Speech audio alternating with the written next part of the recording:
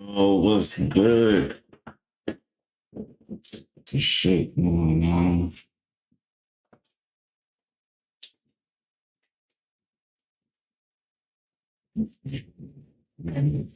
Wait, good.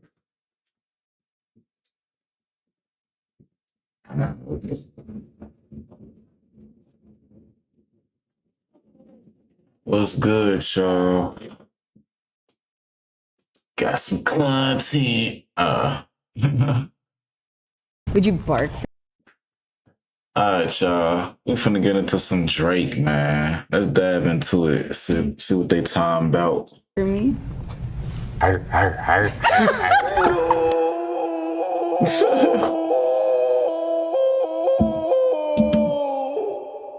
Drake, are you cool?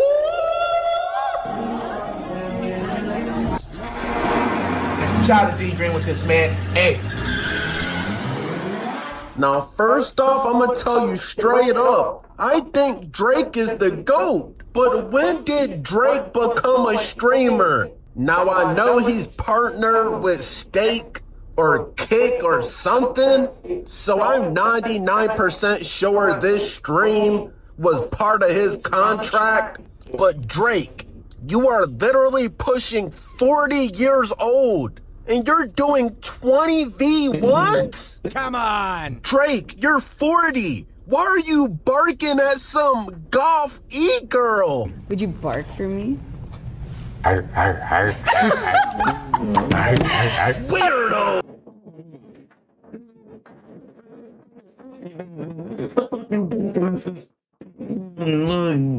Me. I ain't gonna lie, Drake. Now, a large part of why Drake is the GOAT is that he can rap, and he obviously appeals to a lot of women. Give it to me. Like, even before this 20v1, he was giving away millions and millions of dollars at some woman's event. This is your reminder that you don't need to be in a relationship. You need to become a content creator. Because what do you mean I got invited to an event hosted by Drake where he was giving away literal Birkins, a Porsche, and a G-Wagon, and 3 other cars? No strings attached. All I had to do was show up. Yeah, when get them all 100 grand. To be honest, this is why Drake is beefing with everybody. Or why everybody doesn't like Drake. All the bitches love Drake. Bingo!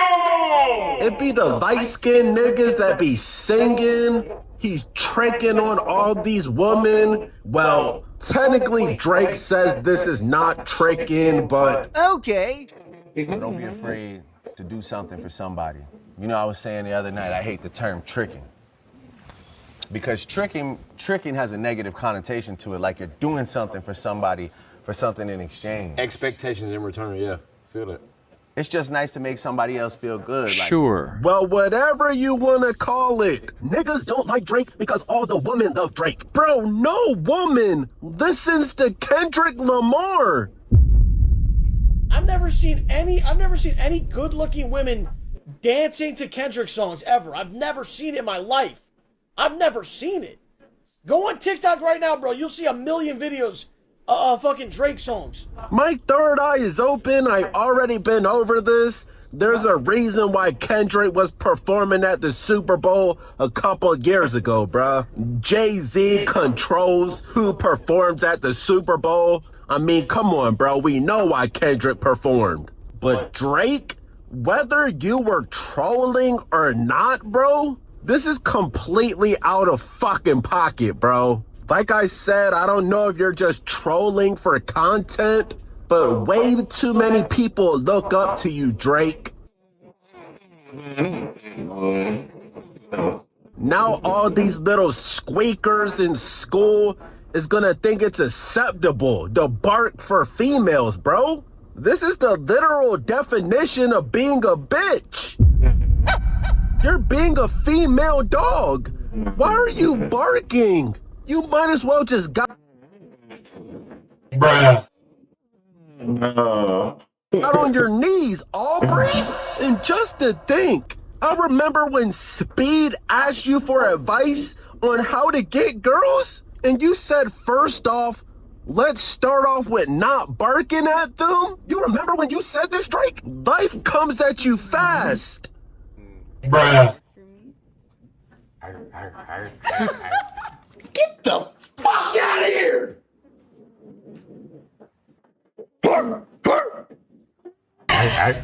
Good boy. She called you a good boy. And then you give her at least like 25 bands and buy her an entire house or something? What? Get to pick one thing, anything in the world, and I'll buy it for you. Wait, are you being serious? Yeah. You don't have to decide right now, but If I... you know? Would you buy my mom a house? Oh, well, yeah, I'd love to. Wait, really? Sure. Whoa. Because she's wanting to retire and I've been trying to help. Okay, we'll figure it out. Fucking serious. Bruh. If you get it, you know what I'm saying? I ain't taking it for you. We have to find a crib and I have to buy it for you, so. Nah, Drake must be patched, bro. And no glaze, but this probably barely made a dent in his balance. Y'all remember Drake said he made like 250 in a week? And the clips just keep getting crazier, bro. Y'all know Adam 22's wife? I mean, literally, everybody knows Adam 22's wife. Adam 22's wife is for everybody. Everybody has had their turn with Adam 22's wife, bro. And apparently now it's Drake's turn. Give it to me. Okay. This is probably not gonna go over well. You have a husband. Why are you here? Wait, hold on. Actually, can someone hold this for me? I can, yeah. Oh, wow. Okay. No! She threw away her wedding ring? You know what, bro? Why am I even like acting surprised or now? I would say Adam 22 and his wife sold their souls, but I don't even think they have a soul to sell. I don't even think Adam 22 is a real person, bro. He must be AI. And then she gave Drake a hall pass?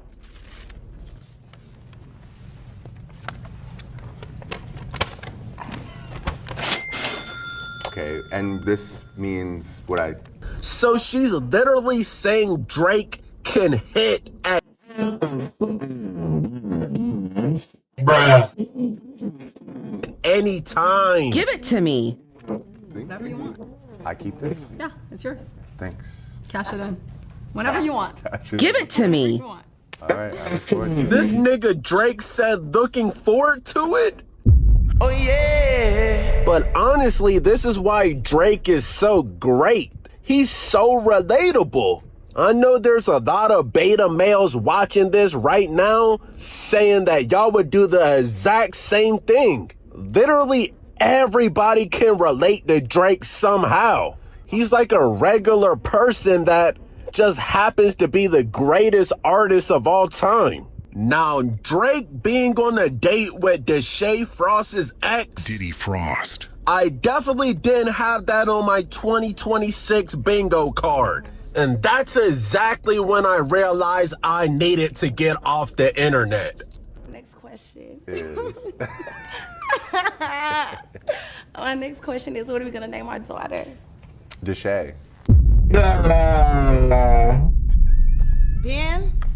Ben, I'ma whoop your ass. What you been telling this man about me, Ben? What the fuck is this? 20v1 the shit I hate. Yeah, she definitely deserved that. Oh, bro. I think we're going to see a All right, man. We finna get into this stream of the IRL. Let's dive deep into the details. shift that says I want to get back in tune with my community and build my true and authentic self with a group of true and authentic people. After an IRL streaming boom that would most certainly build a bunch of content creators' careers off of its shenanigans, nonsense, and tomfoolery, but also birthed some of the worst, and I do mean worst, content creators out there on the planet, I made a prediction 5 months ago that streaming would get back to its natural roots. Desktop, chat, gaming, creators just hanging out and growing a community from the comfort of their desktops. And it seems as though some of the biggest creators in the game are doing just that. But streaming isn't going backwards. Creators have taken their years of experience creating the biggest and most massive events, IRL, and bringing all of that newfound knowledge back to their desktop where it all started. And I think that there's a reason why, and I believe that this is way more sustainable than any sort of IRL content creator could have ever imagined. If you're new to this and you haven't already, please hit that subscribe button. It's gonna go a long, long way for the channel. The train to 200K is right there. Are you gonna get on or are you gonna into the video? iShowSpeed is one of the biggest streamers and content creators in the world, and he didn't do that by sitting at a desktop. In fact, he did the opposite. He picked up his camera, put on a backpack, and decided that he was going to go around the world and cultivate an audience that would love him from this hemisphere to that hemisphere. He went to sporting events, he ran through different cities, he met a bunch, and I do mean a bunch of celebrities along the way. And while he did create some chaos along his journey, he also spread his global influence. Similar to Kai Cenat, he's had his similar escalation in his own way, whether it be the celebrity streams, whether it be the mafia-thons, whether it be the streamer universities. Kai Cenat has put on arguably the hugest productions in the streaming industry. Just last month, Stream University generated 56.79 million hours watched across its broadcast and peaked at 1.45 million viewers. And once I heard that the two were doing a collaboration / joint stream, I just knew that there was going to be some sort of big and huge endeavor attached. That was decent. I seen the Minecraft stream. I seen almost that the whole thing until the end. That shit was funny. To it. Think about it. iShowSpeed just came out of his World Cup tour where he was going around for these different cities, seeing all of these different games, spreading his international influence even while he was in the States. And Kai Cenat just came off of Stream University, the biggest streaming event of the year. But boy, did it come to my surprise in the initial that it didn't require all that production. It just required 2 guys, 2 computers, 2 cameras, their chats, and like an 8-bit Minecraft game. But we still have to beat every boss on hardcore. Exactly. Once it gets to the 10-day period, everything starts over, even if we already did kill the boss. A Minecraft stream. That doesn't align with anything that these two have been doing recently. I mean, there's nothing inherently big about Minecraft. Granted, the stakes were high. The behind the scenes, and by behind the scenes, I mean like background production, did look good. It did look beautiful. But an 8-bit game for 2 of the biggest streamers in the world would be a backward step in production. But I'm not gonna lie, for all 121 hours that these two played, it was some of the most entertaining content that I have seen in a long time. One more! Get up! Yeah! Yeah! Oh my god! Say what lie we did that, bro. I'm doing that, bro. My mama's doing that. But this is what we meant 5 months ago on this channel when we said that streamers will return back to their desktops. It's not because IRL is no longer working, because it clearly is still working. And that does come with the asterisk that we'll get into a little bit later. But if you look at some of the biggest content creators in the space right now, I'm seeing this trend that is going on. And a lot of them are sitting back in front of their desktops. Look at Senna, who has turned her home desktop into this base as she prepares for a month-long streaming saga. Hell, streamers Your Rage and Extra Emily sat down for an elite Call of Duty session that lasted like a week. It was something long, but it was something entertaining as well. Pause. And then you have the traditional desktop streamers that are still proving that there's some viability to desktop streaming as a whole. Streamer Jinxie has been building some of the biggest creator events, all while never leaving the comfort of his seat. And it's yielding good results. I've been streaming since 2019. I've never in my life seen 7,000 subs in like 8 minutes. I broke my record by a mile. Breaking a record without having to spend hundreds of thousands of dollars on big budget productions and going out there being annoying to the unsuspecting is a big deal. That's no shade to anybody, but ultimately the desktop is starting to feel important again. Now, I want to make it clear. I feel like some people may misinterpret this as desktop streams equal low effort, dumbed down versions of streams, and the IRL streams are these high quality, high effort, high energy streams, but these are not the same desktop streams.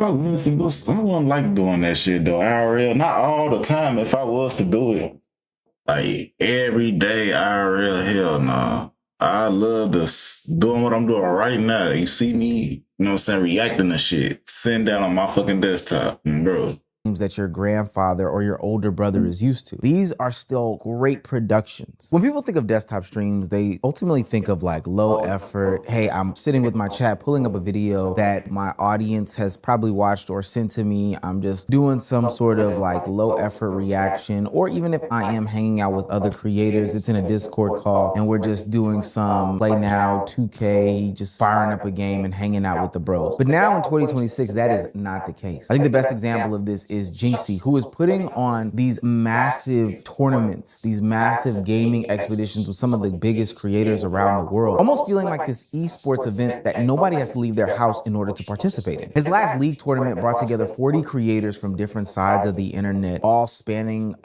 different parts of the world. And again, nobody had to come and be in person in order for this to take place. No big overhead, no big productions. Different personalities, unique talents, different POVs, different communities. It gave the competition, it gave the arguments, it gave people a reason to watch. While the game does give something for people to do, the creators still are the ones that provide the content, and I ultimately think that's why this worked. Same thing with the Kai Cenat and Speed Minecraft tournament. Sure, Minecraft is the shared game in and of itself, but when you combine iShow, Speed, and Kai Cenat, hell, they could be doing woodworking. And the same goes for your Rage and Emily. You don't need professional players to make these gaming excursions work. As long as you have two big and bold personalities, the content creator of it all, then ultimately people will find this to be enjoyable. This is where I think a lot of the IRL streamers and content creators that came up last year and maybe even the year before that got it all wrong. They didn't understand, or at least underestimated, the value of the creator and what they bring to the table. They thought the big event of it all, the surrounding effects of it all, were the real draw. But what's being proven in 2026 is that it's the creator that brings all of the great things to the table. The creator is the one that amplifies what's supposed to be going on. And in fact, I saw a big movement in the past couple years where the creator didn't even try anymore. They just let the IRL event of it all kind of take the front and center of it. But I don't think that that's great for building like a long-lasting audience, more so for building clips and getting these viral moments together. But I especially think if we're talking about building and growing and connecting to a community, not saying it's the end all be all, but what you can create and do from behind your desktop and in your own comfort of your own home is something that is invaluable.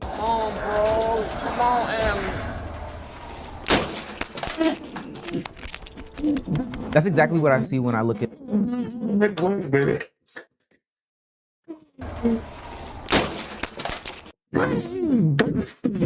Oh, wow, he broke some shit. Damn. Get down bad, nigga.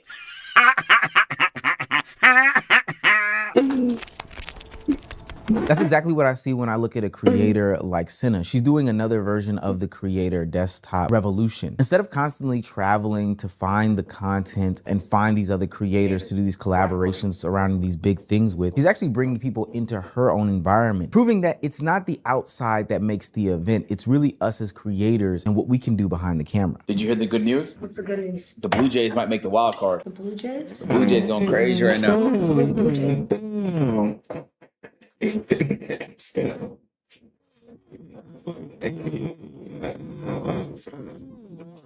Blue Jays might make the wild card. The Blue Jays? The Blue Jays going crazy right now. Who are the Blue Jays? Don't fucking piss me off. Who the fuck are the Blue Jays? The fucking Blue. Do you know who the Dodgers are? Yeah. That makes me sick to my fucking stomach, fam. What do you mean you know who the Dodgers are? You don't know who the fuck the Blue Jays are, man. Fuck the Dodgers. Come on.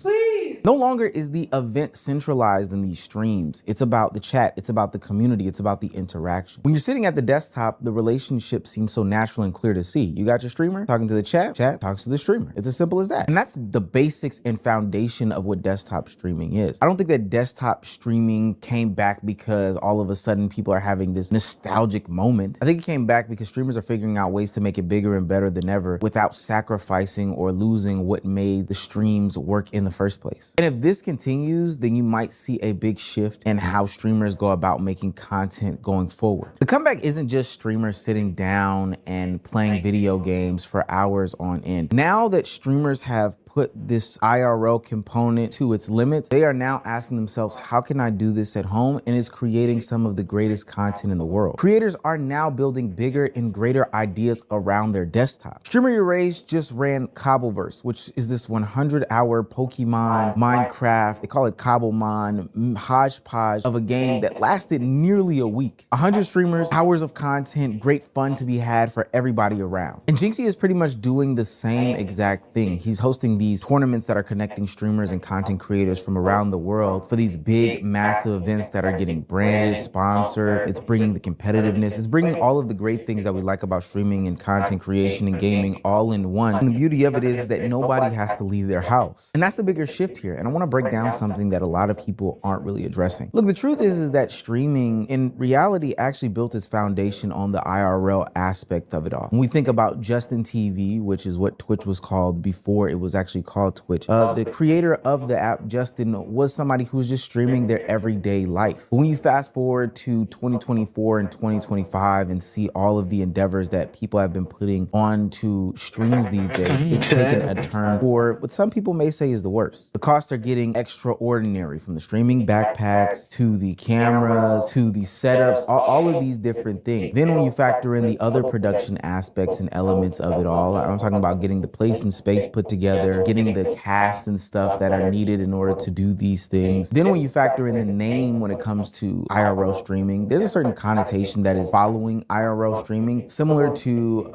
being a content creator of itself or being a podcaster. I'm going to let you guys know that if you let somebody know that you're a podcaster and that's your form of content creation, there's a bad connotation that is involved with it. And that's the same thing that's going on with IRL streaming. If you let somebody know you're an IRL streamer, I mean, hell, on this channel especially, we're going to think that you're somebody who's closely connected to streaming platforms like Kick, and you go out there and you are a nuisance streamer. And you're going to get tied to the low effort content of it all. We've seen people over these past couple of years just prop up streams, say they're going outside and live IRL. And that's also like just low effort content. They're not really doing anything. I'm saying all this to say is that IRL content for the past couple of years has had its peaks and its highs. You did have content creators and streamers who were putting on big endeavors that were beautiful and they were fun experiences. But I think if you look at the bigger picture, a lot of it was not fruitful. It was very, very costly. The connotations of an IRL streamer has gotten out there. We're seeing content creators left, right, and sideways getting dinged for having IRL streams, whether it be with dealing with fees with Airbnb, police, all these other things. It's really not a good look in the space, because at the end of the day, there's this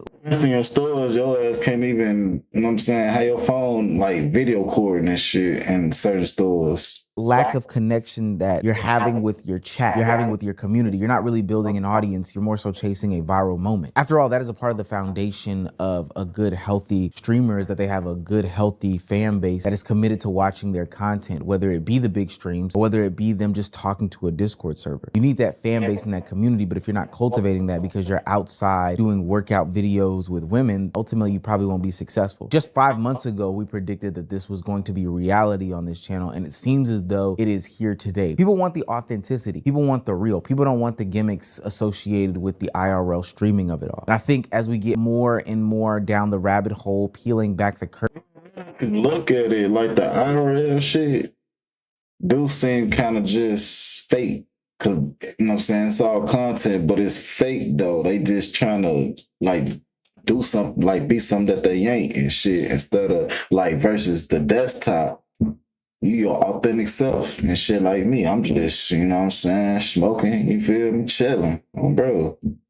Yeah, I see where it's going. IRL streaming is, it's a lot of fake, it's a lot of hired, it's a lot of overproduced, it's a lot of lack of value. And I think that we will see a lot more content creators run to the desktops and have real marathon streams, high produced streams while they are at the desktop. I'm not saying that it wasn't fruitful for these creators to go out there and do their IRL stuff. All the production stuff that they learned, all of the content creation goodness that they learned while being outside, they are now bringing it into their homes. And for what it's worth, it is making for better produced content. No longer are they just doing these solo endeavors when it comes to games. It's, hey, how can we take a simple Minecraft hardcore game and turn it up to the max? And ultimately, we are seeing the fruits of the labor. So my future prediction is that we actually see less IRL streams going forward and more desktop streams, bringing out the better content creators, those that don't have to rely on the event of it all in order to draw an audience, but rather I feel like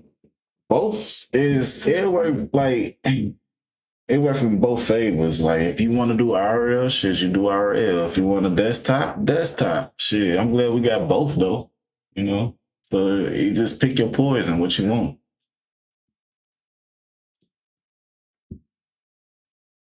Last question.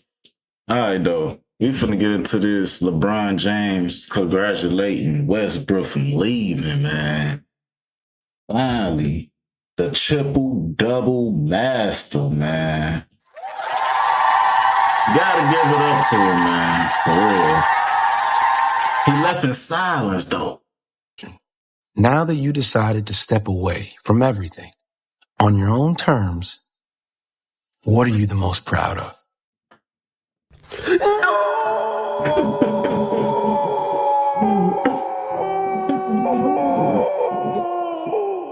After 18 NBA seasons, Russell Westbrook has retired. Why not? Now, I know Westbrook has had a shaky end of his career. Westbrook. Whoa, he lost it. He was thinking about dunking it. And we'll get into that later in this video, but He thought about it like, yeah, I don't want to dunk. What the fuck you telling me about this shit, nigga? What the fuck? Russ is undoubtedly a first ballot Hall of Famer, bro. I mean, obviously. Russell Westbrook is one of the best point guards of all time. Now, of course, now that he's retired, I think people are gonna stopping it, but look, who the fuck putting up triple doubles like that, chat? Who? Nobody. You can't name it today, nigga. Or yesterday, goddamn it. Then the day after that. Gonna really start giving him his flowers. He was getting disrespected in the NBA today, bro. Let's be honest. People was calling him Russell Westbrook. Man, Westbrook. Thank you, Westbrook. You're going straight to basketball hell following Russell Westbrook. He is all-time Westbrook. I'm sorry. Russell Westbrook. That man's name is Westbrook. That man has a family. That's a family name. You're talking about Russell Westbrook. Noah, he's so proud of his last name. He tells everybody, he walks around and says, I'm Westbrook. That's his last name. But Westbrook to me is now shaming, like it's shaming my name. He was getting bounced from team to team. Like, don't get it fucked up, bro. Russell Westbrook is an MVP, a 9-time All-Star. He was literally on the NBA top 75 list. 9-time All-NBA. Look, even though, you know what I'm saying, he had his fucked up moment, like, I don't like the Westbrook. Like he not a shooter, but he can get to you a little bit. But you know what I'm saying? Sometimes he be fucking up. Like it's kind of hard to describe that shit though, cause when you see him play, you be like, damn, he moving like, you know what I'm saying? It's like he be moving too fast for his own good sometimes. And then it's like he be thinking like, I don't know if he moved too fast for him to like measure his thought process. Like he was moving like and just like damn move too fast. I can't think now. Like what's my next move type shit. I don't know. It be seeming like that though, bro. Gold medalist. The list goes on, bro. He literally has the most triple doubles ever. Oh God.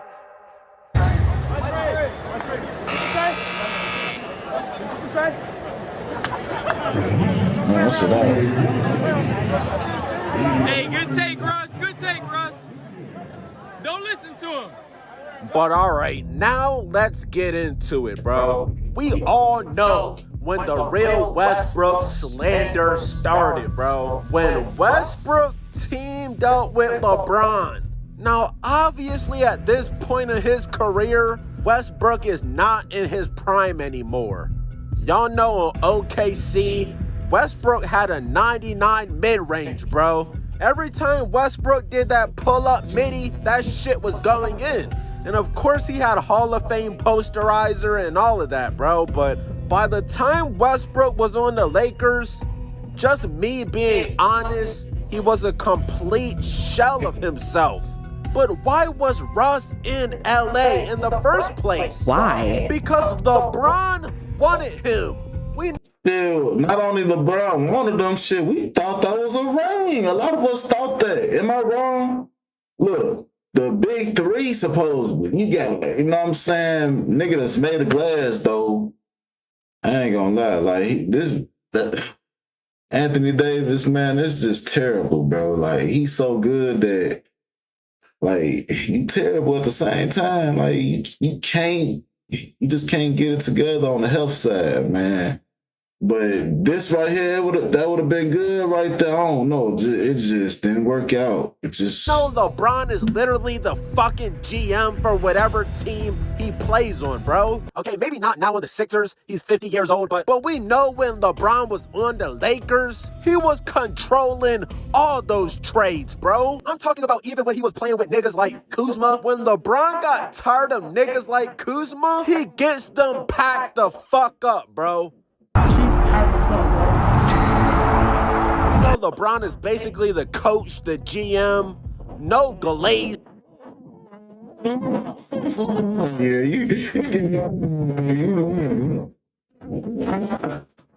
Coach, the GM, no glaze. These are just actual facts. And yet again, shout out to Russell Westbrook, bro. Obviously.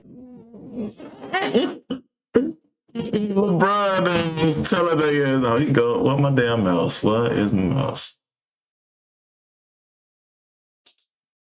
Yet again, shout out to is basically the coach, the GM, no glaze. These are just actual facts. And yet again, shout out to Russell Westbrook, bro. Obviously a first ballot Hall of Famer. But without sugarcoating anything, Russ was ass on the Lakers, bro. Like, to be honest, it just wasn't a good fit. We know LeBron is basically a point guard himself. He needs to be surrounded with shooters. And we know Westbrook is definitely not a shooter. And you know, LeBron being the GM, he got Westbrook packed up behind his back. Russell Westbrook reportedly grew tired of LeBron's fake behavior during his time in LA, according to Yaron Weissman. I hate that fake-ish. I just can't do it. LeBron quietly pushed for a reunion with Kyrie Irving, a move that would have required trading Russell Westbrook, despite publicly denying it. LeBron often let Russ be Russ in interviews, but didn't actually support him behind the scenes. Told a teammate, I hate this fake-ish. I just can't do it. Westbrook saw multiple examples of LeBron misrepresenting himself, like claiming The Godfather was his favorite movie, but not knowing a single line, carrying the autobiography of Malcolm X to interviews without being able to discuss it, and even saying he predicted Kobe's 81-point game. These moments made Russ view LeBron as inauthentic. LeBron has always been my favorite player of all time growing up, but he's fake as hell. LeBron is the biggest two-faced celebrity of this generation. Even though LeBron recruited Westbrook to the Lakers, as soon as Bron seen that Westbrook wasn't a fit on the Lakers, he was trying to trade him for Kyrie behind his back the entire time. LeBron is by far my favorite player. It's not even close. But I'd be lying if I said he hasn't done some shiesty things in his career. I just got to be honest. So when they released the reports about Russell Westbrook and LeBron and Russ not putting up with LeBron's quote-unquote fakeness, I definitely kind of believed it because it's believable. And then Stephen A., he comes out and says that LeBron is the fakest person ever. I just don't like him. Now, the worst thing about this is he said it on Carmelo's podcast. And as you can see, Carmelo was definitely mad and uncomfortable. He didn't want to say a word. And in that situation, I don't even know why he let Stephen A. go on about his quote-unquote best NBA friend or whatever. When Russ said, hey, let's just have fun out there, and LeBron looked at him like he was somebody he'd never seen before, that's when I knew, oh, okay, they might not be on the same page. Let's go on. Let's get greedy. Let's get real greedy, man. Let's get real greedy. Let's get greedy, man. We got on three, man. Keep having fun, bro. Yes, sir. You having for the next man. Keep having fun, bro. Win, lose, draw, have fun. Just keep having fun, bro.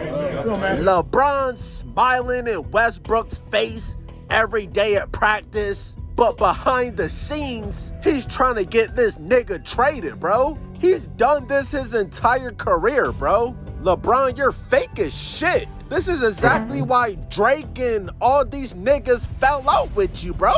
You was at the Kendrick concert? Weirdo. Like, LeBron, this is exactly why I said you're not my favorite player anymore, bro. Y'all know who my real GOAT is. Wemby would never. Nigga, LeBron is soulless, bro. Drake, are y'all cool? What's the status there? Is this someone you always have love for? Always. Come on. Always wish him the best. Obviously. Different places right now, currently. He's doing his thing, I'm doing mine. But it's always love for sure. Shut up! And then you have the nerve to comment on Russell Westbrook's retirement post. Hell of a career, Brody? Hall of Fame next? Man, fuck you, LeBron!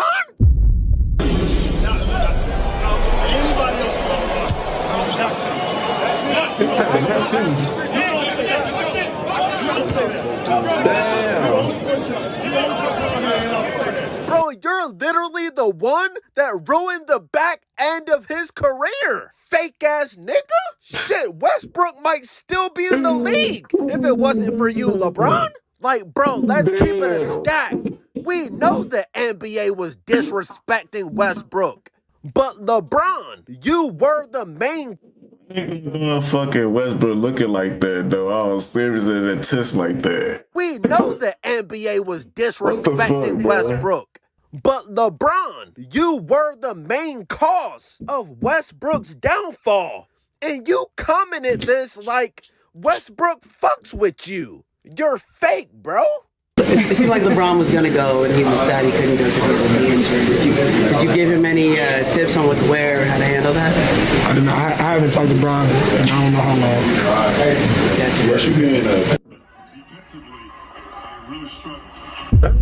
long. Okay, now Westbrook, I did forget you were hitting the top of the backboard and shit. If we're being 1,000, yeah, you were washed. But LeBron still played a big part of you being blackballed this moment in your career. But the truth still stands. LeBron, you're fake. You knew Westbrook couldn't shoot before he got there, bro. No need for you to be this fake person that smiles in his face and feels differently about him behind his back.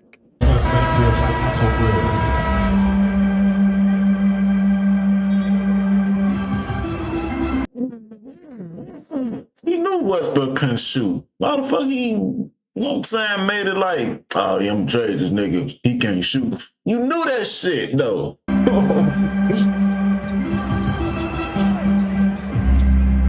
Now, like I said previously, I really think it's good that Westbrook went out on his own terms, bro. Because they're saying that he was getting interest from the Kings and the Wizards. But I mean, let's face it, bro. The Kings aren't gonna win more than 15 games next season, bro. And the Wizards, they're actually trying to win something, bro. They just got the #1 overall pick. They got Trae Young and Anthony Davis. Westbrook was not gonna be getting that many minutes, bro, on the Wizards. So he decided to step away from the game before the game stepped away from him. I said this before, bro. Westbrook getting bounced from team to team, that shit was hurting his legacy. Right there, just telling them like, yeah, damn. See, bro, we want to remember Russ for what he was doing in OKC, bro. Especially for all these new young NBA fans that probably never even seen Russ play on OKC. But I mean, if you just started watching NBA 3 years ago, you would think Westbrook is probably complete trash. When in reality, he's one of the best PGs ever, bro. And him stepping out on his own terms, I think now he's gonna finally start getting the respect he deserves, bro. He should have been getting his flowers, but I mean, y'all know how toxic the NBA can get, bro. If you're not producing for your current NBA team, niggas are gonna roast you, bro. That's just how the league works. bro. Watch your mouth. Take it like a man. Watch your mouth, motherfucker. Watch your mouth. Let it go. Straight like that. Watch your mouth. Yes, man. Westbrook. Talk about it. Be about it. Westbrook. Woo. Well, I wish. Yeah. What do you mean wish? Ever wish you were athletic? I'm the most athletic all time. Ever. Ever. Don't even question that. I'm gonna check numbers, most dunks. Never mind, I'm gonna stop right there. Yeah. Westbrook, you will go down as one of the most explosive, exciting, Exactly, just like point Westbrook. guards of all time, bro. Wait a minute, I said just like Westbrook, just like D Rose. Fuck, I'm talking about The Brody, bro. Now that I've grown up and I'm a grown ass man, and my third eye is open, bro. I have way more respect for Westbrook than I do for LeBron. And growing up, LeBron was my GOAT. But at least Westbrook is real. Russ is Russ. LeBron, he's a bot. He has no backbone, bro. You really teamed up with Jaylen Brown, and he completely disrespected your son. But when Stephen A. Smith said something about your son, which is literally his job, by the way, you took it personal and literally pressed him in the middle of your game. Why didn't you keep this same energy with Jaylen Brown? Nah, LeBron's a bitch. I'm not sugarcoating anything, and I'm not holding my tongue, whether you are my GOAT or not, bro. Now, yeah, sure, Westbrook retired with 0 rings, but at least he still has his dignity. Something that LeBron cannot relate to. LeBron has no morals. We already know he sold his soul. Hey, man, let me end this video. There will never, ever be another Russell Westbrook. I don't know what the media is doing out here, but everybody needs to just lay off of Russell. Yeah, that's a bad little dude, man. That's a bad little dude, man. You guys are fortunate to have him. You guys got 2 explosive scorers here, so. I hate that fake shit, I just can't do it. While Bronny in the league had a chance and blew it. Go run ahead of Philly, know your ass is shook. Triple-double when I bar Russell West. Triple-double when I bar Russell West. Brooke, you still on first page, you ain't read that book.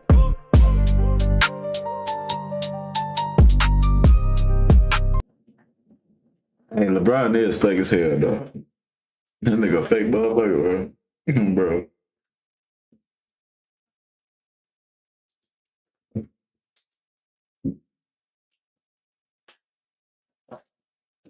Damn, that shit good.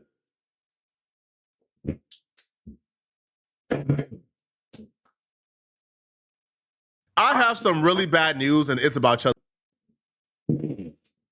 We finna get into the Chud the Builder. Bro, let's dive deep into the story real quick, man. Let's go. The Builder. It appears this man has a witch doctor somewhere in a third world country. I don't know how he pulled this off, but Chud the Builder is apparently out on bond. About a day or two ago, the most deplorable person on the internet, Jake Lang, who just happens to be best friend with Chud the Builder, surprise, surprise, he came on Twitter to announce that Chud the Builder had apparently made bond and he was being released. Now, this was 2 days ago, and nobody got an update. So a lot of people just thought, okay, like Jake Lang is a pathological liar. This is just one of his stunts. We are outside Chud the Builder's courthouse. His official name, Dalton Etherly. I'm here with his whole family. We are fighting for his bond. This was his final attempt to be able to receive bond. And guess what? They gave him a 2-week continuance. This is 2-tiered persecution. White men have no rights in the state of Tennessee for self-defense. Some rabid black man attacked him outside the courthouse, and he had to defend himself. Now, we're facing The motherfucking shit. Motherfucking white, motherfucking Chud got in his face and all that shit, started disrespecting him and then pulled the gun out on him. What the fuck are we talking about? The black dude was defending himself. You lying shit, bad. Facing a 2-tiered persecution where they won't even grant him bond over walking out of a restaurant when they kicked him out for not paying a bill. This is ridiculous Democrat persecution. Dalton Etherly is officially a political prisoner being held in abhorrent conditions of confinement. He is being held in solitary confinement, not even let out of his cell, I think only 2 hours a day. He's getting out right now. He's being tortured. Very good, man. That's fucking good. You need that. That's right. Yeah. They're trying to make him take a plea deal, but Dalton's remaining firm. We need to stand up. President Trump, the Department of Justice, this is persecution. Amen. This is political persecution. We need to stop this right now. Free Dalton. Free Chud. Fight. We are in downtown Nashville right now where my brother Chud the Builder is in his final bond hearing. He's being persecuted for being a white man who defended himself versus a violent black assailant. His bond has been set at $1.25 million when the murderer, Carmelo Anthony, only $250,000. This is the definition of two-tier justice. We have to stand against it. The Democrat persecution of Christians must end today. Lock his ass up. What the fuck? Free Chud! This victim mentality is so whack, bro. They acting like Chud the Builder got $1 million bond for jaywalking or for stealing a Hershey bar out of Walmart. Chud the Builder got $1 million bond for shooting a man outside of a courthouse after antagonizing him. What the fuck? Yo, this victim mentality is so whack, bro. Like, yo, it's so corny. I don't even understand. Like, even if you are like a white supremacist or a white nationalist, I don't even understand how you can't respect this. You guys are quote unquote anti-victim mentality, but yet you guys are the victim in almost every situation, and there's no accountability whatsoever, right? The worst part about this too, based on how much quote unquote support Chud has gotten from like the white supremacists and like white nationalists, Chud has not learned a goddamn thing. You would think like somebody in Chud's position would be in their jail cell rethinking their life decisions. All that has happened, to be honest, is especially the people that's following him. You see, you know what I'm saying, folks that's talking his shit. Chud the Builder has been more bold. He has been emboldened by these people ever since being in jail, right? Because now he got companies stepping up to pay his $1 million bond. Now he got like white supremacists and white nationalists pulling him further into the deep end. He was already like deep enough. But now he thinks he's like a savior now. And that's the worst part about this. This man is leaving jail thinking he's the savior for the quote unquote white race. So he said this, but there was no action. This was like 2 days ago. Chud the Builder, there was no reports of him being released. As a matter of fact, there was like a community note calling him a liar and saying Chud the Builder was still in jail. That's until about an hour ago. At 7 p.m. Pacific, 9 p.m. Central, and 10 p.m. Eastern, Chud the Builder posted no comment. Period. No comment. And if he posted this, by the way, before we even get to whether or not he's out, if he posted this, he's already breaking his bond conditions. Lock him back up. The judge says he's not allowed to be on social media. Like, he's literally not allowed to be on social media. Those were his bond conditions. But I'm assuming they'll pass it off as, no, his girl posted it. No, his manager posted it. So, like, I'm not sure there's much they can do to him, right? Because they can always just lie. But based on that comment was received from a bunch of white supremacists, like, commenting, Chud the Builder is out of jail. He's out. He's free. But these people are liars, man, right? So I didn't want to just take their word for it. So I decided to do my own research to figure out, is Chud the Builder out of jail or not? So I went to the inmate search for Montgomery County and then the other county in Nashville. So Clarksville is Montgomery County. That's the $1 million bond. Chud is not listed on the inmate roster in Davidson County, which is Nashville. And then when you also look at Montgomery County, he's not listed on an inmate roster as well, which will be the Clarksville bond, right? So the Nashville bond was the bond that was initially revoked. So it was taken away, right? Because the judge deemed him like a danger to society. That's the one where he essentially walked out the restaurant without paying. They got him on shoplifting or theft charges, and that bond got revoked. So he was sitting on no bond. And then he went back to court and they gave him like a $5,000 bond after saying he was a threat to society, which to me makes no sense whatsoever. I think they folded to public pressure. And then the Clarksville bond was the bond for the $1 million, which was apparently already paid because like the racist casino duo, they apparently already offered up the money. So Chud was only waiting on the Davidson County, which apparently got settled. I am floored, bro. I'm floored, man. To be a white man in America has to be an experience, man. You could shoot somebody on camera. You could call multiple innocent people the N-word for content, and you still gonna have people support you, and you still gonna have $1 billion company pay $1 million bond for you just because. That shit crazy. You white and you racist, just because.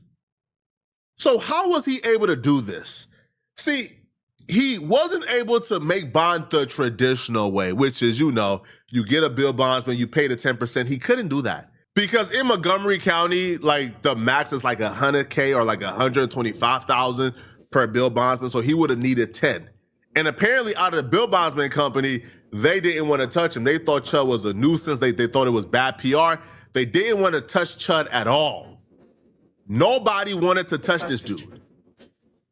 So it took the racist casino, the racist called Duel, which apparently is ran by like a billionaire, like white supremacist, and he put up the $1 million. They paid $1 million.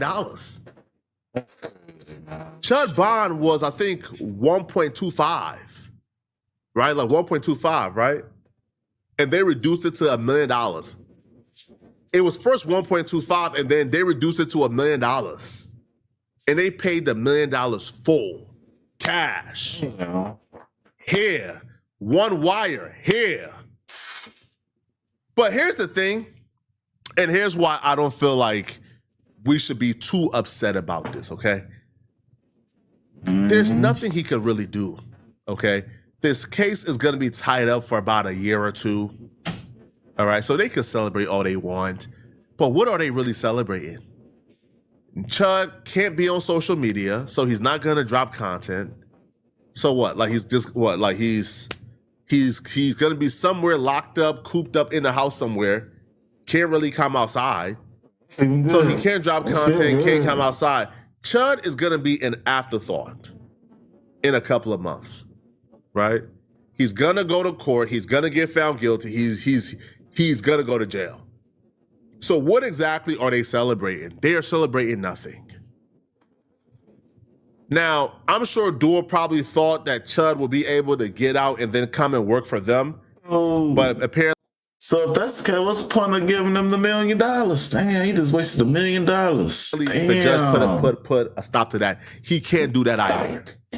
He can't go ahead and work for him and get on camera and troll. He can't do that either. So Chud apparently, what are you gonna do? What are you gonna do at this? Like what? So the trolling is cool, the no comment, you outside, but what does this do? This does nothing for you guys, right? Now, they're on social media literally celebrating, and the reason why I personally feel like Chud should not have gotten out is because of the ramifications. Chud being in jail sent a message that behavior would not be tolerated, that going around harassing people would not be tolerated. But now that he's free, you're gonna have these copycats, like this one Mexican dude who's been going viral lately for trying to imitate Chud the best he could, right? And he got whooped on already. Yeah, I heard he got his ass beat. So he tried to imitate Chud, he got whooped on, but then he moved states and now he's doing it in like other states. But you got severe copycats like this Mexican dude who's imitating Chud.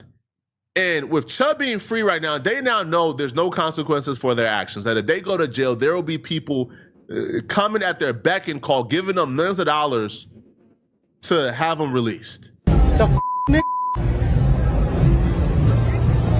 Like I hate what nigga. Yo, what the fuck? Shut your ass up. Fuck up Mexican being racist for? What the fuck is going on, bro? Oh my god. Wait, they're saying I pressed you, didn't do shit. Hang him, his nigga. Damn, bro. He don't get his ass beat the fuck up again. What? Oh, you trying to fight? I'm not trying to fight, but wait, no, you don't have my glasses. Shut up, bro. You're a nigga. Shut up. Shut up. He finna beat his ass. Yo, can I get my glasses back? Hell nah. Can I get my glasses back? I don't care about what you're doing, bro. I don't care. I don't.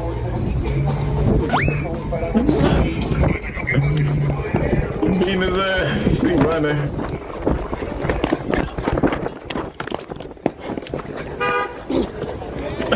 Bro, alright, bro. Chill. Chill, bro. Chill. Damn. Chill, bro.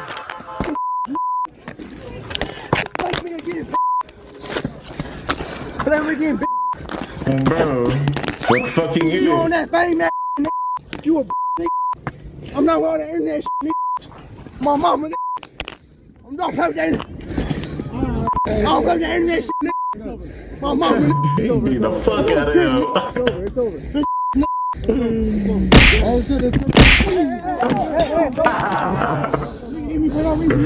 See what I mean? Oh, bro. He antagonized the dude. He got hit. Now, all of a sudden, is why you hit me for no reason, bro? They're perpetual victims. And with Chud being released, the method has not been patched. The method has not been patched. You could do this, say these things, get away with it, harass people. You damn near try to murder one of them, go to jail, and you gonna have $1 million in your fundraiser. The method ain't been patched. It just hasn't. So right now, what we're looking forward to is, I'm gonna try to push the button on who sent out that tweet. Because whoever sent out that tweet, if it was Chud, you done violated the bond conditions already, bro. You gotta go back to jail. But that particular Mexican dude, well, right? So after he got his straightening, right? After he got for disrespecting black folks, you know what he did? All he did, bro, well, he just switched cities. He left Texas, went to LA to do the exact same thing there, and he's doing it right now. I had to hide, guys, cause I'm scared. Cause I don't wanna get beat up. Didn't get beat by a black man. I mean, you know, you take some L's. You gotta differentiate yourself, bro. That's just how my story went, you know. But I have to hide now. Look at me. That right there is the work of Chud the Builder. Now, I don't know how long Chud's support is gonna last for, because these people are clout chasers. Trust me, bruh. Like, that company, Duel, they only gave that money for the clout. It's simple as that. These people are clout chasers. So I don't know how long his support is gonna last for, right? I think at some point, to be honest, right, when Chud the Builder becomes an afterthought, when he's no longer a trending story, a lot of these people, I think, are gonna drift away from him because he can't really say nothing, right? And if this trial extends, let's say this, right, he don't go to trial for another year or two. A year or two of being quiet, saying nothing out the limelight, bro, nobody gonna care about you. So the only hope we really have is A, he goes to jail in like a year or two, and then B, these cloud chasers that are only around him right now because he's a hot story, man, they'll be away from him in a couple months, man. But y'all let me know in the comment section, what do you guys think about this, man? He may bond, are you shocked? Let me know, okay? Shit, he's gonna go right back in jail because he done already been on social media, bro. No. All right, y'all, man. We finna get into some Blueface, man. God damn, shit is wicked. Let's dive deep into the story. Everybody wins when the family feels. So what? Tuck your little You supposed to. in. Exactly. Man, by the way, though, this the most toxic relationship I ever seen. Well, online, though. I'm gonna say online. But goddamn, it just remind me of the trenches. Like, you see this shit all the time in the trenches. Goddamn, they put it on online, though. Do that. I appreciate the acknowledgement. Thanks. The camera's right here. Yes. Who the fuck is that? No, it's the mailman. Open the fuck door. It's the mailman. What am I in the way? Trying to talk shit to me, nigga. You should look at energy when a bitch your door. Fuck you talking about? Fuck you talking about? Fuck goofy. Like, who are you talking to? Like I said, this is why I'm telling the chat. That's cool. Get all of this. Sub up, chat. Sub up, chat. There you go. That's more fun like it. That's more like it. Fuck out of here. Weird ass shit, bro. You're a fucked up person. I've been fit. Congratulations. Fuck. We can get like that. You acting like you wasn't one of them outside the door waiting. I ain't never sat on that mother knocking on that bitch, back shower day. Who the fuck, what the fuck is you talking about? That's some desperate shit. Or online popping to talk about a nigga, a murderer, and this much more, and popping his booty hole and waiting for him. All of that. Oh yeah, but not waiting outside of your motherfucking house. Yeah, one time and then never. After that, I did it. Look how much After that, I did it. Well, look how much of a hypocrite you are. I didn't hurt my kid, so I don't give a hypocrite. The fuck? Look how much of a hypocrite you are. What the fuck are you talking about? Oh, he in love with her, but I'm fingering his ass and licking his ass. So you just said the same thing you said in the next one, and you did that. And you popped back with her. And I'm still right back here with you. You're a murderer, right? Fam, let me say this out the gate. I wasn't even supposed to be talking about Blueface and Krishan today, but earlier I was working on a completely different story. You see, a New Orleans woman say her fiance has been missing for almost 3 weeks. She started posting surveillance footage, briefly went live, and publicly accused members of his own family as being responsible. Matter of fact, I'm gonna just say it, his own nephews. And of course, once that hit social media, the rumors started flying about why. I even came across claims involving life insurance policy or life insurance money, but none of that has been verified. So I'm not putting that on anybody as a fact. Instead, I took it a step further. I reached out directly to the woman because she's been tagging news stations. Some even tagged me, asking for attention on her fiance's disappearance. I want to give her an opportunity to speak, provide more information, and make sure when I bring the story to y'all, I'm giving you exactly what's known, not just what's in the internet. But while doing all that, I looked at my timeline. Blueface and Krishan is back at it. And at this time, this ain't just a regular internet drama. We got an altercation caught on camera. We got chaos surrounding Blueface's pregnant baby mother and her baby shower. Krishan reportedly pulling up to Blueface's house the same day. The pregnant woman is seen with a knife during the confrontation. Then you got Krishan making extreme, serious allegations about Blueface just a day earlier. And on top of that, everything we know publicly surrounding these two, sometimes I try to stay away from these circus-type stories because I'd rather give y'all something with real context behind it. But at some point, this stops being entertainment because they playing with situations that could turn into criminal charges. Somebody getting seriously hurt, or somebody losing their life. And the craziest part, the chaos is content now. There's been reports that that same baby shower had a shootout involving Blueface and his entourage. That in a baby shower though, like what the fuck is she on though, man? She might as well get locked up. Like what the fuck is we doing? FBI, open up! Nah, real shit. I mean, what the fuck, bro? That's a whole baby shower. Not to mention, after that fight Krishan had outside the baby shower, people pointing out that Blueface kicked this woman. That's assault caught on camera. I'm not here to put the police on y'all people. When y'all put the police on yourself on the internet, man, we here to report it. So today, I'm not gonna waste too much time on this intro. We're gonna run this Krishan and Blueface story while giving this woman from New Orleans some time to speak and respond. But before we go over this, like I said that, but I'm just saying it out of anger, bro. I never killed nobody. Oh, he a Crip, right? He had bodies, bro. Like on the schoolyard, he has bodies. I think when a person have like a list of people they probably murdered, they're soulless. So they can't differentiate evil from evil. Like evil. Well, her ass look retarded as hell. Like I don't think she right in the head. I'm gonna keep it a bug. Like I don't think she got it all her damn self talking about Blueface. I think she talking about herself the whole time. Shit. Like if you a killer, you look at everything like you're invincible. You're numb to emotions.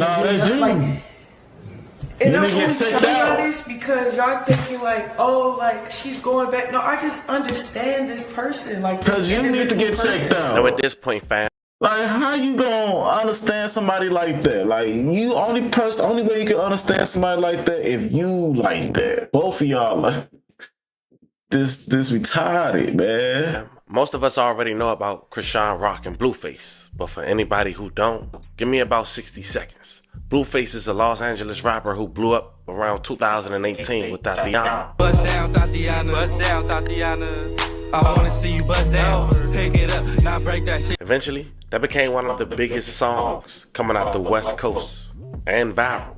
At the time, Krishan Rock came into the picture a little differently. Around 2020, Blueface had his reality show experiment, Blue Girls Club, where several women stayed at his house and competed for attention and opportunities. That's where Krishan really started becoming attached to Blueface publicly. And from the beginning, their relationship was chaotic. Krishan became one of the standout personalities from the show, pursued music herself, and eventually their relationship became romantic. But what really made them famous together wasn't necessarily the music. It was the That's what changed her fucking life after she met Blueface. Cause man, boy, that innocent. Hey, if you would have seen her before she met Blueface, man, she looked good, man. She looked very good. I'm talking about athletic as hell. You know what I'm saying? Like skin glisten. You know what I'm saying? Like her skin don't glow like it used to, Chad. Like it's all dull and shit and demonic on bro and alcohol poisoned all on it. Like dysfunction, breakups, makeups, public arguments, arrests, physical altercations, social media live streams, tattoos, and eventually a child together. Their relationship became its own form of entertainment, eventually leading to Zeus Network, Crazy in Love, where millions of people watch their problems play out publicly. And that's important to understand, because years later, even after everything they've been through, we still watching the same cycle play out, except now, the stakes appear to be a whole lot higher. Now, Blueface's new girlfriend and expecting mother of his child is a digital creator and influencer, Nevia Akira.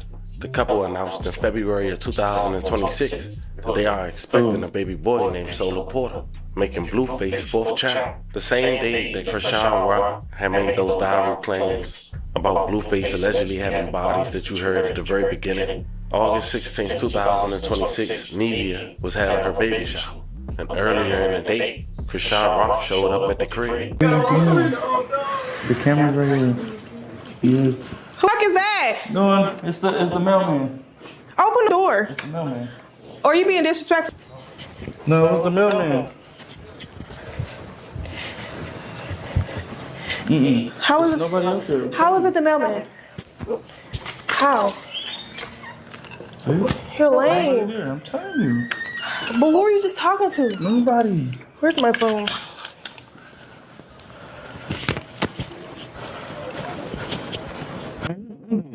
Though, like, I ain't condoning shit, but nigga, that was the worst lie. Nobody, I would have been like, the cameraman, please. I was talking to the cameraman. I was talking to the chat, to the cameraman. Bro, like, come on, man, goddamn.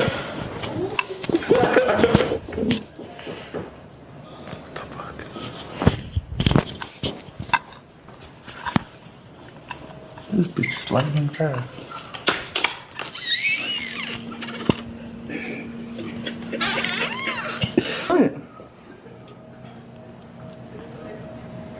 What? And she looking dead at his ass. I got something. Go, good. Get that off me. Get that the fuck off me. No. You being disrespectful to me? No. You being disrespectful? I'm sorry, no mail. They ain't gonna cut me. No, who is that? That's the mailman, gone. What is doing here? I don't know. On my day, bitch? Are you for real? No. I will go to jail. On my mama, I will. I will slice up. I'm telling you. I don't give a fuck. Let me. No, hell no. Stop playing with me. Get fucking ready. We're not doing that. Go get ready right now. What's up with this? Disgusting. You're a disgusting human being. I'm gonna keep it real, bro. That ain't even cool. That's not even. Chad, I'm sorry. I'm probably gonna end right now. That's not even slightly cool. You guys don't even get into the sub go. Is this what you wanted? No. Is this what you wanted? On my day, this is what you wanted? No. Is she still outside? Because you gotta get No. Ain't no shit. I think it's just gonna be an inner cycle. Like Blueface ain't gonna never learn from this shit. Like he think this shit funny as hell though, real shit. Like he find this shit entertaining. You could tell though. I don't give a. You got what you wanted? He always doing it. No. Said you be popping your butthole and everything. You went back to go fuck her some more. Said you were murdering this and that and more. What? What are you talking about? You like your butt cracked open and ate. Like, what are you talking about? What the fuck? You are a different type of nigga. Then you be trying to play these roles like you like superior or something. Like, yo, you just Jonathan, bro. Like, what? Like, I'm like, if I keep it a buck, I keep it a. Nah, it just seemed like she need to be in special ed though. No, man. Real talk, like just look at her, just trying to listen to what she said, bro. It's just wicked, man. Bro, Listen. Bro, I'm telling you, he mad because I don't want to get with his program. You went back and fucked on her. You It's came not back wrong. just at this timing of the fucking day, 4:31, and she feel comfortable enough to knock on this door. Oh, that's the church? No, it's not what I want. How? How isn't this what you want? Why are you standing out there and laughing and shit? Like, that shit's just funny. That's embarrassing. I thought it was the mailman. You know it's not no fucking mailman. You know it's not.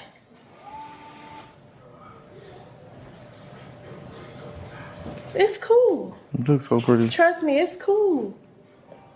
Can you put the knife down? No, it's cool. Cause I can't really do much. I'm pregnant, so I will defend myself by stabbing the bitch. It's cool. Here, she don't even, we about to end. The chat ain't subbing up enough for this type of shit. He said the chat ain't subbed up enough for this type of shit, so he ended the live. But later that evening, it seemed that Blueface had met up with Krishan at the baby shop. Your ass out the fuck hard. Come on. Matter of fact, take him. Take him. Take the nigga. Take him. Take him. Take the bitch. Take the nigga. No. Nah, they been trying to bitch all day. I can't even put my hands on No, take him out. I need him. They charged. This is good. She's been trying to my mother and everything. No. Fuck that. Fuck that. I don't give a fuck. I don't care. I need a restraining order on this. I don't give a fuck. And look at you. And dumbass, like I said, a retarded family. Retarded motherfucking family. I can't do shit. I'm not paying 2 kids. I can't do shit. Well, I'm stressed, Bodie. I'm stressed. And then it's crazy, like Blueface got her ass yelling and all that. Well, I hope she don't lose the baby, like, for real. Like, that's a lot of stress she going through, man, for real. And the crazy part, you know, them folks still recording that little woman while she going through that, clearly saying she's stressed. Some kick. No, none of those proceeds probably going to her. Going for some, you know what I'm saying, views, subs, and all that shit, bro. And those people in the back, we don't know if that was her people or That shit if that was crazy. Blueface people. But what we do know, her having a baby shower, 9 times out of 10, her people attended this wedding, which probably is what led up to the situation we about to talk about towards the end of the night, leaving the baby shower. After the baby shower in Hollywood, towards the end, Krishan gets into a fight. According to authorities, it was at least 100 people out there, and a lot of them was fighting. Krishan fights a woman that we gotta assume was there in defense for Nivea. I can't show the entirety of that fight through the YouTube guidelines, but Krishan training in boxing definitely showed in this video. But towards the end, it depicted what it appears to be Blueface kicking this young woman. They taught that little 1-2 and shit, and Shields, I think that's her name, bro. Taught her some shit. Krishan was fighting as she fell to the ground. I can't show the entirety, but here's a screenshot. On top of that, allegedly shots went off. According to authorities, at least 7. 15 correction, Hollywood units to additional shooting calls 1628 North Cahuenga and 1617 North Cahuenga. Units to respond, identify. FP30, can you repeat the addresses? 6 FP30, 1628 North Cahuenga and 1617 North Cahuenga. For 1628, there was approximately 100 people fist fighting in front of that location, and then shots were heard. You can go ahead and show me code section protocol. 6 FP30, Roger. 6 FP30, code 6162 North Cahuenga. It is a system canvassing for possible casings. Northbound Cahuenga from Selma to Hollywood. What the fuck? What the fuck happened? What I did? I do shit.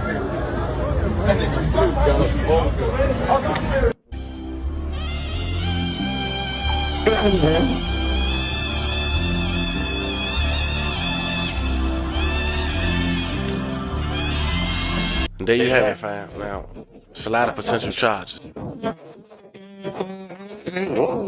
As of now, because this information is so fresh, nothing has been said on both sides, and it's more developed. I keep you guys updated. But that was the latest of an LA rapper allegedly getting into a shootout at his baby mother's baby shower after allegedly having his other baby mother in attendance and even going with her the day of the baby shower.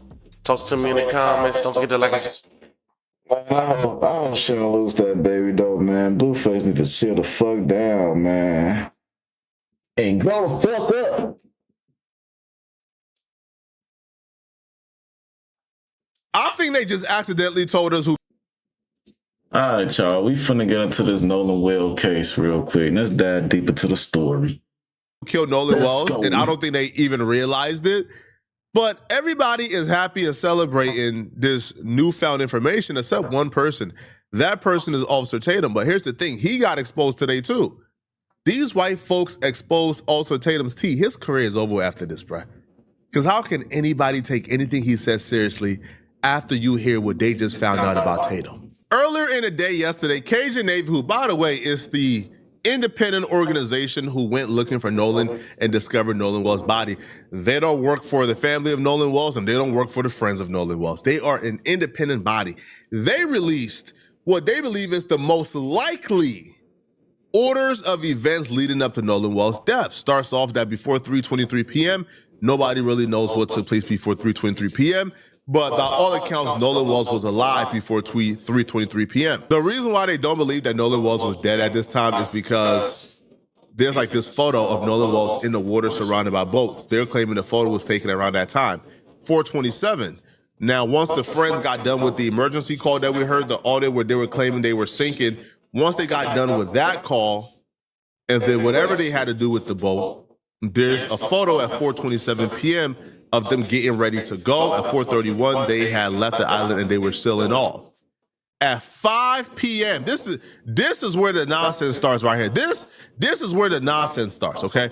Now, if we are to believe the friend, again, people, we have to explore different theories because we don't know exactly what took place. If we were to believe the friends and they said, hey, he was not with us, we have no idea where he was, but we ain't do nothing wrong.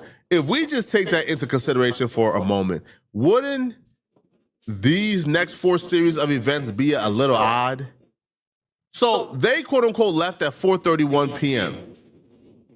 At 5 p.m., all right, Matthew Lamp states a passenger was pretty certain a person was part of a group that was almost fighting around 5 p.m. He says the Bertram with blue top left shortly afterwards and fast, not believed to be a factor at this time. I beg a differ. And the reason I must beg a differ is because even Tatum, the dude who came out and said there's no evidence of any foul play happening, that Tatum, he was forced to admit through an eyewitness that someone saw Nolan get into a fight or an altercation with somebody else. Right. And they DM'd that person, hey, you're going to jail. I seen what you did. You're going to jail. I seen you and Nolan having that altercation. I seen it. The person who Nolan had the altercation with have not been identified yet. We don't know their names.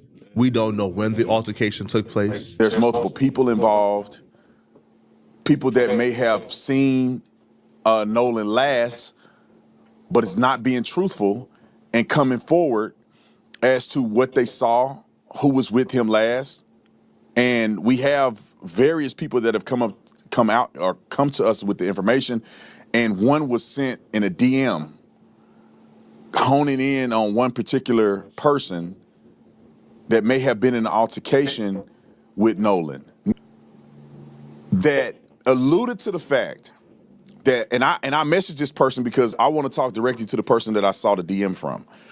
And we haven't talked to this person yet. But the person said in the DM to another kid that is associated, not any of the kids that I interviewed to talk to, but that could be associated to some degree, that knew Nolan, that this person wrote a message saying, me and my husband saw you arguing with Nolan, and to the effect of you're going to spend the rest of your life in prison. That would mean that Nolan Wells was involved in an altercation that's unaccounted for.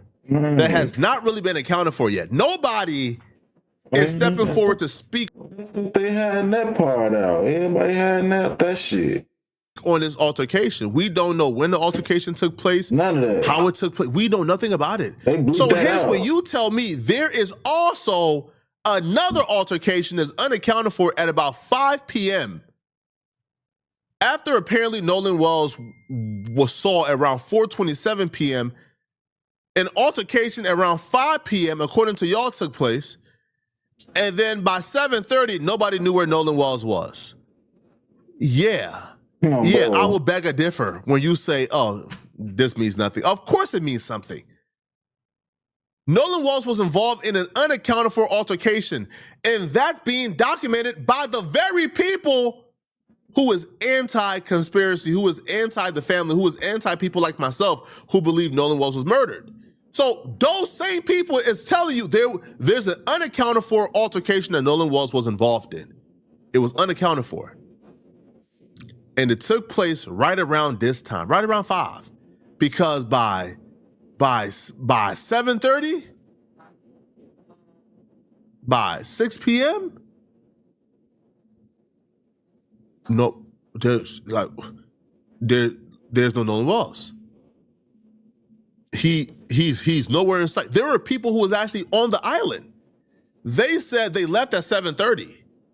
They say, yo, we were one of the last people to leave the island. We would have seen Nolan if he was there. There was no sighting of Nolan. I can't remember the last time I saw Nolan. Last time I saw him was earlier in the day.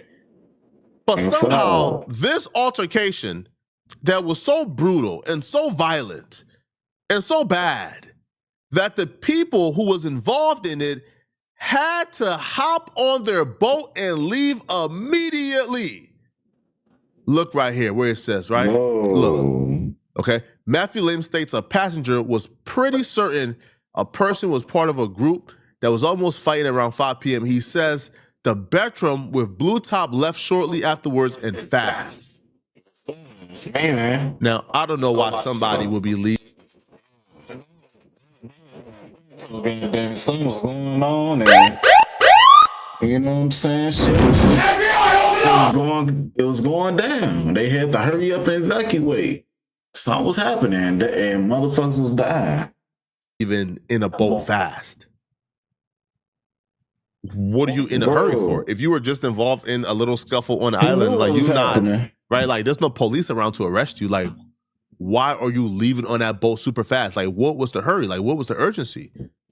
Police ain't about to arrest you. They're not there to arrest you. No, you were on the island. Look, you should be able to hop in your boat, like I said, sail, and sail off.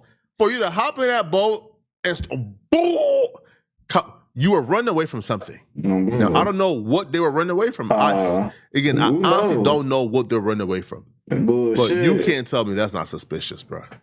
You can't tell me that timeline doesn't give you cause to pause. Now, here's the thing, though. Tatum hates the fact that KJ Navy released this timeline. The very people who claim that they just want to find out what happened to Nolan, we should start race hustling and stop race hustling, stop race grifting, just look at the facts. KJ Navy and independent source put out the facts, and we're looking at the facts, and guess what? They're now upset because they feel like KJ Navy took away from their narrative. And they're fueling the rumors and they're fueling the fire. I'm sorry, bro. This is a neutral, non-biased, company. They just put out the statements of facts, and the statements of facts, yet again, point in the direction of something really bad happened to Nolan Wells. I'm not going to do that. We reviewed this thing, and it's a nothing burger. I don't even know why the Cajun Navy put this out. There's nothing there.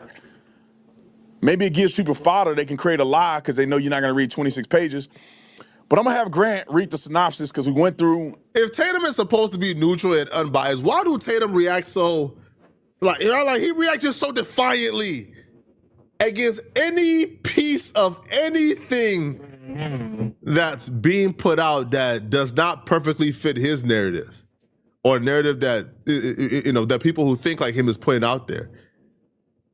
And then I saw this video, man, by this wonderful content creator called Jay Marie. And maybe, just maybe, this is the reason why Tatum is so defiant against anything that doesn't fit his narrative and the narrative that he's trying to perpetuate. Why aren't we seeing footage of them returning that day? We know that Nolan was with them when they left. So why do they have the security cams from that morning, but not that night? Whose grandparents live there?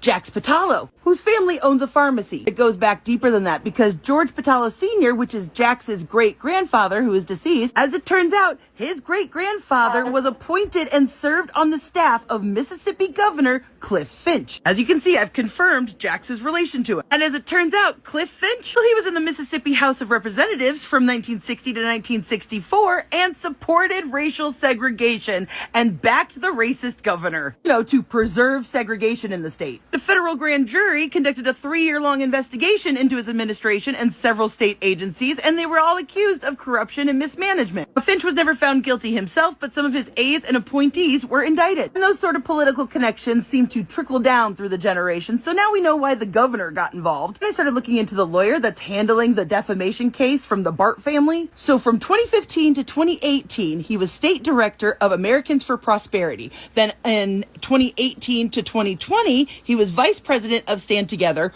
while being vice president of Americans for Prosperity. Stand Together is a Charles Koch nonprofit, and Americans for Prosperity is a libertarian conservative political advocacy group affiliated with Charles Koch and David Koch. And if you don't know who the Koch brothers are, they're f***ing evil. Guess who's one of the major funders for Turning Point USA? Major donors for the Koch brothers also are primary financial pillars for Turning Point USA, specifically their campus operations. And guess who used to serve as the director of urban engagement? If you tell me that somebody is connected to that person, that's connected to that person, and that person, and that person, I might tell you, hey, that shit strange as hell, man. For real, that's crazy. Motherfuckers working together.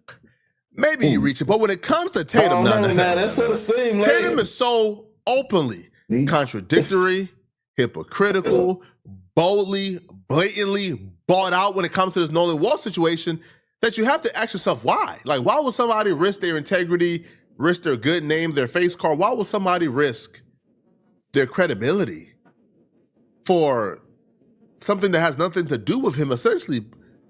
But now we know the answer. Now we know. Now we know why they only reached out to Officer Tatum out of everybody.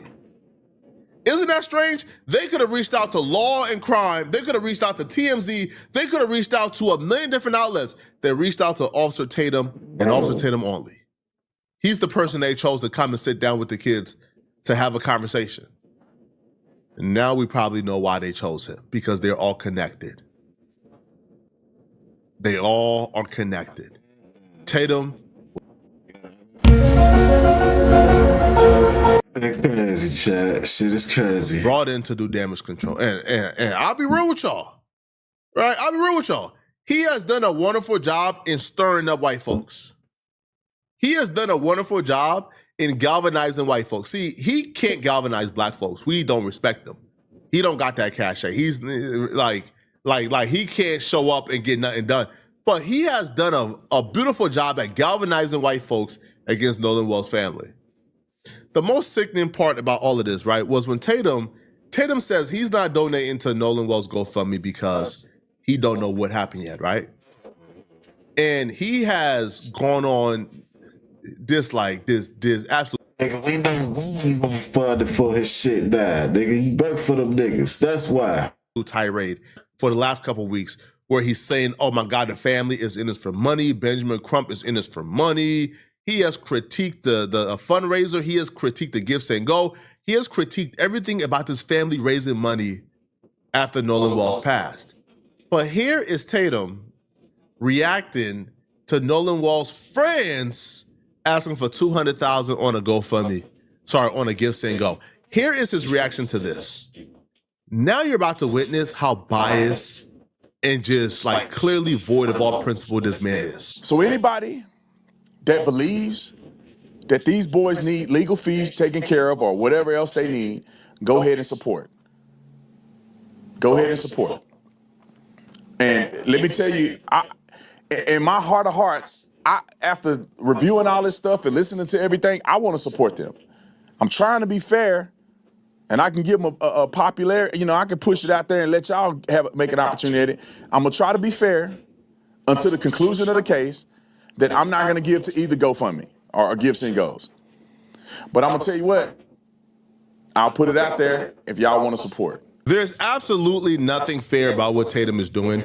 Tatum has never shared Nolan Wall's like GoFundMe or Give Send Go. He's never shared any fundraiser belonging for Nolan Wells. Even towards the very beginning, Tatum never shared any GoFundMes for Nolan Wall's family to hire, you know, like professionals and private investigators and other things. He didn't donate, not once, as he just admitted. He never shared their GoFundMe link, but Tatum is in his comment section sharing the Give Send Go link, which just happens to be a Give Send Go that's to fund legal fees for them to sue Benjamin Crump and Nolan Wells' family. So Tatum is saying, man, well, I'm trying to be fair. I'm not going to give, but if you guys want to give, here's a link. Why you ain't never shared Nolan Wells' link?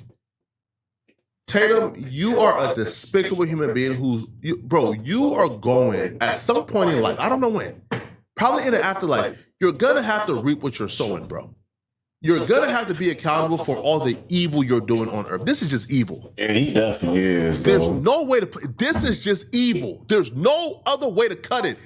This is just evil. You're picking and picking and picking and picking and picking at this family. Leave them alone. If you don't want to, don't support, but why continue to talk about them and berate them? They're grieving. Leave them alone. Leave a grieving family alone, bro. Stop it. Like, what's wrong with you? He's talking about, hey, to be fair. Man, ain't nothing fair about this, man. We ain't fair, though. But, yo, let me know in the comment section what y'all think about this, okay? Man, we already know what it is. You know why he ain't leaving this shit alone. It's all about the money. It's all about the money. You know what I'm saying? They paying his ass. Shit, I gotta feed my family, shit. You know what I'm saying? The evil shit, though. Bro. Nobody wins when the family. Alright, y'all. We finna get into this Mexican influencer. They say he got killed or something, man. Let's dive deep into the story. Vámonos, chicos. Oh. No, la moto. No, oiga, me sentí bien mal, oiga. No, esos chavos me han mirado. ¿No, Maduro? Un cascazo esa marega y sí. Guajiro, ¿te acuerdas cuando nos asaltaron en un camión? No más él que me cayó y todavía. No. The leader of the Sinaloa cartel will now face 6 separate indictments throughout the U.S. And you know, this is someone the U.S. Hey, if he got something to do with these niggas, man, yeah. He bro. The U.S. Department of Justice is called one of the most prolific, dangerous, violent cartel leaders in the world. Restrictions in place after the son of El Chapo, Ovidio Guzman, was arrested by the Mexican military in what they say was a joint operation. Llevó a cabo la detención de Ovidio N. Lo que está pasando. Federal authorities say he was captured outside the state's capital, Culiacan, just after 6 a.m. He was traveling in a vehicle with other gunmen when detained and quickly flown to Mexico City. Cartel gunmen reacting all across the state. Could be a violent show of power by the Sinaloa cartel faction led by El Chapo's son. The Chapitos faction of the Sinaloa cartel are very powerful. You ever in Mexico and you see 2 men wearing helmets? Apparently, it's a no. They rarely do that, and 2 men on a scooter wearing helmets is normally a bad idea. Just a messenger. But recently, a Mexican streamer was gunned down in front of a KFC while live streaming. And what makes this story even more heartbreaking is that just moments before it happened, his friends had noticed the 2 men who would later carry out the attack. Did that nigga just roll up on a scooter and just start blissing like that? Like that's cold. They even told him that they had a bad feeling about it. Seconds later, those same men had double back. This time they opened fire. But they only targeted one individual, fired one shot towards one part of his body, his head. They didn't target the whole group. And according to public information available, bro, that's devious. That's insane. They rolled up on him with the scooter. Left, roll back again just to smoke his ass. Man, that's crazy, bro. There was a reason why they shot him. So the question is, at this point, why? Well, at first glance, it doesn't look like they pulled up looking for a specific person, right? Hell no. It seems like something caught their attention as they drove by. Man, my fault for stopping the video, but man, Joe, it's like, I can just imagine, like, they probably rolled up to see folks like, man, who folks is, man? He got the cameras all up on him. Let's just see. Oh, yeah. All right. What that guy? Hey. Bro, they rolled off. Hey, let's get his ass, folks. Bro, you know what I'm saying? They double back. Got his ass. First, that made them double back. So at that point, I started to do my research, going through public information, and I found out what investigators and many observers believe could explain why he became the target. Now let me be clear, I'm not here to push conspiracy theories or accuse anyone of something that hasn't been proven. I'm only going to cover what's been publicly reported and let you decide what you think. This is a story we normally don't cover, but I felt there was something worth shining light on because it's a reminder of how important it is to stay aware of your surroundings, especially when you're visiting another country. Sometimes things like saying like shit, like he talking this shit, you know what I'm saying? Like a motherfucker rolled up like they like you ain't even get a feeling like what the fuck is that just rolled up? I've been nervous as hell the first time. That same small or insignificant can carry a meaning you don't even realize. In this case, many reports has focused on one specific detail, the hat the man was wearing. Could that have played a role in why he was singled out? Today we're going to break down the timeline, examine the public reported information, explain the possible significance behind that hat, and see where this investigation stands today. But before we go over this one, I want you guys to remember, I won't give you no angle. I just give you the story. So with that being said, make sure you like, comment, and subscribe. We'll jump right to it. Another PSA. Listen, if you ever wish payday came sooner, this is my full sign-up process so you don't miss out. Let's check out. No, la moto. No, oiga, me sentí bien mal. No, esos chavos me han mirado. ¿Tu número? Un cascazo esa marega y sí. Guajiro, ¿te acuerdas cuando nos asaltaron? Man, look, my fault for stopping. Them niggas rolled around the first time, so this the second time they had to stop. No. The video you just saw was Mexican social media influencer Cesar Castello. He was shot and killed on Tuesday while live streaming with friends outside a fast food restaurant, which was considered a KFC, northwestern of the city Culiacán. Cesar, who has nearly 600,000 followers on TikTok, was known for his comedy videos, and also recently went viral for his relationship choice. Mañana mismo te dejan con uña tu sierra cortita. Enamórate porque eres fresita. In the video, Cesar and his two friends were approached by two people on a motorcycle, both wearing helmets. In the recording of the live stream, the driver of the motorcycle appeared to fire a gun directly at Cesar. Now, before we go any further, let's talk about why all this is happening. Sinaloa, this is a state of the northwest coast of Mexico, known for its beautiful beaches, agriculture, and rich culture. But over the years, it also became known around the world because of its birthplace and longtime stronghold of the Sinaloa cartel. The state's capital is Culiacán, a city that's been at the center of many major cartel stories over the years. Because of its location near the Pacific Ocean and major highways, authorities say it's been an important area for drug trafficking routes. Today, when you hear about the La Mayaza and the Chapisi, many of the clashes being reported by Mexican authorities have been centered in and around Sinaloa, particularly the Culiacán region. Yeah, them niggas still fighting over who gonna be leader or something? Cause I know El Chapo died or some shit like that. You know what I'm saying? They trying to fight over who gonna, you know what I'm saying, be the, you know what I'm saying, like, gonna take over his spot, his place and shit like that. Bro. That's why this is important, and the location coming up in the headlines whenever these two fractions are mentioned. Now, to understand why people keep mentioning La Mazaya and Los Chapitos, you have to go back to the Sinaloa cartel. For years, the cartel was led by some of the biggest names in organized crime, including El Chapo and El Mayo. Even though they worked together for decades, each had their My fault for stopping the video, but he led the group of CNG. Bro, they still active, by the way. Bro. I'm low-key do I want to do a review on that shit. I'm gonna do a reaction to that shit. Cause I did that shit like a couple of months back. You know what I'm saying? When he died, I actually did some video on that, but I want to redo it again. Own network of trusted family members and associates. After El Chapo was arrested and later extradited to the United States, his sons, known collectively as Los Chapitos or La Chapitas, began taking on a much larger leadership role. Meanwhile, El Mayo continued leading his own fraction, often referred to as the La Messiah. The leader of the Sinaloa cartel will now face 6 separate indictments throughout the U.S. And you know, this is someone the U.S. Department of Justice has called one of the most prolific, dangerous, violent cartel leaders in the world. Someone known to have moved billions upon billions of dollars worth of drugs across the world, really a global network. And that is why he was known to be one of the most wanted drug lords, and so powerful that he actually ran the cartel from the prison.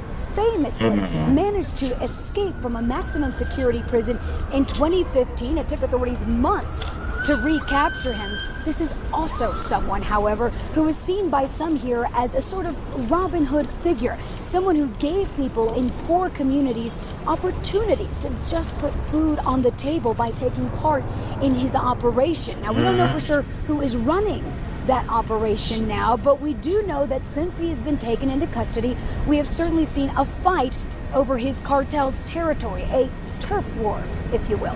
By this happening on the final day of the Obama administration, it could be seen by some as Obama getting what he wants, but it could also be seen as the Mexican government removing a possible point of contention with the incoming Trump administration. Burning buses in the streets and travel They said video on him, they just grabbing look at us, nigga.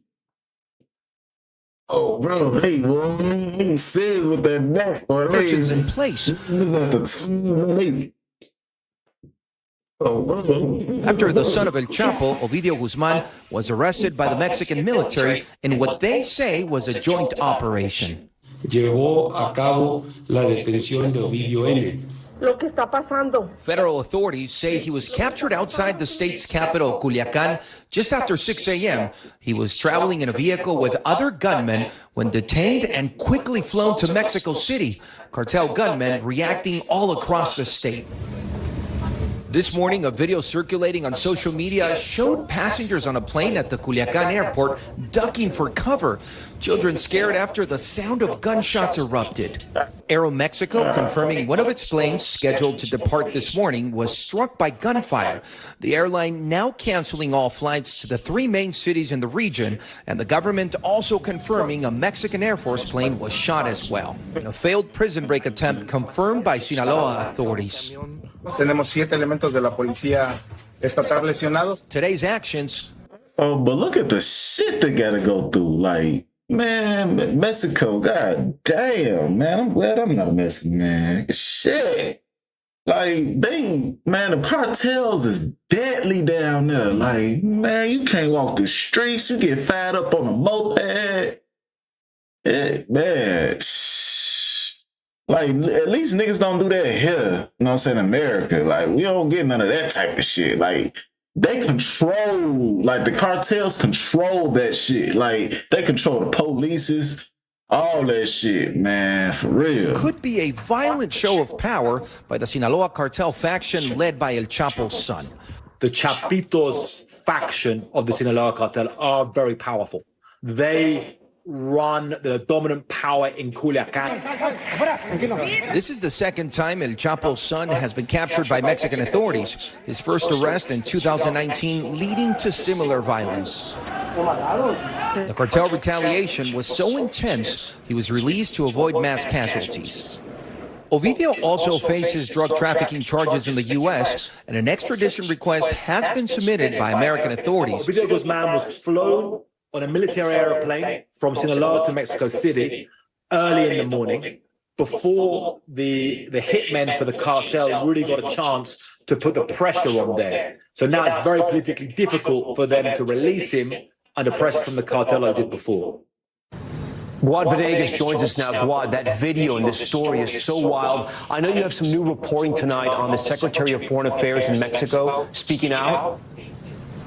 Tom, that's right. Secretary of Foreign Affairs Marcelo Ebrard spoke about this and said two things that we were all wondering.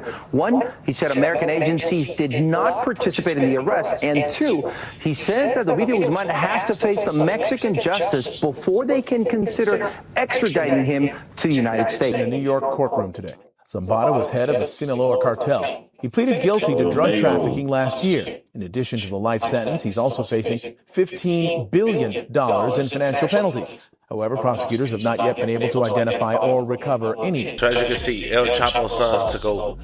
Hey, but him right there, I think he told on his father to get him killed or some shit like that, though. He phoned him grave. I think that's what happened. Because El Chapo, before El Chapo died, you know what I'm saying, he didn't like him. He didn't like his son or some shit like that because he told him about everything. Bro, he a snake. Okay. He was arrested twice. And on the second time, they had to release. Yeah, because he was working with the police after that. He told, you know what I'm saying, the feds everything down there. And El Chapo got mad as hell. Because I think El Chapo wanted to get his own son killed. Bro. Hey, my fault for stopping it, but I gotta do I look, you wanna do a review on that shit, man. Hold up. To the retaliation from the Sinaloa cartel. Yet and still, the Mexican streamer Caesar had decided to still go over there and wore a sombrero. And people online are saying that shows support for the Limazada, which is ran by El Mayo. Now normally, the hats to have MZ or MZT after doing my research. Lettering, which some people online associate with Mayo, Zambada. Hats featuring images, initials, or slogans that have appeared on social media posts or photos linked to individuals alleged to be associated with the fraction. Certain custom cowboy hats or sombreros worn by people who are already believed to be connected to the group. It seemed like some way or another, the two on the motorcycle associated, allegedly, Caesar with the imposing group of El Chapo's son. And in return, they doubled back and shot him. May he rest in peace and level condolences to his family. Now I heard a little script from someone who, I'm assuming Mexican, he's wearing a ski mask, and he gave his insight. Then on his TikTok, he said he was wearing a hat showing support for someone who he won't mention. It gotta be one of the two, but check out a clip from his story. And chat, he was literally live streaming in Culiacan, Sinaloa, with his two buddies, when all of a sudden, two men in a moped roll up, and then they boom, boom. And the bullet literally goes through right here, bro. You can literally see it come out through right here. Damn. It is literally one of the worst videos I think I've seen all year. Just absolutely gruesome, bro. Like, it's to the point where, yeah, I know I'm about to play right here. No.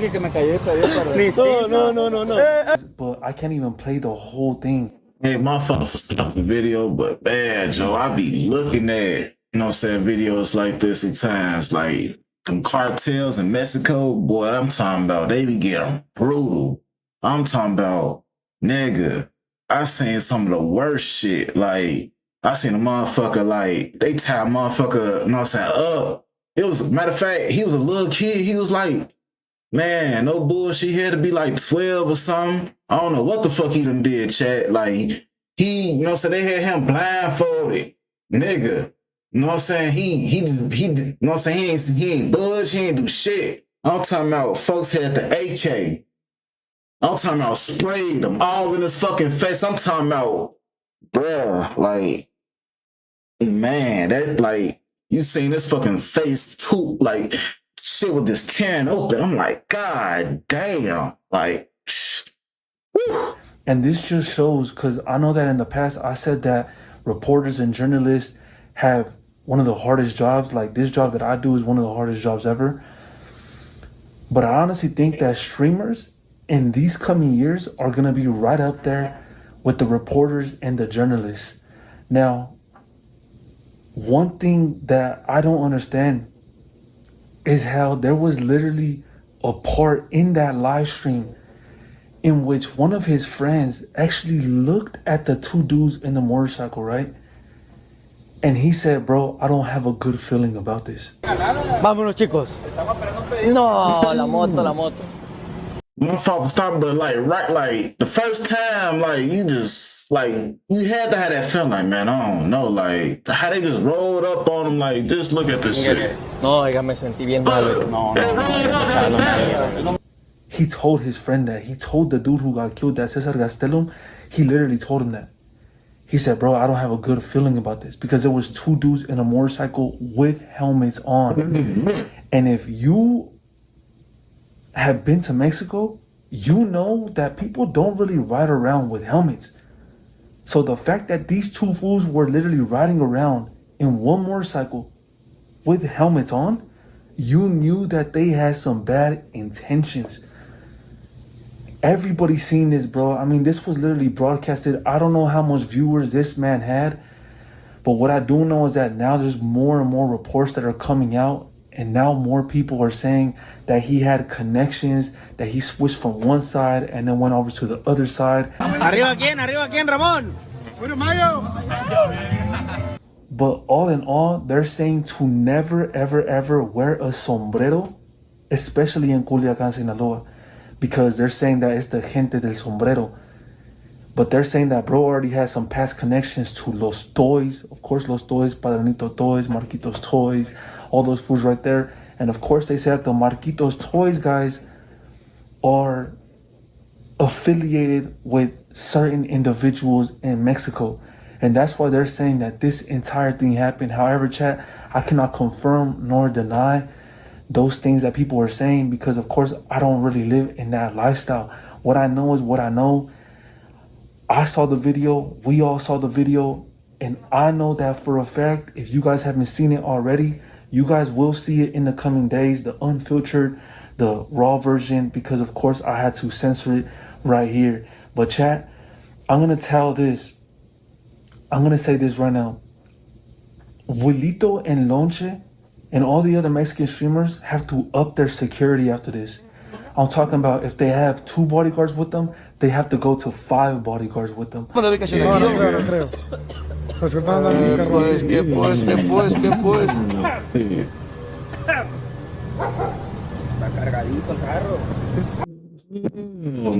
man, I'm glad I ain't a military. I'm trying to tell you, being in Mexico, I'm glad I'm watching this shit right here. Cause like I'm doing my homework. Don't wear a sombrero, none of that shit, cause they'll mistake you for some shit on bro.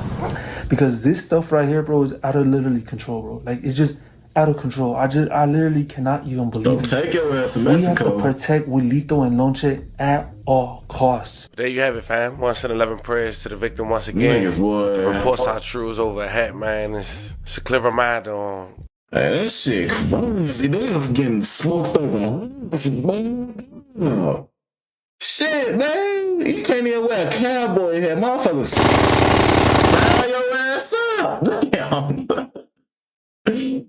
Damn, Mexico. I never want to visit. Hell no. No, man. That's a death trap. Nobody wins when the family feels. Alright, y'all. We finna go on this another story about what, an officer? Some shit. Let's dive deep into it, man. We are learning more about a deadly shooting along a highway in Chesterfield this morning. You're watching 8 News at 6. I'm Eric Phillips. I'm Deanna Albritton. 8 News reporter Alexa Bonilla joins us now live in studio with the latest details. Alexa. Eric, Deanna, 2 people are dead after a shooting on Route 1 near the intersection of Route 288. Police believe it could be domestic related. If it is, this will be the second deadly domestic shooting in Chesterfield County this week.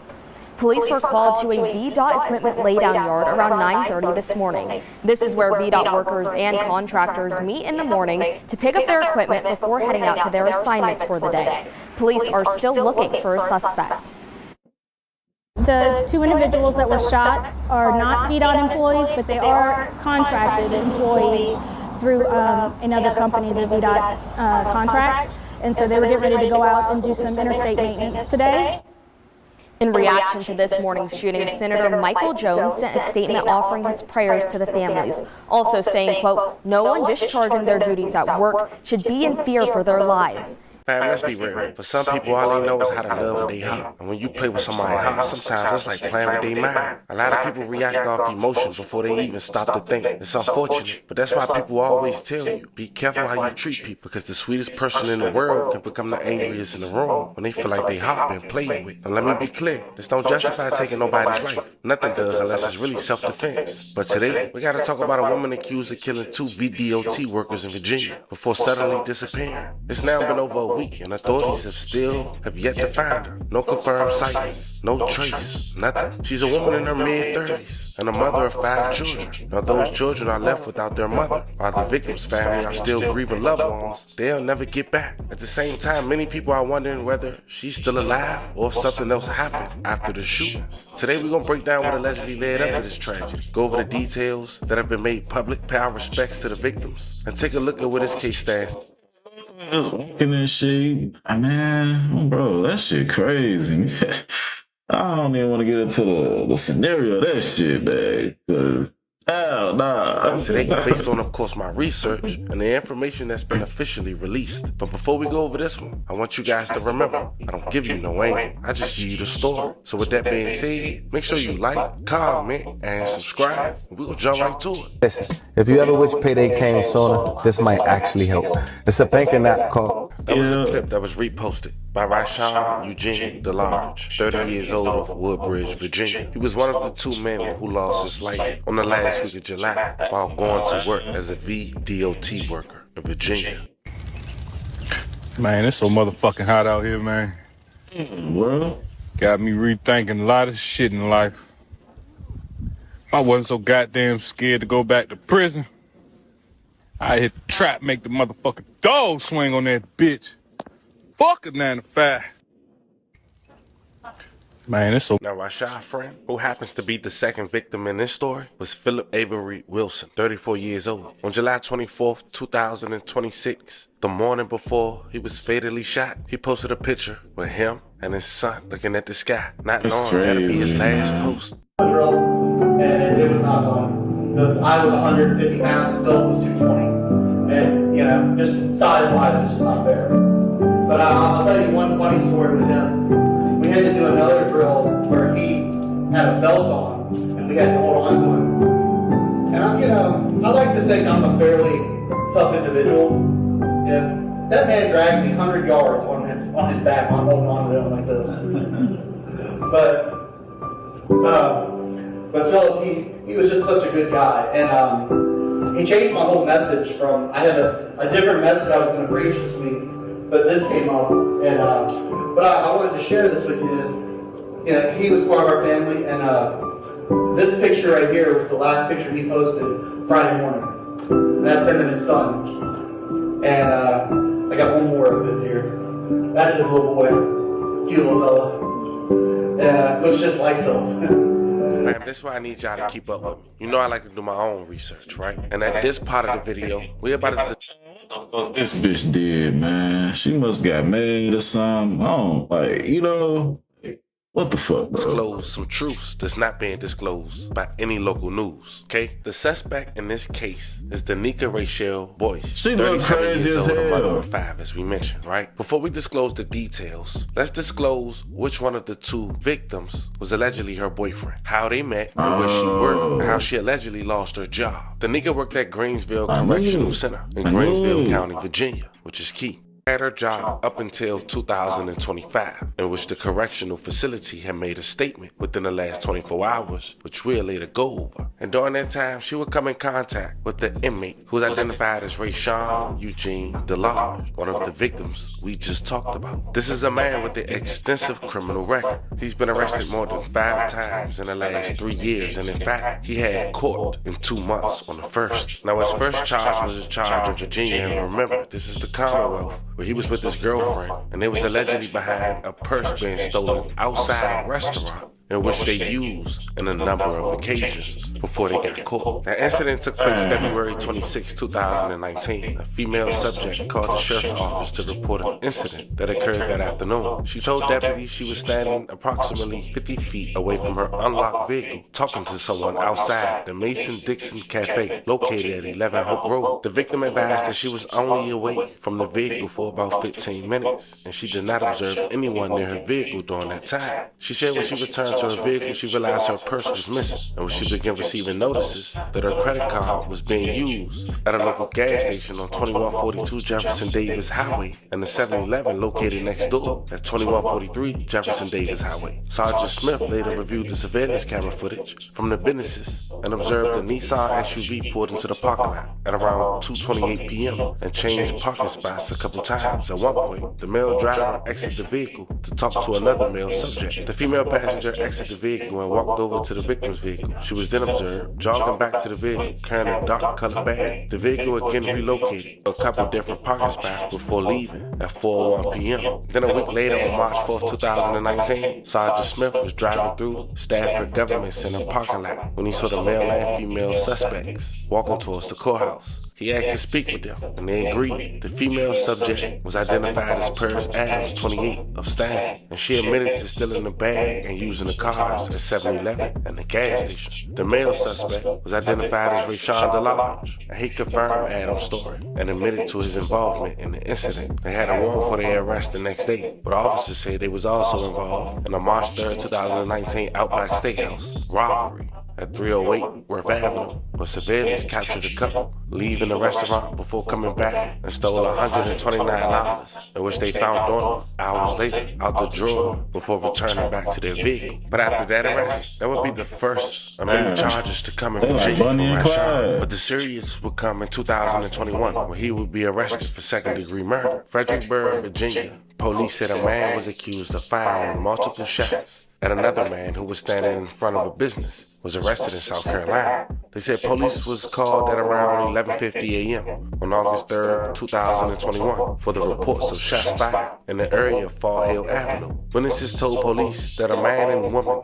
were having an argument while walking near the bus stop. The man then started to exchange words with another man standing in front of a man's shoe checking cash. The conversation escalated and the suspect fired multiple rounds towards the male standing in front of the checking cash, according to the police. Police said the victim ran inside the store and was not harmed. A bullet did go through the store window. The suspect, 25-year-old Rashawn DeLarge of Stanford, was arrested in Florence, South Carolina. He was charged with the following: attempt murder, second-degree felony, attempt malicious mounting, felony, shooting into an occupied dwelling, felony, discharge firearm in city limits, misdemeanor. Now that case is still open to this date. Back in February on the 26th, Rashawn had a failure to appear, and that hearing was coming up in 2 months. But here's the thing, during this time while incarcerated, he met the suspect for this now case, who ended up being his girlfriend. But let me slow down so we all on track, fam. It's a very high likelihood that Rashawn Eugene DeLarge was sent to Greensville Correctional Center as a result of his 2021-2022 Fredericksburg Circuit Court cases, which was the same time Danica Boyce was employed up until she was let go. Now we know in 2022 DeLarge was facing major felony charges in Fredericksburg, including second-degree murder. Greensville Correctional Facility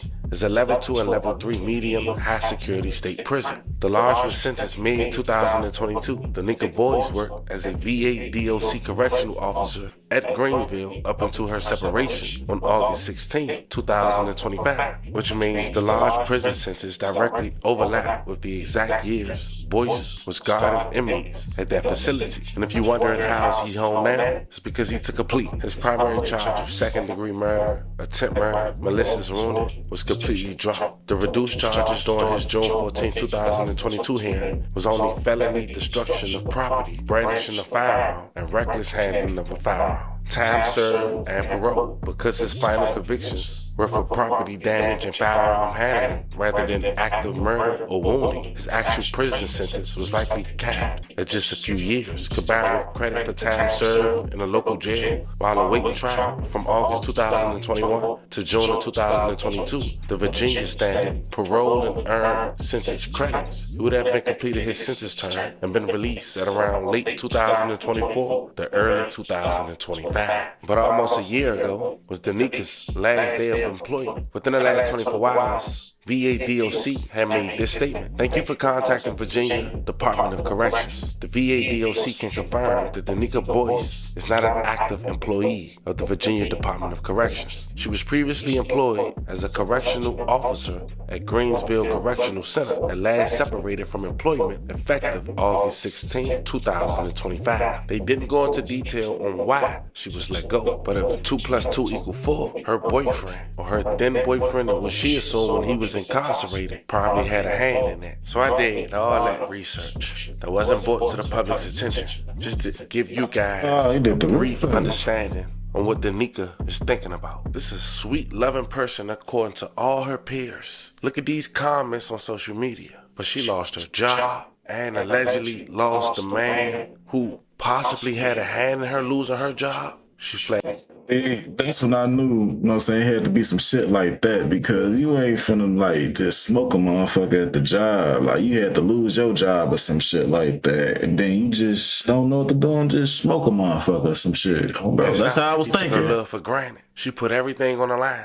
She risked her kids. Bro, that's how I was thinking. She fed him, all for him to just leave. And that was enough for her to follow this man on July 24th, 2026 to his job. Now mind you, Danica and Rashawn was living together prior to this morning. He ended up staying with his friend, the other victim, Philip Wilson. And at around 9:27 a.m., a Virginia Department of Transportation property used as an equipment staging area near the intersection of Route 1 and Route 288 northbound in Chesterfield County. As Rashawn and Philip was walking inside the gate, Danica was yelling, "Come here." Philip was trying to get in the way of Rashawn, telling him to keep walking. Danica said, "Get out of the way," allegedly, and you can be shot too. She ended up shooting them both, and unfortunately, they both succumbed to their injuries. May they rest in peace and love and condolences to their families. And going over a week now since the incident, August 2nd, 2026, Danica is yet to be found or has yet to leave a trace. Chesterfield, new images released of the woman wanted for gunning down 2 VDOT contractors. 37. Wait a minute, she hit the Houdini. Like, she dipped out. She probably done changed her, how she looking, all that shit. She probably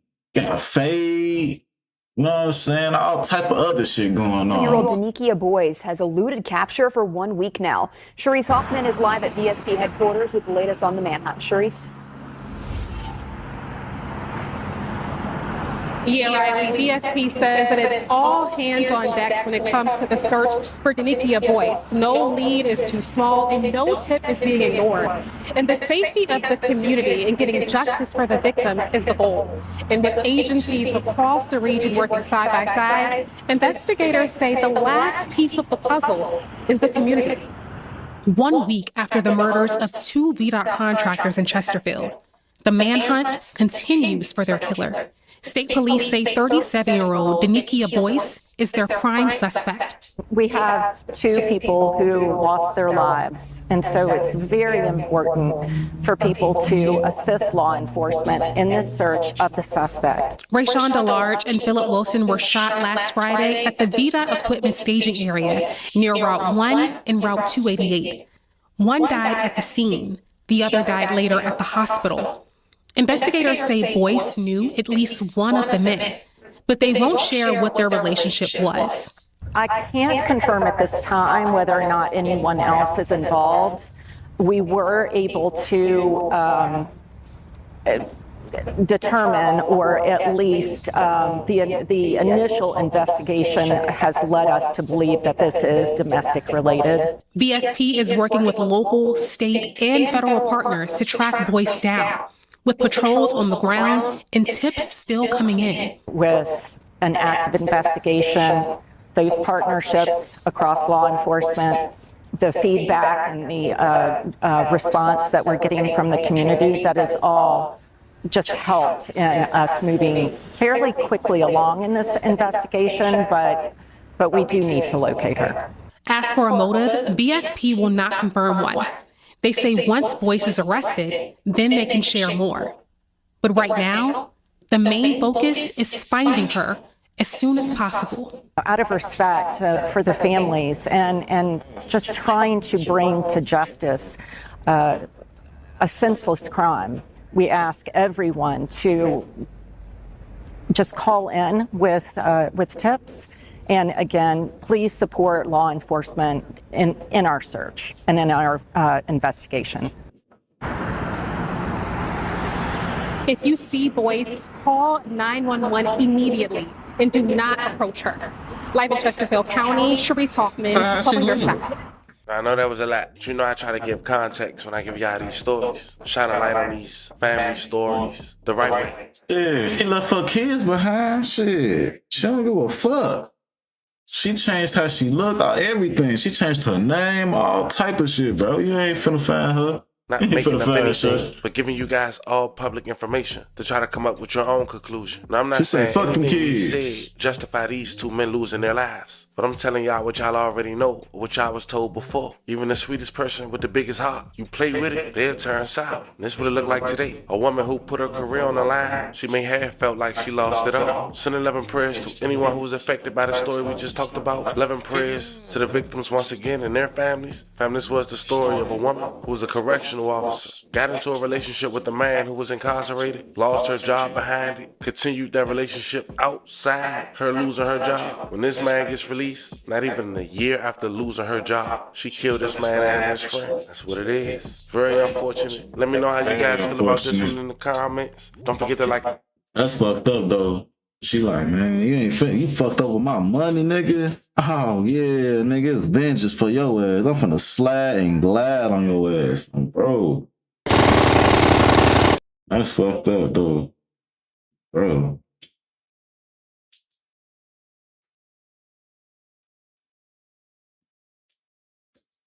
Nobody wins when the family.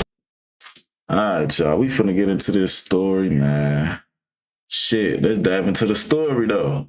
An act of retaliation that detectives are apparently considering as possible revenge for a deadly shooting at 12th and Cambria last week. We in that fuck shit. Whole time we was getting back before it Friday. Little bro had died Wednesday, he died on Friday. Try to grab a I can't grasp it. Belinda Keeter is overcome with emotion, thinking how her 17-year-old son Antonio, seen here in the white shirt, was almost taken from her last night. It happened after someone opened fire just after a basketball game turned heated here at the 12th and Cambria Rec Center in North Philadelphia. Antonio was shot in the arm. He now has to wear this cast before he undergoes surgery Friday. He's not really taking it too well. But while Antonio still has his life, his friend, 17-year-old Quasier Burley, doesn't. Witnesses say Burley was shot outside the rec center before then running inside and collapsing at Mike Abdullah's feet. Everybody is trying to calm him down, so you all right, stick with us, and his eyes are closed and he's gagging for breath. Thursday night, friends and family gathered here at 16th and Lehigh Streets, where Burley lived, to remember him. He was a good person. Everybody around here looked up to him. Everybody. Now police want you to take a good look at this security video. It shows 3 people of interest who approach a gun that was left on the sidewalk in front of the rec center. They then pick it up and leave around 8:20 Wednesday night, just minutes after the shooting. I say I made a maximum and a maximum selling Kanye. Can't forget about Twine, I'm glad it ain't a Twine day. He was out there on the side of Quad when they made Quad day. Comes from lacking in the morning time, he spill his latte. 1200 North Southern Street, that's what the drop say. In a deadly drive-by shooting. Grainy surveillance video shows the silver minivan involved moments. Fuck that, but he was with that shit. That's what that was. So like, and what happened to folks? We see what happened to him. He was with that shit. Bro. Before gunfire rang out at 12th and Huntington Streets in North Philadelphia Wednesday night. 34-year-old Naisha Cooper and a local rapper, General Reezy, whose real name is Avril Davenport, were both killed. One thing we know for a fact might be older than this beef we about to talk about is how many years LeBron James played in the NBA. And most of us NBA fans all know by now that LeBron picked Philly for his 24th year. We was getting LeBron. I'm getting all my shit ready. It's going to down. It's going down. Hey, babe! Brian coming to Philly, babe! But reports suggest LeBron might be living in New York during the season and not Philadelphia. And sure, don't get it twisted. In any state, you can find a comfortable location that have a cool living arrangement. But LeBron basically saying it's a little more options in New York than Philadelphia. Because in Philly, you can go down literally anywhere. In Philly. I know, Jason, and a lot of people are right there with you. We talked to a lot of fans who say they are thrilled that LeBron is committing to the Sixers, but they want him to commit to Philadelphia. Live here, LeBron. You can hold off on New York City. Let's tell it, right? Today we're going to North Philadelphia. We're speaking on two neighborhoods that apparently been beefing for at least 10 years plus, yet and still responsible for killing another aspiring rapper in the local community who had a lot of potential within the last 24 hours of me doing this video. But we all know this in the dead, especially in 2026, is the easiest way to get to your grave early. Plus, hanging and posting pictures where folks wanted on murder, or wanted for murder rather, and you in neighborhood beef, you might as well put a sticky note on your forehead that say target. But that's pretty much. I ain't gonna be with the shits. Yeah, you know what I'm saying? Post videos about you with the shits like, man, nigga, you dead. You gonna photo up. Oh, shit, what the fuck? You know that description.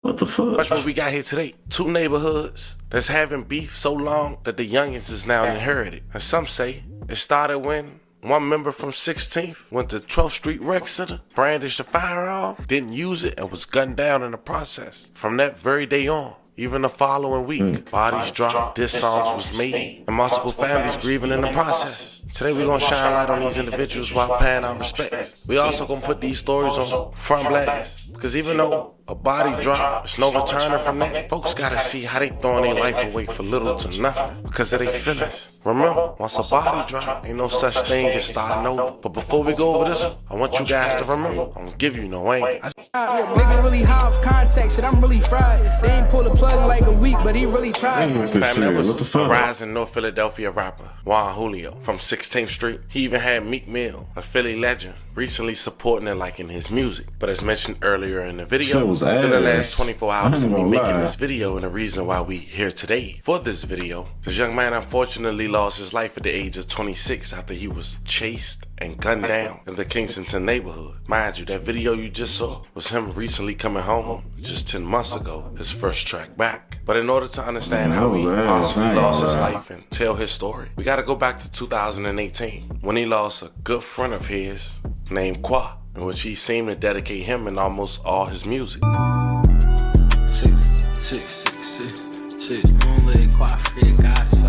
When I'm chasing dog shit, I don't need no fucking bathroom break, nigga. I can't get jiggy with that shit. Yeah. That shit weak as hell. Like, I don't know, that beat, I don't know, that shit ass, chat. Shit was 17 years old at the time. He lost his life with his gun in his hand. It was dropped before being transported to a local hospital. Qua's real name is Quasia Burley. Quay was from 16th, and at that point, it was no beef with 12th Street. So on August 1st, 2018, on the 2900 block of North Street at around 8 p.m. Wednesday, Qua was playing basketball at the Cambria Rec Center, as mentioned, located on 12th. Earlier in the day, he had got into an argument over a basketball game. A little bit later, he and a friend was walking past the rec center. Qua was shot in the chest and arm. He ran into the rec center, collapsing at the administrator's feet. He died at the hospital a short while later. Once again, may he rest in peace and love and condolences to his family.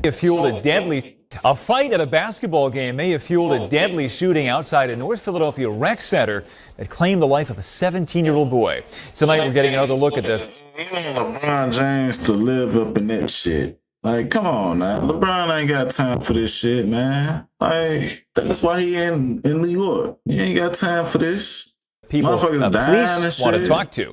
Action News reporter John Rollins live outside that rec center this evening. And John, you've got the latest here. Yes, Brian. A couple of hours ago, first of all, we were at 12th and Cambria at the rec center there. A couple of hours ago, the police released some video they want people to see. It was apparently shot by the camera that's over my head here, just on the outside of the front entrance of this building.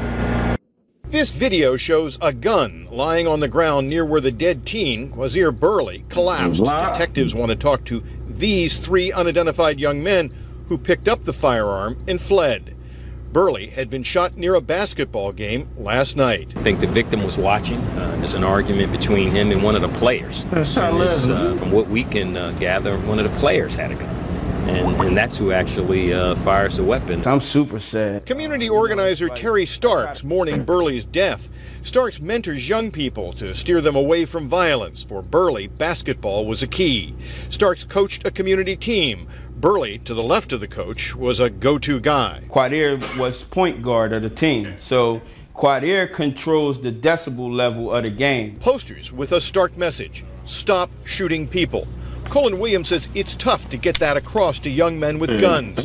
Driving violence can be ego, sometimes amped up by social media. If I got 2,000, 3,000 followers and you just embarrass me, then I got 2,000, 3,000 reasons why I need to let you know that I'm not who you think I am. In other words, I'm not the chump that you just said I was. The man who runs the rec center, frustrated. He says his staff has worked to make this a safe haven for the 37th Ward, with a library and a computer lab. He says it has not seen this kind of violence in 5 to 6 years. It's very disturbing because we don't have this in this community. We don't allow this. We're not going to accept this. Well, this is a homicide case. Detectives want to try to find that trio that was seen on the video, that's for sure. As for the victim, a visitation and funeral is scheduled for Monday morning. A vigil is scheduled for about an hour from now at 16th and Lehigh, which is closer to the Burley home. Now, Quad Dad was a known hustler on 16th, and even though his son allegedly brandished his firearm first, he wanted to know who pulled the trigger on his son. So what'd he do? He allegedly went to the big dog around 12th. He was a known rapper who was affiliated with IRL, Avril Davenport, aka General Reezy. And around this time, he was in his early 30s. That's okay. Look at my face. Like I'm right in your face, yeah. Silencer with the stock on the 50 shot. 40 minute yard, y'all needs to be rapping. I don't pass them niggas in yards because I don't rap with yards. I don't rap in yards. I gotta stay strapped in yards. With my hat low. In my fucking corduroy jacket. No, I ain't standing still in no yard. We just see I was born on the street, but I like rapping in the cypher so a nigga stabbed me in the back of my head. All right, listen. And I had 12 stabs in jail. Pick the beat. You and Lee gonna go on the track together. Man, fuck all that. Me and Lee going on the track together anyway. Pick the beat, though. I just was about to show you. It's a challenge. It's a challenge. Man, listen. Pick the beat. I want you. I just murdered your man with 2 regular raps. I want you. I want you. I'm capital G, double OD, cause I am a young double OG. Cook up the coke with the stamp on the D.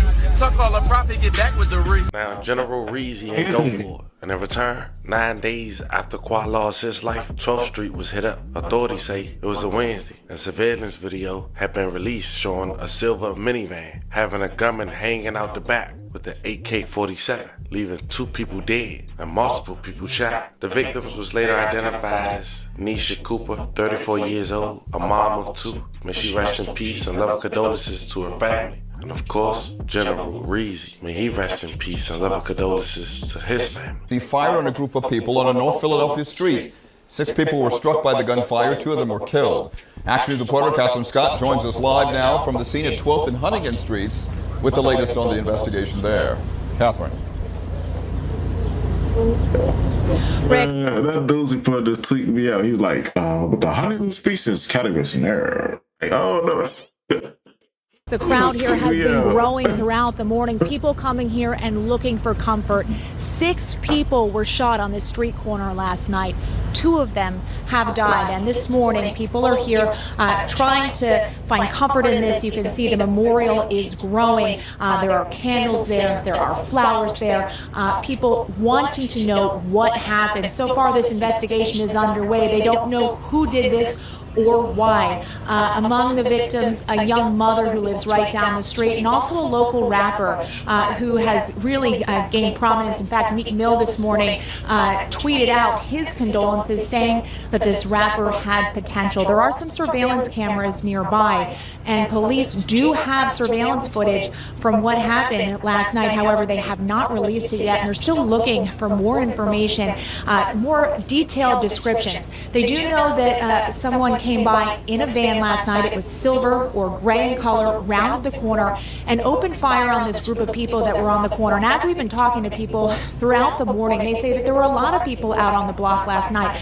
Not just this group of people who were on the corner. There was a party going on nearby. There's a popular hangout spot at a grocery store across the street.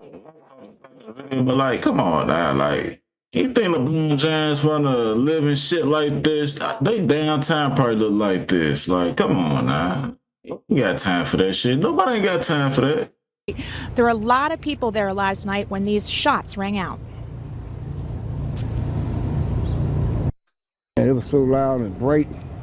I mean, it's like boom, boom, boom. The deep sound of gunshots shattered the air in North Philadelphia last night. The gunshots were extremely loud. I mean, you could just hear it going boom, boom, boom, boom, boom, boom. 9:50 p.m. at 12th and Huntington, a silver or gray van rounded the corner. Police say a shooter with an assault rifle opened fire on a group of people standing there. 6 were hit. We ran to see if somebody got hurt.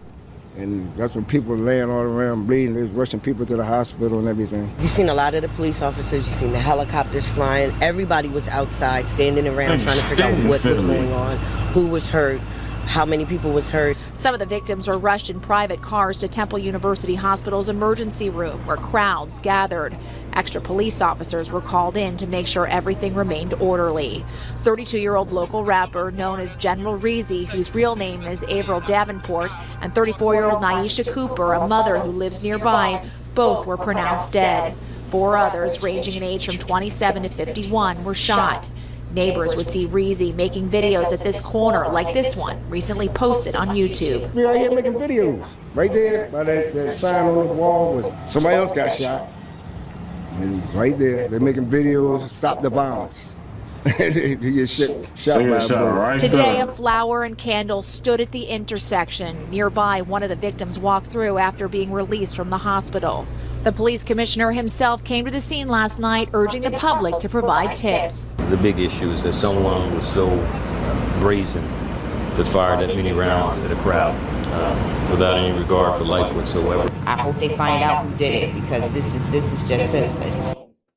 So that's the origin of this beef, 12th Street versus 16th Street. Now you understand, with the rapper who lost his life within the last 24 hours of me doing this video, Juan Julio, dissing, Reezy, and 12th Street, you can only imagine how he made himself an even bigger target. Not to mention, he's the rapper. And don't forget, this is the same month Reezy and Quad lost their lives. Back in August of 2018. Fast forward to 2026. On top of all this neighborhood beef, Juan Julio was posting pictures with a man who's currently on a run for killing people to help get more business in his tow trucking company. You see, earlier this year, Najee Williams was wanted in connection with 2 tow truck drivers losing their lives. He's the owner of NKW Towing, and accused of killing 20-year-old David Garcia and 25-year-old Aaron Whitfield in separate incidents during December 2025 and January of 2026. Investigators believe the homicide stemmed from a territory dispute within the local towing industry. Let's talk about it. Don't Uzi Vert be claiming 1600 Street or some shit like that? Yeah, them his niggas, folks. Damn. To this day, Big Man has yet to be arrested. Civil Service has now joined the manhunt for Najee Williams, the man wanted in connection with the murders of 2 tow truck drivers in Philadelphia. David Garcia Morales was shot and killed on the 4200 block of Torresdale Avenue back on December 22nd.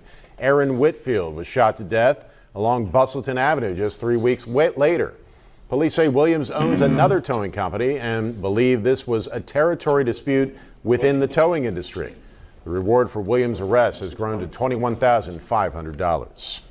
On August 9th, 2026, Juan Julio, 26 years old, he was gunned down in Kingston. Police say he was found behind an apartment complex, shot in the chest on the 3000 block of East Lehigh Avenue at 9:15 p.m. Basically, they spotted him in his neighborhood. At least 20 shots were fired at close range. Police say 2 suspects left in a dark gray colored vehicle. And authorities say they're looking at surveillance cameras to identify the gunman. And that's all that was mentioned. May Juan Julio rest in peace and love condolences to his family. Homicide detectives are also searching for 2 shooters who gunned down a man in Kensington last night.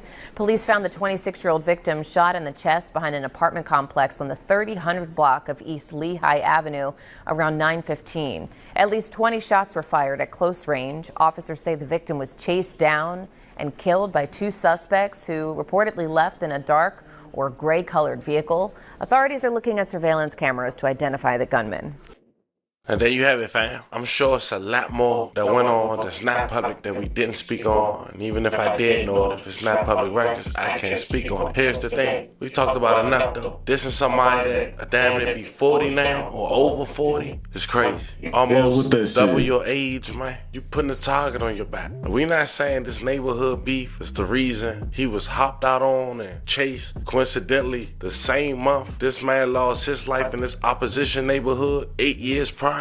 Knowing there's been events that's going on back and forth and him making a name and rapping, even having Meek Mill like his music while dissing these people, it's a high possibility, especially for 2 men to hop out, chase you, gun you down, don't rob you, and go about their business. It's a mission. They spotted you. They wanted the job done. It's unfortunate. This will come with that lifestyle. And it's not for us to feel sorry if you're indulging in it. Out of respect, still loving prayers to every victim and every family member and everybody who was affected by the story we just talked about. Hopefully.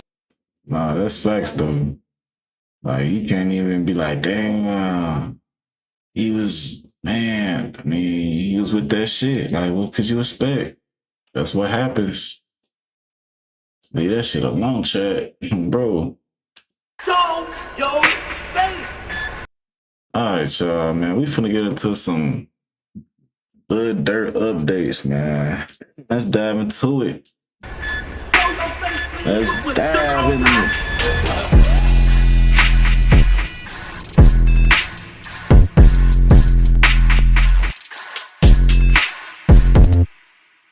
Now, y'all, this Little Durk trial coming up has people doing more U-turns than a lost tourist. They don't know which way to go. And this is why I said from the beginning, the feds are not going to come and get you unless they are 100% sure that they got you. Which is why when they come, they're not asking you any questions. You're either going to take this deal we got on the table for you, or you take it to trial. The only thing about trial is once you're there, there's no turning back. And the time they offered you is now double and sometimes more. And don't get it twisted, y'all. Most of the time, the information that we seen Durk find out through his attorneys is mainly only because he has a high profile lawyer or lawyers. And honestly, he still didn't get much information about what these guys have. As a regular person, it's very hard to know what the feds got against you before entering trial. Of course, just like Durk, they're gonna spoon feed you and present a little bit of what they have, which is usually bare minimum. But one thing about the feds and one thing they won't do is expose their whole hand. It's mighty funny how in the beginning everyone was saying, oh, all they have is music lyrics, all they have is music videos, they don't have strong enough evidence, Durk is coming home. So now them same people were singing a different tune because as trial is coming up, it's being exposed that the feds got a little more than you think on top of the protected witnesses and cooperators. Now, if you ask me, once they got PWs and informants all on the case is pretty much over. Yes, all the other evidence is useful, but in the real world, once there's a cooperating witness willing to testify and admit to crimes against you that you or him may have committed together, that's all they need to really put their prosecution together. Everything else is just a plus, but we also know that in the music industry, you just never know what's going on. With all that being said, it's now being reported due to Little Durk having a trial hearing today that it's not looking good for Durk after all.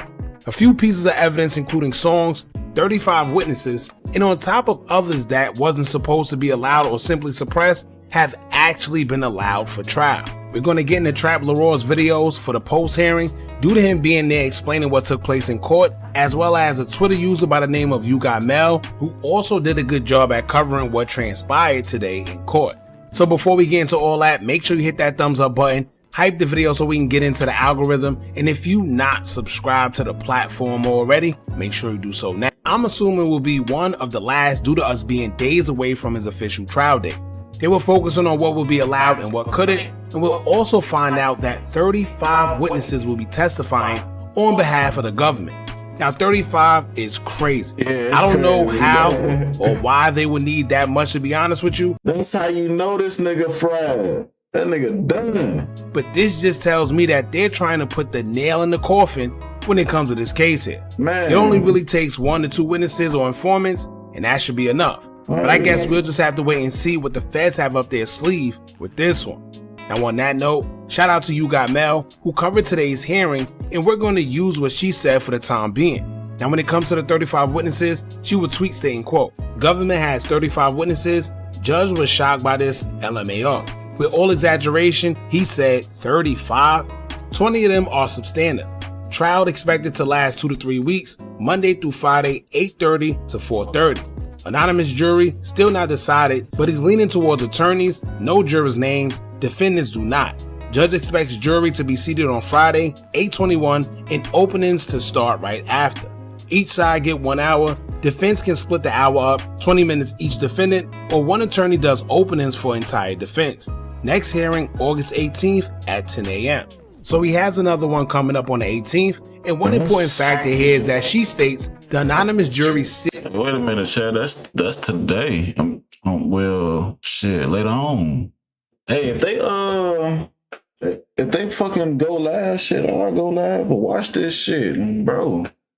Y'all, you know what I'm saying? Watch this shit with me, chat. Phone them. Still hasn't been decided, but now the attorneys will be able to know the jurors' names, but not the defendants. So let's just say if something coincidentally happens to a juror, they would know that it can only have came from an attorney, and that'll be that. But I also think they purposely haven't announced it yet, and even when they do, it'll probably be at the last minute.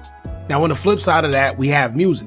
If y'all remember, it was about 10 songs the feds wanted to be admissible at trial, but out of the 10, they were only granted 4. Those 4 would be 1, Schoomer's Butt, 2, Back Again, 3, Still Trapping, 4, Threats to Everybody, and Redman will be the 5th, but they was already granted permission to use that, so I don't know if it will count, or maybe they'll just be done with that song and focus on the other one. Man, that was Redman. I forgot that dude that died in Chicago. That was all the way back though. I think that was for him, that rap. Bro, man, it's on the tip of my tongue. Cause if you go to the Chirac Wars and shit, he was the motherfucker. Every time somebody get killed, he'll go to that spot and just talk shit about that motherfucker. Like, yeah, this where folks died at. Ooh, I'm chilling at the spot. Ooh. And then he ended up getting killed years later. But his brother, you know what I'm saying, in jail for his shit though. Bro, I forgot his name, Chad. It's gonna go back to him. It's gonna come back. Also, prosecutors will present their argument for those songs, and it's interesting to see what they'll be using out of those songs to try to paint a narrative. We don't know if they may bring evidence to back up those lyrics that are relevant, or witnesses, or who knows. But as y'all know, the feds don't play, which is why I said before, it's gonna be interesting to see what actually goes down. Now, according to Mel, they're also allowing the Piss Me Off video to be used in trial, and I'm not sure what relevance the feds have for the video, but we do know that there is some interesting lyrics in that song, such as, quote, "Ninjas ran inside my crib, but the Glock 10 was by the bed. I'll give my gun to India before I put it in your hand." Notice he said ma, and he's a convicted felon, which even though it sounds corny to me and you, they can also reach with that, as we know police do. They really don't care how corny the evidence is, their job is to just get a conviction. So they're gonna throw as much crap on the wall, hoping that something sticks. That's just what they do. Now in another line, he will state, quote, "Grab a gun if you ain't with it, put up money for a gun. Put up money for a hot car, put up money for a bomb." In another line, he will state, quote, "If I die, just don't lie, man, you ninjas better slide. If you can't get the main ninja, you better get God." Now once again, it sounds corny to me and you, but look at it from a standpoint from a jury of YT people who could only go off of what they see and hear. This man said if you can't get the main ninja, then you better get the guys. Well, they claim he was allegedly responsible for targeting Quando, but got Little Pab instead, allegedly. Then he says, put up money for a hot car, put up money for a barn. And speaking of that, we're going to get into the Trap LaRoss videos and what he said, because according to him, he was actually at the hearing and claims that the government is said to have the person who says they were the ones getting the hot cars for Dirk, who he was referencing in that song, and they were at the Piss Me Off video shoot. Crazy. Let's get into the part and hear what Trapper Ross had to say in the first video covering what happened at the hearing. Y'all check this out. Okay, so I'm here at the courthouse, the federal courthouse in Los Angeles, and I've just got out of the latest Dirk hearing, and it was very, very interesting. I'm not going to lie to you, wasn't the best day for Dirk today. Last session that we had, it was pretty good for Dirk. He was taking some W's this time. There were a couple of small W's, but I would say right now, unfortunately, I would say the L's kind of outweigh the W's. The biggest thing that we heard from the courtroom is that the judge is going to allow a lot of, not all, but a lot of lyrics that Dirk has kind of put out there in his music to be used against him. Specifically, the judge ruled that the song Pissed Me Off and the music video could be used. The judge even said, I've watched the video, I've listened to the lyrics, and basically the word Slide for Von came up several times. They said, look, the song was basically a calling to the public, a calling to other gang members to slide for Von. They brought up King Von's kids being mentioned in the song, Son, and True. They did get it correct and say that True was King Von's daughter. I know that was a point of contention for a lot of people, whether that was son or daughter. Didn't really matter at this point.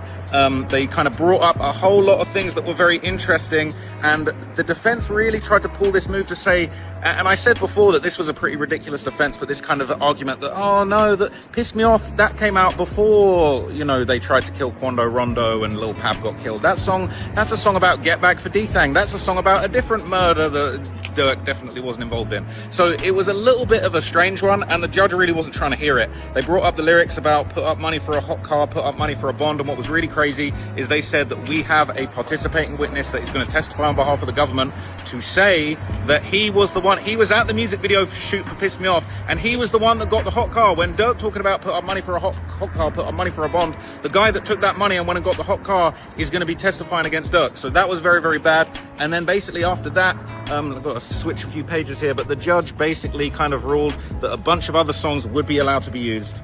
So I think they originally wanted about 10 different songs to be included. The judge basically said 4 he's definitely going to be allowed to be used in the case. And it was pretty funny hearing the judge say this. Said Scoom His Ass was allowed to be used. Back Again, which might be one of my favorite songs of all time. Still Running, I think it was. I wasn't sure if that was meant to be Still Trapping. Threats to Everybody. And then he basically said, he said 4, and then he said, oh, Redman, but that was already kind of allowed to be included. So there was like a bunch of other songs that weren't allowed to be used. And to me, the most shocking thing, and probably the biggest W that Dirk had in court today, that song, War About It, which I've said so many times, like, surely they're going to use War About It. They got Dirk talking about, no, I said, let's go to war about it. The judge said, well, you know what? The word no, it's so ubiquitous. I'm not seeing the connection there. Now, I don't know if he's heard War About It. I feel like the judge maybe, I hope he listens to War About It. I mean, he's discovering all this great Dirk music, but War About It, what I said was one of the most damning songs. That's not going to be allowed. So that's a small W for Dirk, but really quite a few L's if I'm honest with you. But I'll keep you guys posted on any more updates. So basically, allegedly, the person who was getting the hot cars for Dirk is participating to testify against Dirk and admits that he's the one Dirk is referring to. Now, of course, some people swear this don't mean nothing and it's weak, but here's what y'all gotta understand. With him testifying against Dirk, you don't think they're gonna make him prove that he had to get a hot car for Dirk? You don't think they're gonna make him prove he has affiliation with Dirk? You don't think they have reasonable evidence already that he gets hot cars or do whatever for Dirk? Because if they didn't, they wouldn't have him listed to testify. Obviously, they know as a witness he'll have to prove being the guy that he claims he is that Dirk is talking about, and who knows what that could involve. Maybe he got text messages, maybe he got phone records, maybe he got DMs, pictures, who knows. But just understand that if they're having him testify, I'm still pissed off. I still can't figure out the fucking dude name that I was talking about earlier. I'm still thinking about it, chat. For real. I cannot think of folks' name. Like, what the fuck? He was with King Von the time when I think he was at the party and man, fuck it. I'm sure it's for a good enough reason, and we'll just have to wait and see. Now here's the second video of Trap detailing what happened in court, and this time he's speaking in reference to the phone that was found in Dirk's home back in 2021. They originally put in a motion for it to be suppressed, however, the judge said no, and he's even allowing them to try and get more contents on the phone, stating that if they can use it in court. Right, so I'm still outside the courthouse from the Lil Durk hearing, and there was another kind of not so great piece of news for Durk. I mean, really, this was actually very bad news. It was ruled that this evidence that was on his phone, remember we heard about he had a phone that was taken from him after he was this victim of a home invasion in 2021. You know, he had fired shots into the air, and allegedly, you know... Oh no. That's what the song Red Man, I felt like that was based off of, bro. Because they used to be friends back in the day at one point before they got into it. The cops basically said that they had probable cause to seize his phone to investigate because things weren't really adding up. Even though he was the victim of an alleged home invasion, they said that he'd been reckless and fired the shots into the air. Now, they held on to that phone from 2021. The Georgia Bureau of Investigation, because it happened in Atlanta, they had kind of, tried to crack the phone. They had got like a very basic, cracking of the phone where it was they described it as like a first unlock mode. So if you turn your phone off and you turn it back on, you're in a first unlock. It hasn't been unlocked yet, right? So if your phone is in that state, what it basically means is that they can't get everything. They can't get all the messages. They can get all your images, they can get the thumbnails, they can get screenshots, but they can't get the actual messages. So Durk and his team were basically trying to argue that because the phone had been held onto for 5 years, the FBI filed a federal search warrant for the phone all the way in June 2026, that they shouldn't be allowed to use that evidence, and it was gathered improperly. This was an L for Durk. The judge basically said, look, it seems like the cops acted in good faith. They had good reason to look at the phone, to seize the phone, to go through the phone back then because of the reckless shots that were fired into the air. It's not the FBI's fault. It's nothing to do with the FBI that the phone was held onto for so long. The FBI asked for that information in good faith, and the judge even said that if they continue trying to get hold of all of the other contents of the phone that weren't available yet, if they get them between now and the trial, which is in like a couple of weeks, he said, well, if the feds manage to get all of the information off those phones, then we're gonna have to revisit it then and decide whether I'm gonna be allowing them to look at all that stuff. And it sounds like that is gonna be able to be used against him.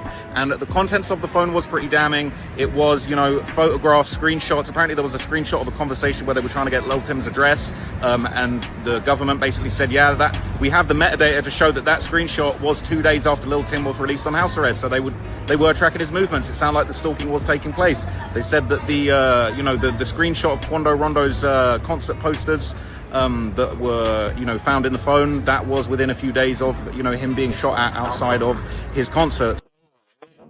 Saying my fault, but I was just thinking, like, I ain't trying to condone none of the, the crime and shit, but like, you could have used a burner phone or some shit, right? You know what I'm saying? Not your own phone, you know what I'm saying? Just get a bogus ass phone and do all that bullshit and then break that motherfucking, bro, something. Shit. So the government basically said, look, we got that information fair and square. The judge wasn't really trying to hear the other arguments. I mean, he was trying to hear them, and he said, I'm not going for it. It is going to be allowed. And, he said that it sounds like the authorities acted in good faith, and if they get more information, they're going to be able to use that too. So that was pretty bad news for Durk, to be honest with you. But I'm going to do a big update with everything else on my channel, Trapmore Ross on YouTube. So stay tuned for my full update. And there's a few W's that I'm going to let you guys know that Durk had in court today as well soon. Now, this is damaging because, like he said, they literally have proof showing that there's screenshots of Lil Tim's address or discussing Lil Tim getting out of jail. Now, think about this. From a non-biased standpoint, ask yourself, why in the world would this man try to get another man's address? The same man that unalived your friend.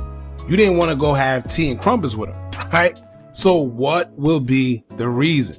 And keep in mind, they also stated that he had a poster or a screenshot of a poster showing where Quando Rondo would be performing at. And we know that Quando Rondo is affiliated with the same guy that unalived your friend. So try to explain why you're getting this man's address on top of also trying to figure out when and where another guy who's affiliated with him will be performing at. Now, the fact the police took Durk's phone to go through it in an incident where he was originally the victim, that's another. She get the answer right there. Yeah, how you gonna answer that? Strange sign that they've been on him. It only proves that the feds was on him since then, which is the same reason why academics exposed that they're the ones that showed up to his home when the shooting initially occurred. That just don't normally happen. And I think once they searched his home and realized that they had his phone, they used that as an excuse to seize that phone and look through it for other clues that they were looking for. Think about it. If someone came to your house shooting, the feds won't come for one, but then two, they're not going to try and seize your phone or snoop through your house. For what? Right? And also Dirk's movements didn't make it any better, and that's probably why they got suspicious. They caught him trying to hurry and leave the house for one, which we've seen on body cam, but they also said his recollection of the event made him suspicious as well. This is one of the reasons they took his phone according to them, and now we are here. So as I said before, y'all, there's a lot to uncover on this situation. We're just gonna have to wait and see. However, Dirk fans don't miss when it comes to thinking that he's gonna beat this case so easily. One user underneath Trapler Ross's post would state, quote, "Them having 35 witnesses has to mean they have no real proof he committed this. They have not provided anything that showed Dirk ordered this to happen, and Dirk is gonna have that close to that same amount of people who will testify on his behalf." Now, I don't know if they're just trying to have hope, but it seems like no matter what the feds say they have, his fans claim that's not. That's exactly what it is. They clinking on for goddamn hope. Like, man, look, they on the edge hanging for that hope. I hope that he gets saved. Someone save me. Like, come on, man. Like, it's 35 witnesses. Come on. Enough, or it means that they don't have real proof. They could literally have Dirk on camera shooting, and they'll say, nope, this surveillance just goes to prove that they don't have no real proof he did this. Right? And I understand that they may not understand, but this is the feds, not the police. These guys always got tricks up their sleeves. And 35 witnesses is crazy, to be honest. And really, it only take 1 to 2, but to have 35, they're literally trying to put the nail in. Like, man, how could you beat 35 witnesses? How? Like, man, just 1 or 2. Like, boy, man, yeah, it's over with, man. The coffin. It's over with. And the sad part is, you never know who it could be. They can have your landlord testifying against you, saying they got you on Ring camera doing X, Y, and Z. Or they can have your banker who claims that you took a certain amount of money at this or that time. Or they can have someone who was right next to you the whole time you never expected, but who knows. But we do know that according to paperwork from Dirk O'Day, there's another participating witness who claimed to have wrote a statement claiming he had knowledge of bodies. If y'all remember in the paperwork, it'll state, quote, "Defendant Lindsay additionally objects to Exhibit 217, 2018, and 220, all of which this court has already deemed admissible. Additionally, defendant objects to Exhibit 293, note written by PW1 while in custody, indicating he has knowledge of murders. However, as explained in the government's ominous opposition to defendant's motion in Lamont to exclude exhibits, the government will be seeking admission of Exhibit 293 for a non-hearsay purpose or as a prior consistent statement." So I'm sure people already have an idea of who that may be, and I'm sure that person knows what he knows based on his affiliation to who he's connected to. I'll just leave it at that. If you know, then you know. So with all that being said, the next hearing will be on the 18th in 5 days, so we'll just keep you guys updated on whatever come out. But in the meantime, make sure you like, comment, share, and subscribe. Hit that bell so you're notified every time we drop new content. And remember, as long as you keep on watching, I'ma keep on dropping. Witnesses, man. Like, he basically got to be all the witnesses. If he get 1, it's over with. Like, that's what I'm saying. Like, how could you, nigga, you ain't, it's over with, man. You ain't beating this shit, man. Sorry, Dirk. This shit, you fucked up, nigga. You fumbled the motherfucking bag. Bro. Yo, my motherfucking mouse moving all weird and shit. I'm gonna have to get a pad. Man.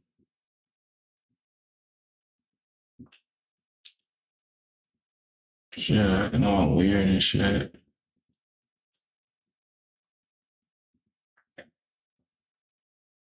Yeah, what that video I want to see?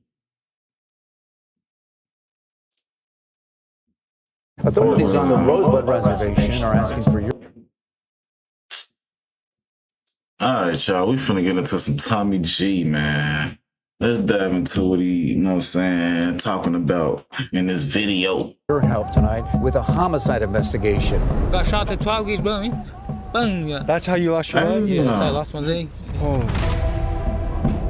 Nigga lost his leg. The fuck they at? So I noticed your tattoos. Oh yeah. My tattoos, they represent a lifestyle that I've been in since I was a kid. So these little kids are gangbanging. That's what they be saying. There's not a bad child. There's one that just hasn't been reached. What's happening around here? Not much, a lot of killings, I guess. A young boy shot himself a day ago.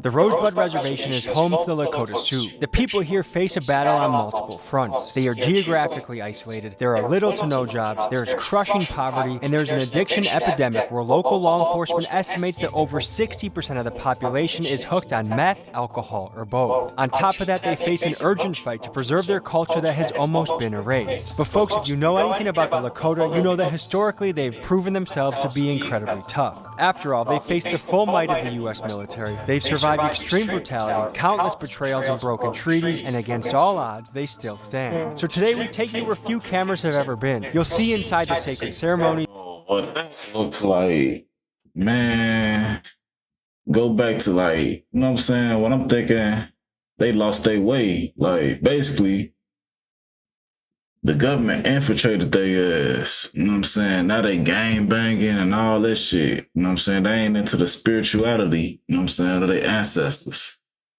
Just witness the daily struggles and hear the stories of those fighting for a better future.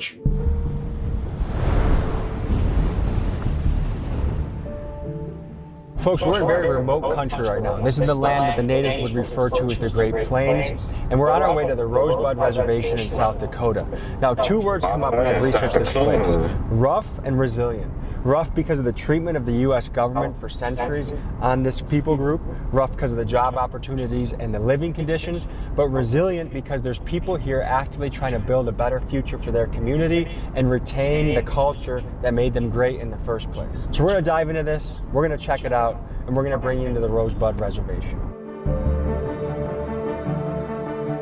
I think it's very interesting how much Chicago gang culture has impacted this area. And look no further than this. So let's see how many times we see evidence. So look, OTF. When I'm saying the gang, the GDs, you know what I'm saying, all them stars and shit, but I'm just finna go ahead and continue. That's Little Dirk's rap squad. One house right here, boom. Look at that. I see it again, right up here. This house, OTF. That shit crazy, Chad. Here. This shit crazy right here. Look at GD. Here.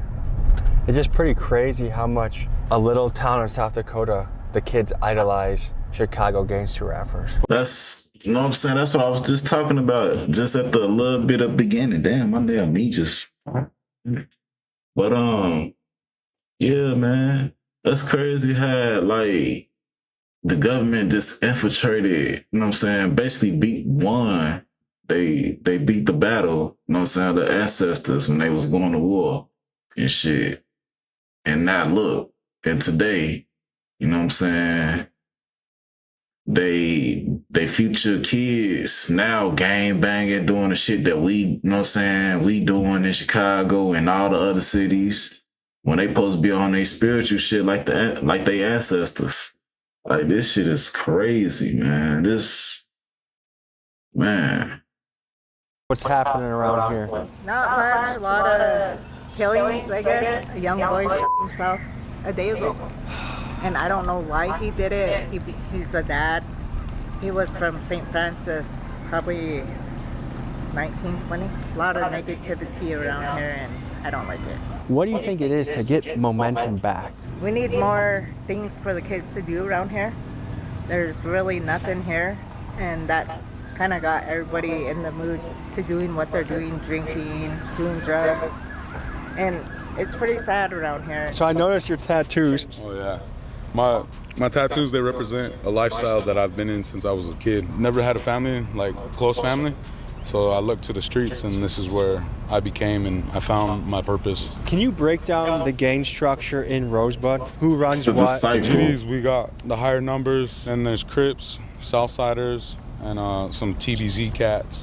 Which TBZ used to be one of the more powerful gangs, right? Yeah, over in Pine Ridge in that type of way. Some people don't have structure, and the older ones, we try to teach them about the right way and productive way of doing things. Like gangbang. Yeah. It seems like a lot of these kids are being raised by their grandparents. Oh yeah. The younger kids and the babies are getting raised by the grandparents because the mother or the father is always either doped up or they're drinking. Man, I know their ancestors just shaking their head like, damn, we done lost the war. Like, we done lost the battle. Like, look at this shit. And the spiritual, you know what I'm saying, side, like, this shit is fucked up, man. He ain't even, like, he got tattoos of Gangsta Disciple, some GD shit. Like, that ain't what the fuck, you know what I'm saying, his ancestors was into. Like, come on, man. Look at all this shit, bro. This shit is crazy how this world is, man. They don't look at their children how they should be looking and supporting them. So it's really a combination of a lot of parents not stepping up, but then also having an overwhelming addiction that takes them out of the picture. Yeah. What was your childhood like? It wasn't the best, but I'm here. I've been shot, I've been stabbed, and I've been in and out of jail. I got misdirected. What's your plan? Yeah, my fault for stopping the video, and it's like low key, you know what I'm saying? The system is designed for us to fail, you know what I'm saying? They put motherfuckers in these places like this, like poverty like this. Yeah. And it's like motherfuckers, you know what I'm saying, how they look at it, they look at it like, man, ain't no choice. Like, shit, might as well go, you know what I'm saying, rob somebody, you know what I'm saying, get some money, you know what I'm saying, shit like that. I don't know, chat. Like, this shit, you know what I'm saying, it seemed like when you in that, you know what I'm saying, when you in the trenches and shit, you know what I'm saying, like, well, to me, you know what I'm saying, how I look at it, I feel like you do have a choice, but it's so easy to, you know what I'm saying, get caught up in that shit, though, for real. Like, especially selling weed, you know what I'm saying, running from the police, you know what I'm saying, breaking into somebody's house, you know what I'm saying, all that shit, especially when you outside with your friends and, you know what I'm saying? Going forward. I just want to do more positive things in my community. I've helped around this community, Lower Swift Bay, Horse Creek, around here in this White River town I've helped. So we're outside a soup kitchen. It's about to open up. We got somebody, Laquita, who invited us here and is going to bring us in and show us around. But around America, food kitchens are picking up. He just sitting next to a bullet hole. Hold on. Oh, bro, that's a bullet hole. Yes, here and going to bring us in and show us around. But around America, food kitchens are picking up. I mean, when I drive around Milwaukee, there's lines around the corner. And the need for it is heightened, and especially in an area like this, it's even more. Interested to see what they got on the menu, what they're serving people, and how people are surviving out here. Hey, nice to meet you, Tommy. How are you? So all these buildings are ours, obviously. This is our, it's called a warm welcome, but it's our soup kitchen. You guys can come back here. What do we got cooking today? We got some cheeseburgers? Yeah, cheeseburgers, cookout food, basically. You've been doing this for 3 years, you said? No, I've been volunteering here since middle school, but this is the first year that I'm actually getting paid for it. My dream, one thing I really want to do in this life is start and run my own nonprofit. I kind of started from volunteering here, but now I get to like kind of shadow the director and see the ins and outs of it, so I know a lot more with their social interactions. I want to focus on that. Rehabilitation programs where it's less judgmental, and obviously still stuff like this. I want to make sure we still have like the soup kitchen and everything. So this is Charles. I'm Charles. Nice to meet you. Tell me a little bit about what drives you every day. Being able to help the people. It don't happen much around here these days anymore, and I'm happy to be able to be a part of it. How many people do you serve on a weekly basis? We go up to 100 people a day, so 400 people a week, and that's off of donations and stuff like that. How far are we from the nearest Walmart? Hour and a half. So Laquita, how old are you? I'm 21. And how is dating around here? I don't date around here. No? You don't want to date your cousin, so. So this is our boutique. You can see the name. It's open from 10 a.m. to 3 p.m. We sell things from like hygiene bags. They got shirts, you got all the clothes, but we also have things like blankets. We have mattresses we sell. We get a lot of stuff from Amazon. For the most part, boxes will be open and stuff. But if something like intrigues you, how it looks on the outside, you will sometimes have to like grab it and look around about what it really is. And it's just like a bunch of random things. Like this was $1. We try to keep everything very affordable. Like people could even buy it with a bunch of, I say like change, which I think is very helpful. So good selection, because from what I understand, some people have to drive far away if they want to get this anywhere else. Yeah. I'm Sunny. Nice to meet you. Nice to meet you. So we are a nonprofit organization. We have our soup kitchen, we have our thrift shop. We also have a food pantry across the road. We also do small home repairs, emergency home repairs out in the communities. What kind of jobs are available here? If I moved here and wanted to get hired, how good are my chances to get something? Well, you are on a reservation, right? We have our tribal facility that, you know, there's tons of jobs there. The school districts, the food, we have Bowie's Food Center, like the dollar store, a few businesses in town, the bank. So those provide opportunity for work. Our reservations spread out into communities, so it's hard for people without transportation to get to those work sites. That's a struggle for our people here. What is the access to healthcare around here? It's free. And then right now, like our women with children, they have to deliver elsewhere because we don't have the facilities to accommodate their needs here. How far does someone have to go? Right now it'd be Valentine, that's about 32 miles. The Rosebud Reservation has some of the highest poverty rates you'll find in the country, and local reports put the joblessness rate at over 80% of the adult population. God damn. It takes hour Walmart, 32 miles, and man, god damn. Lakota have a gigantic, almost 1 million acre reservation, but it is incredibly remote and isolated. The nearest major airport is over 200 miles away, and if someone wants to get basic groceries at Walmart or go give birth at a hospital, it is a 2 or 3 hour drive. The vast majority of jobs here are government jobs, working for the tribal council or as a police officer or a jail guard. There's really not much else here. You see, money earned on the res is typically spent off the reservation, and this creates a cycle where money is constantly flowing away from Rosebud, and you're left like, what the fuck? with an economy where most people live in deep poverty.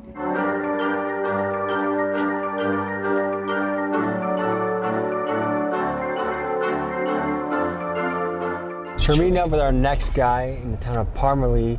Population 562. And let's see what he has to show us.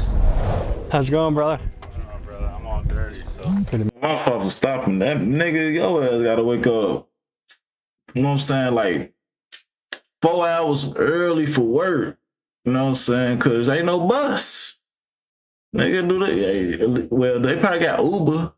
Shit. What you got going on over here? So, we did this. This is the addition. We did this is the early head start. How long you been in construction for? Like a year and a half. And before this, you were in the Army? Yeah.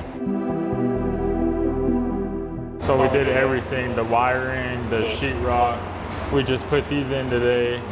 Now we're just painting it. We had to put a cross beam in here, and then this beam, we had to put this in so that way there's support. It's coming along. How long were you in the military for? I was in the Army for 7.5 years. What'd you think of it? It was fun. Honestly, it was probably an experience that most kids at such an early age should probably go out and do, because it teaches you how to live on your own, teaches you how to be independent, know what it's like to be in the real world instead of, you know, just growing up in a small place like this. It's just so easy to get sucked into drugs and alcohol around here, and gangs and violence. And that's what a lot of people kind of resort to. Then when they don't go, when they find themselves in a bad spot, then it tends to lead to, you know, them taking their own lives. What's the housing setup like? Do people own their houses? Are they renting these houses? So a lot of them are SWA houses, which is kind of like our housing that we have around here. If you get on the list or whatever, you want to get on the list, you go through them. So I'm trying to understand the cost of living here. What does it cost to So like rent and live those here? ones are like for like the old people. Like this one, I think is like 500, and it all depends on what you got because they got them like this. They got these duplexes. That's not where Savannah Standing Bear's family is, isn't it? I saw on the...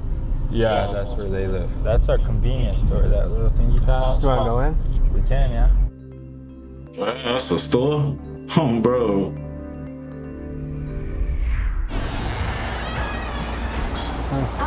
Hello. Most of these people don't got a working vehicle. And the closest town they have to go to is Rosebud or Mission to get their groceries. So this is just a That's a regular grocery tough store? place to live a healthy life, just given the selection you got. But I've been reading some studies recently that said that this is all consumer choice. Like, people want to make money. So if there was healthy food that was flying off the shelf, of course it would be stocked, which is harder for me to wrap my head around. Like, this is like some CIA is winning type of snack right here. Blue Takis. This is just how people are living, how people are surviving here.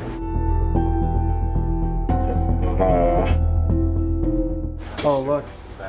I wanted to draw attention to this. So she's been missing for over a year now. Holy shit. It's pretty scary. Some res mutts. Tom, nice to meet you. Your daughter's the sign that you were just looking at, the $500 award. Yes, Savannah Standing Bear. it's 10,000 now. Quarter mile up that dirt road. She walks out the screen door, camera, talking to someone 6 in the morning at dark, and goes out the door talking to somebody, comes down here somewhere. They see her a couple times. 2 miles, it's called He Dog School, just to the west of here. Her phone last pinged. You can see it turn off. He Dog School, Farmer's Field. Her phone pings there and goes dead. That's where we started 15 months ago. Nothing. Do you have any leads? You think you know? We had all kinds of leads. We're still looking. What keeps you going? Me, because she wouldn't give up on me. Sometimes I hear her. They make fun of me for keep going, but that's my baby, you know. Yep. Man, it's crazy. Probably fucking sex trafficking and all type of shit, man. This shit crazy. Why do you think so many people go missing around here? I'm not saying every situation. That's but part of the majority job. them has to do with like drugs, you know, the cartel, stuff like that. So that's a conspiracy I've heard on native reservations that a lot of them think that there's really involvement from the cartel. Would you say that's a verified thing, or is that a conspiracy? You guys may pass them every now and then and you won't even know. And they use this as what? They just use this as a way to get their drugs out. And like I said, people would either fall to drugs or they'll fall to alcoholism and then they'll end up in poverty. This is our tribal headquarters.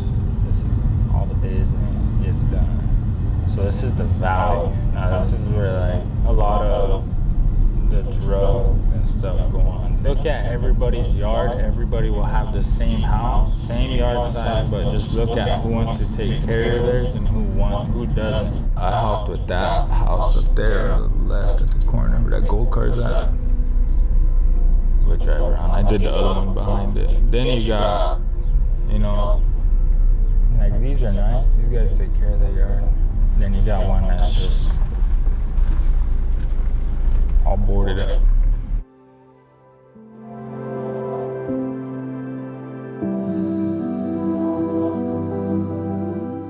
If anybody knows anything about policies and acts imposed by the U.S. government, it's the Native American. Our culture has been through a drastic change with less than 150 years. The first thing they wanted to do was give us names. Smith, Jones, Johnson, these. No.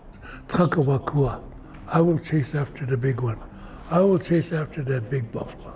Taka is huge. Wakua means I will pursue the big one. That is my Lakota name. Hey man, my fault for stopping the video, but that's their greatest attack on their ass. Like, I'm talking about motherfuckers that's controlling this whole thing on bro. Like, chat, man. If you know what I'm talking, man. If you know, you know. Real shit. Like they won. They, you know what I'm saying? They beat their war back then. You know what I'm saying? And then this they attack right here, like fucking the future up for they, you know what I'm saying, they future kids up. Bro, which is not. So they came, and officers would tell their companies saying, you're not doing anything today. Take your squad of soldiers, you see that buffalo herd over there, kill them off. Sir, that's not our orders. Hell with those orders. I gave you an order, you get out there, you kill that buffalo. And so they went and they started to slaughter, killed, mercilessly killing millions and millions and millions of buffalo. I want you to imagine a foreign military force systematically trying to destroy your food supply, burning down your grocery stores, murdering all of our livestock, knowing if they could do this, they would make us easier to control if we are starving. Well, that's what happened to the Lakota tribe. You see, the Great Plains were once home to an estimated 60 million buffalo. And for context today, we feed a country of a massive population on just 27 million cows. For the Lakota Sioux, the buffalo was everything. Their food, their homes, their clothes, and their tools. To crush the independence of the tribes, the U.S. military encouraged the mass extinction of the buffalo, and by 1889, the massacre was so great that the buffalo was almost extinct. This story is key to understanding what the Lakota people have been up against, and to me, it's an ugly part of American history that I think we all should know. And so we are finding that they're coming back, just as we are. My grandfather always reminded me, I am Lakota. And if they punish you in the boarding school for speaking the language, you endure it. Each and every time I speak to you in Lakota, you will speak back to me in Lakota. So I was able to retain this history. Sadly today, we must do it in classrooms. But to experience it, you've got to live it. What does it mean to be Lakota to you? Sense of responsibility. I went to the local BIA boarding school in 1960. We were pretty much raised without mothers and fathers. In that sense, emotional, it was a real cold environment. And I also remember there was a young boy there. His name was Douglas. One thing about Douglas was he spoke Lakota. He would get his hands spanked because he spoke Lakota. She would have Douglas lay under her desk and she would kick off her high heels, and then she would put her feet on Douglas's back. And it's sad because I think we waste so much time. If we forgave, then I think we could enjoy, what life we have. If we teach our children strength in their thinking, then they can resist all those other evils.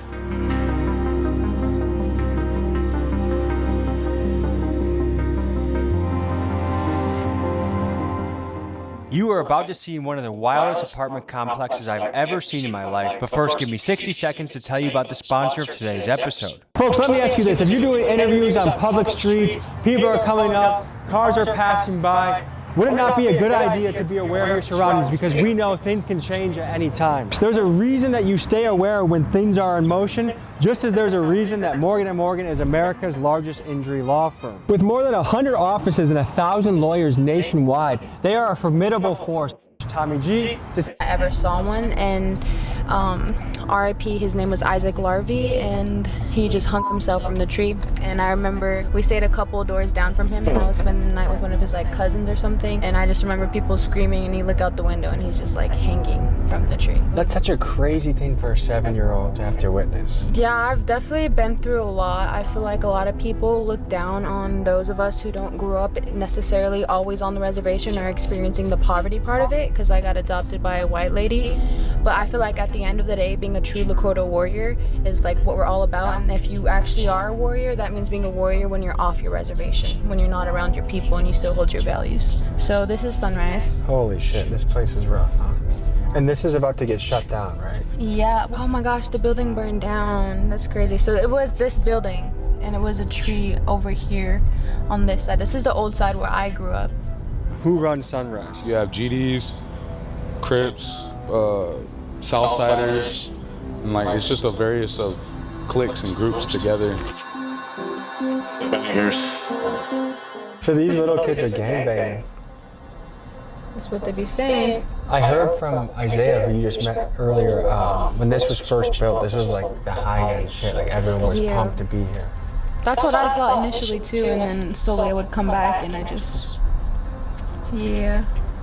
But I still know a lot of good people who live here. Like I have an aunt who lives on the other side. I remember like we used to let our my little cousins, like we would obviously have to sit out here with them, but we used to let them like play at the playground. I play basketball over here. Like it really wasn't like what's happening right now. So you basically had the mix of two cultures. You got to grow up in a white area, you got to grow up here. Yeah, and on both cultures, like I really got hate once like they found out that I was even just gonna help show you people. Like everybody's just so judgmental, which obviously means they're only judging themselves, which I think we should stop. Tell me about life right now. Are you from Sunrise? Yeah. Oh, no, but I'm mostly around here sometimes. You're turning 18 tomorrow? Yeah. So it was new pretty much when you were a baby, and now look at it now. It's been hard, you know. I clearly see the buildings get burnt down, they're abandoned, you know. A lot of these apartments are abandoned, you know. A lot of people don't live in them, and it's just sad to see, really. But like, what do you think got these buildings from brand new to beat to hell that quick? Drugs and alcohol. How's it going? What's up to meet you, bro? How you doing, brother? We're good, bro. What's your name? My name's Tommy Hart. Nice to meet you. Tommy G and f***ing Mission. I'm just a little chump, but I did make it out here. And it's Sunrise, bro. What the fuck? This nigga, of all f***ing places, you wanna come to Sunrise, bro. Got shot to 12 gauge, bro. Boom, yeah. That's how you lost your leg? Yeah, that's how I lost my leg. Holy. Lost it with 12 gauge. Damn, bro, Tommy G and f***ing Sunrise. Have a good one, guys. I see, built about 20 years ago, now is being condemned. What do you make of that situation? Our people have lost responsibility of knowing who they are. Those young ones that came out of the boarding school, they didn't get to spend time at home with the grandparents, with their parents, and receive those teachings on how you do bring up children, how to raise a family. But they didn't know how to raise children. They don't know how to talk to these children. They don't know how to guide them because everything was taken in the boarding schools, not knowing how to take care of themselves or their homes. Hello. How are ya? I'm fine. Meet Delilah. She's a resident that uses her Facebook to keep people updated about all the wild stuff that happens at the Sunrise Apartments. In a span of about 3 weeks, she posted about a woman getting attacked by a bat, a gang fight, a woman getting shot, and a stabbing. Okay, so I hear you're a news reporter of such. Well, I just see things happen out here, and when I see it, I post it, you know, try to call the cops or, you know, something get done, but nothing gets done. I lived here for 18 years, and I just can't believe it gotten this bad. How long ago was it new? When I moved over here, this was back in 2007. These were new. So what happened here? Started breaking into the apartments when people would move out, and we had so much mismanagement here. Nobody would come and fix them up. And who owns this place? Costello. So it seems like a mixture of things happening. On one end, they're not sending maintenance people fast enough, but on the other end, they're dealing with the population that's kind of causing a lot of damage to. Yeah, and we already went to all the apartments. They already stole all the copper, broke the walls down. Here's this.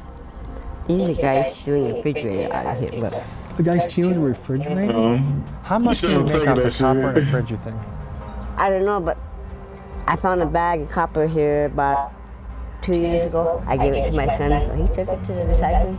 He got 30 bucks out of that little bag. That was this past summer too. Grass fire that got started by a firecracker.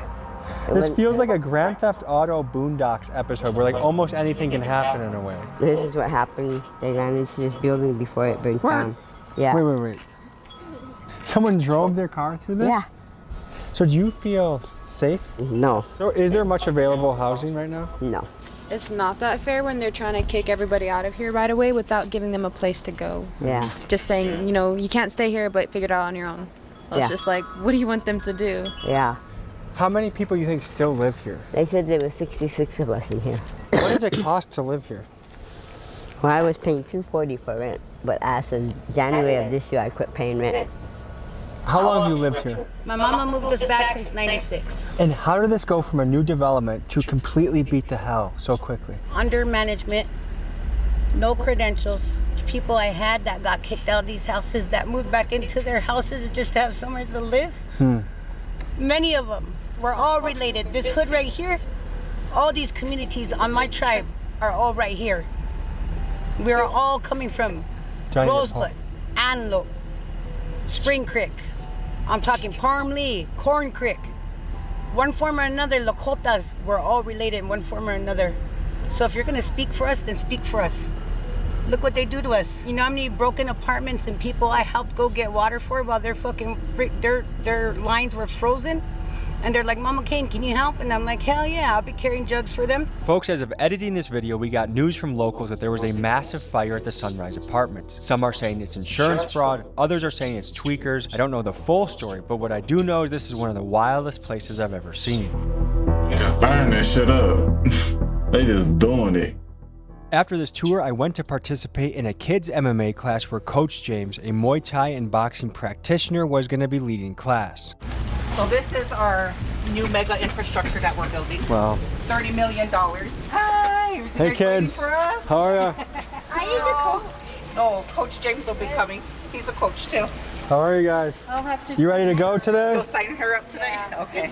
Tell us what we're looking at right now. So this is, we're not fully open, we're just open for some programming right now. So this is one of 3 buildings to be built. We'll have 3 to 5-year-olds downstairs in our administrative offices upstairs. Our 3rd building that we are getting funding for will be right here. That will hold a movie theater in an indoor kitchen.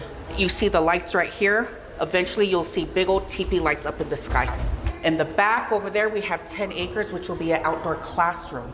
And it's gonna mimic the Black Hills. So if you get a chance to go through the Black Hills, we have a lot of sacred sites that are really significant to the Lakota, and they will be built in that outdoor classroom. So they'll see Wind Cave, they'll see Devil's Tower, they'll see Black Elk Peak. We actually are going to build a 77-foot tunnel coming out of this building, and it's gonna mimic Wind Cave, and it'll pop up into the outdoor classroom. With the goal of reconnecting to the culture. Absolutely. The intention for all the buffalo robes is when the children are in here on, getting story time, they're actually filling the buffalo relatives here.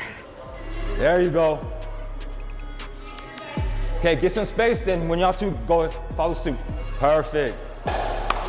Good. All right. Long time. Good job. Hey, don't leave me hanging. All right, next one.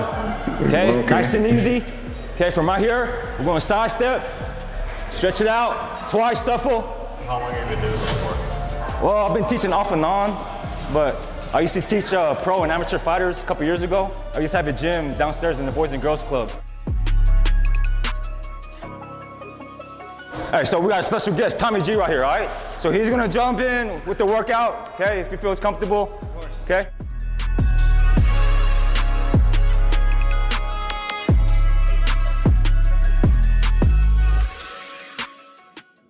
I heard you train in Thailand? Yep. So you're a Muay Thai guy? Yo, I'm mostly stand-up. Muay Thai guys are tough as hell. Yeah. So I did a couple of smoker fights there, and then I started with Phuket Top Team, and they're not there no more, I guess. So, but yeah, that's where I first started at.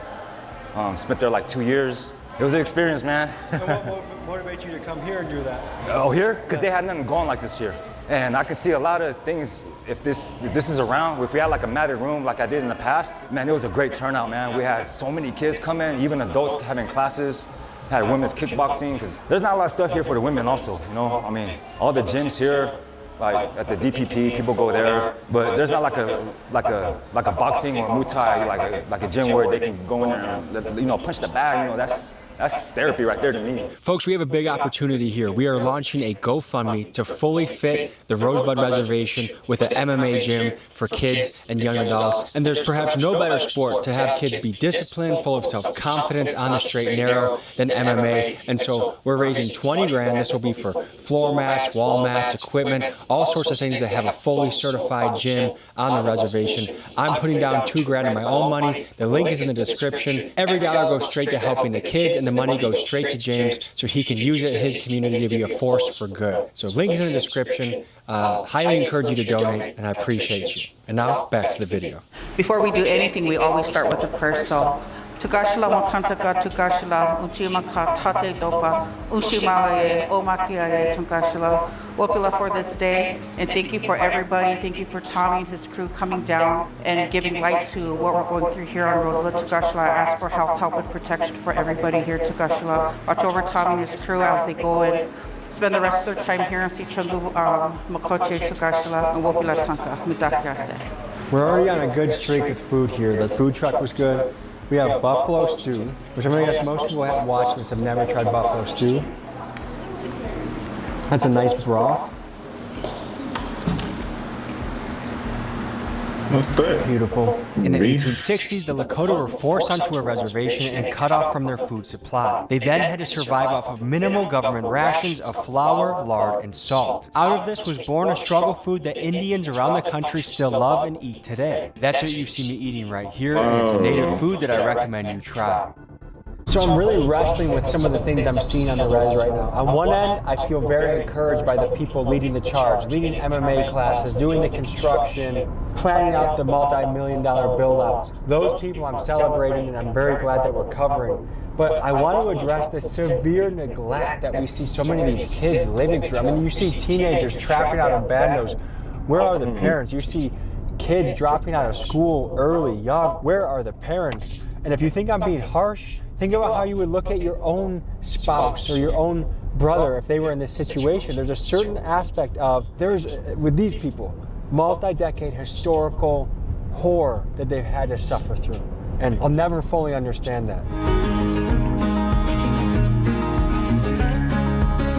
So here today, we're doing something that I've been trying to do for years, which is a sweat lodge experience on a reservation.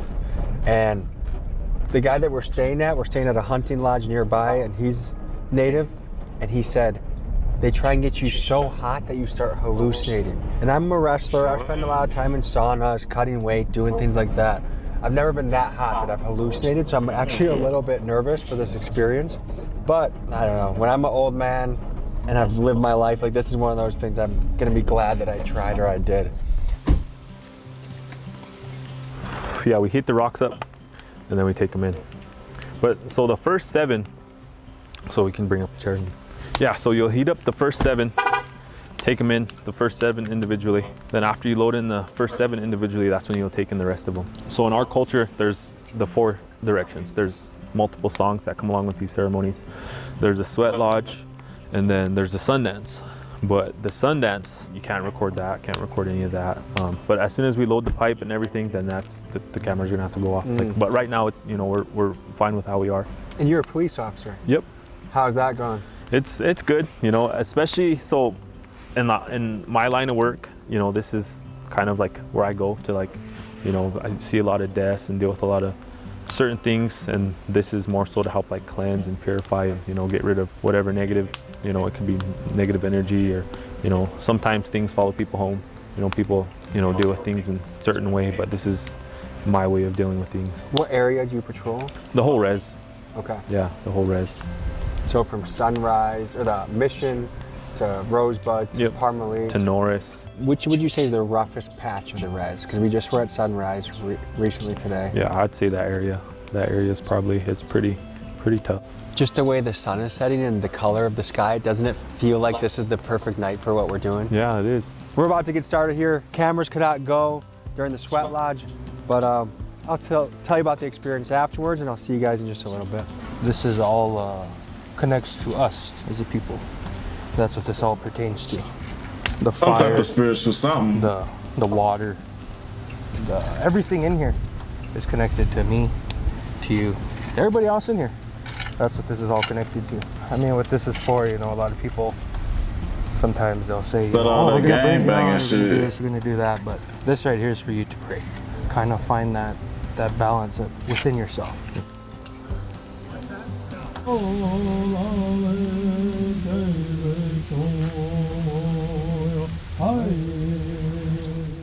Quickly in here, shit got real. When the flap closed, the lodge became pitch black. And when my guy Hammer poured water on the lava stones, a ferocious wave of steam blasted us all inside. And I'm not gonna lie, at this point I was beginning to panic, and I considered army crawling for the door to get out, but just then the singing started.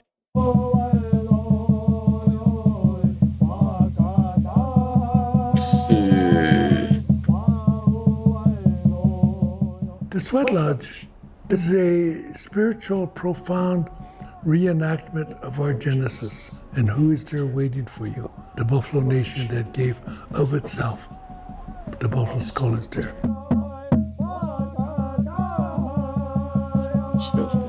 Man, I ain't gonna lie, I think I'd be scared. Like, man, I don't know. That's like taking shrooms or some shit, man. I don't know. A couple hours transpired, and in there, you have to realize that it gets pitch black in there. And then the steam hits, and my first instinct was to try and escape almost. Like, it was like, oh, no.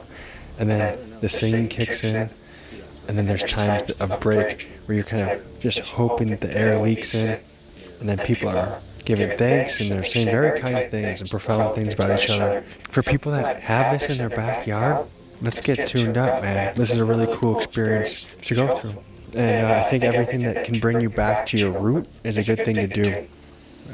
Feeling very at ease and at peace, and feeling good under the South Dakota skies right now.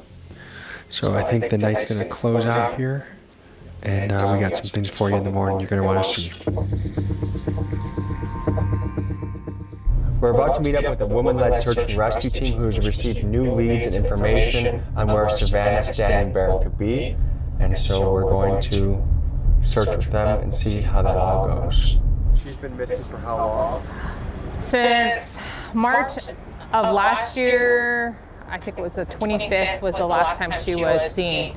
So a little over a year, almost a year and a half. And what kind of leads do we have so far?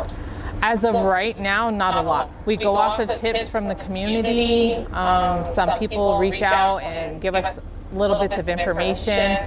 We work closely with law enforcement, but as of right now, we don't really have a lot of information. What we do now is we go over our data from our previous searches, and we look at holes that maybe we missed or whatever, and we try to cover as much area as we can that way. MMIW, or Murdered or Missing Indigenous Women, is a silent epidemic happening at Indian reservations across the country. In fact, Native women face some of the highest rates of sexual violence, abuse, and disappearance of any group in America. Today, we are joining a female-led volunteer search and rescue team to look for Savannah Standing Bear, a Parmalee Rosebud resident who went missing over a year ago. This might sound grim, yeah. But at this moment, are we looking for a body? Of course, because we look at probabilities at this point. So she's been missing for over a year. So at some point, it turns into recovery versus rescue. I just want to pray to you that the search is in Savannah. We're looking for Savannah, and I pray that you protect us and keep us safe and keep us from injury. And I pray that the earth tells us or sends us messages, the animals, the trees. I pray that you're with us. Heavenly Father, thank you.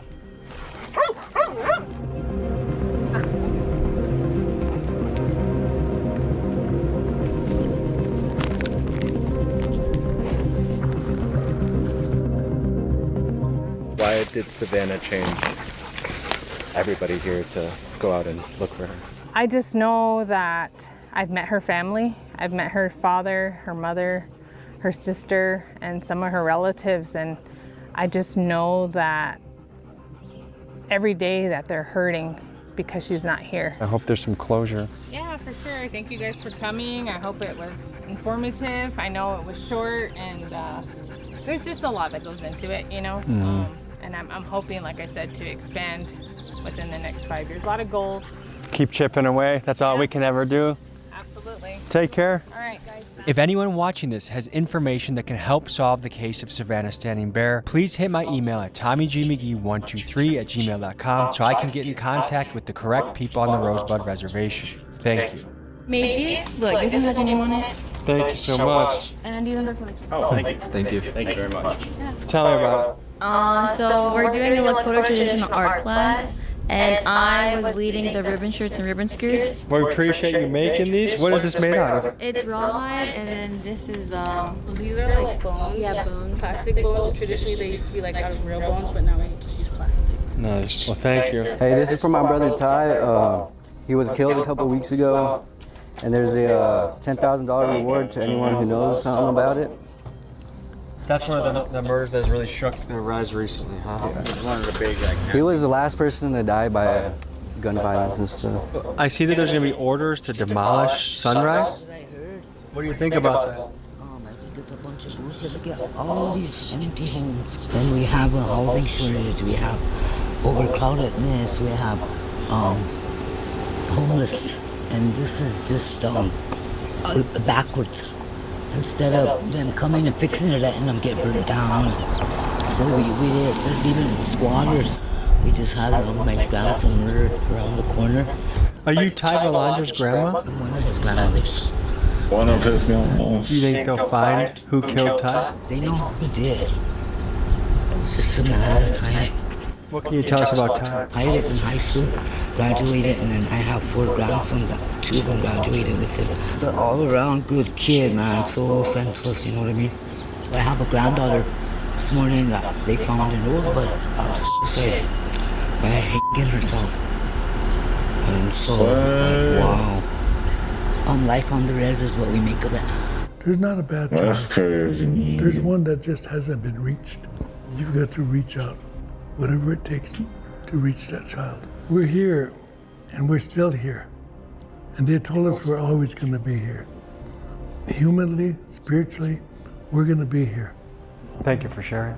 You're very welcome. Thanks for joining us on this Rosebud Reservation episode. I think reservations are these incredibly undercovered places in the country with so many stories to tell. And I'm looking to go back to Pine Ridge. I'm looking to go back to Rosebud. I want to go to Standing Rock. I want to go to the Navajo Nation. So if you're from there, you want me to come, email me at TommyGMcGee123@gmail.com or hit me on Instagram at TommyGMcGee. Would love to meet you. Would love to help tell your story, your community story, and do another episode on a reservation. Thank you, folks. Yeah, man. It's sad to see them people in them poor conditions like that, though. Like, that's what I'm saying. Like the government, they can do something about that. You know what I'm saying? All the money in the world, man. Just, man.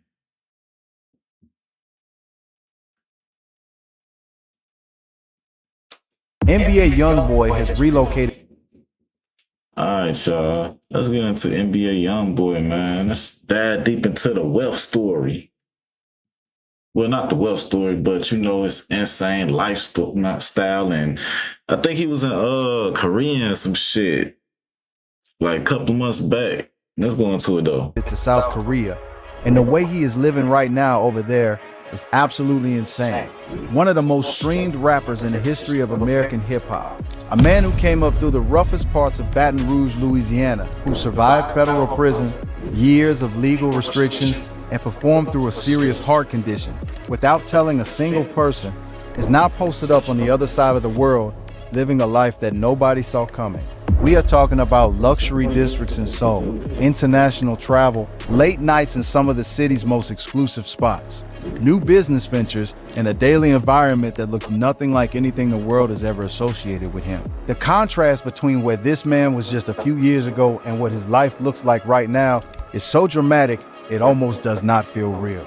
And the deeper you go into this story, the more you realize that what is happening in South Korea goes far beyond a change of scenery. This is a complete redesign of who NBA YoungBoy is choosing to be. Stay with us, because what we are about to show you is going to completely change the way you see NBA YoungBoy.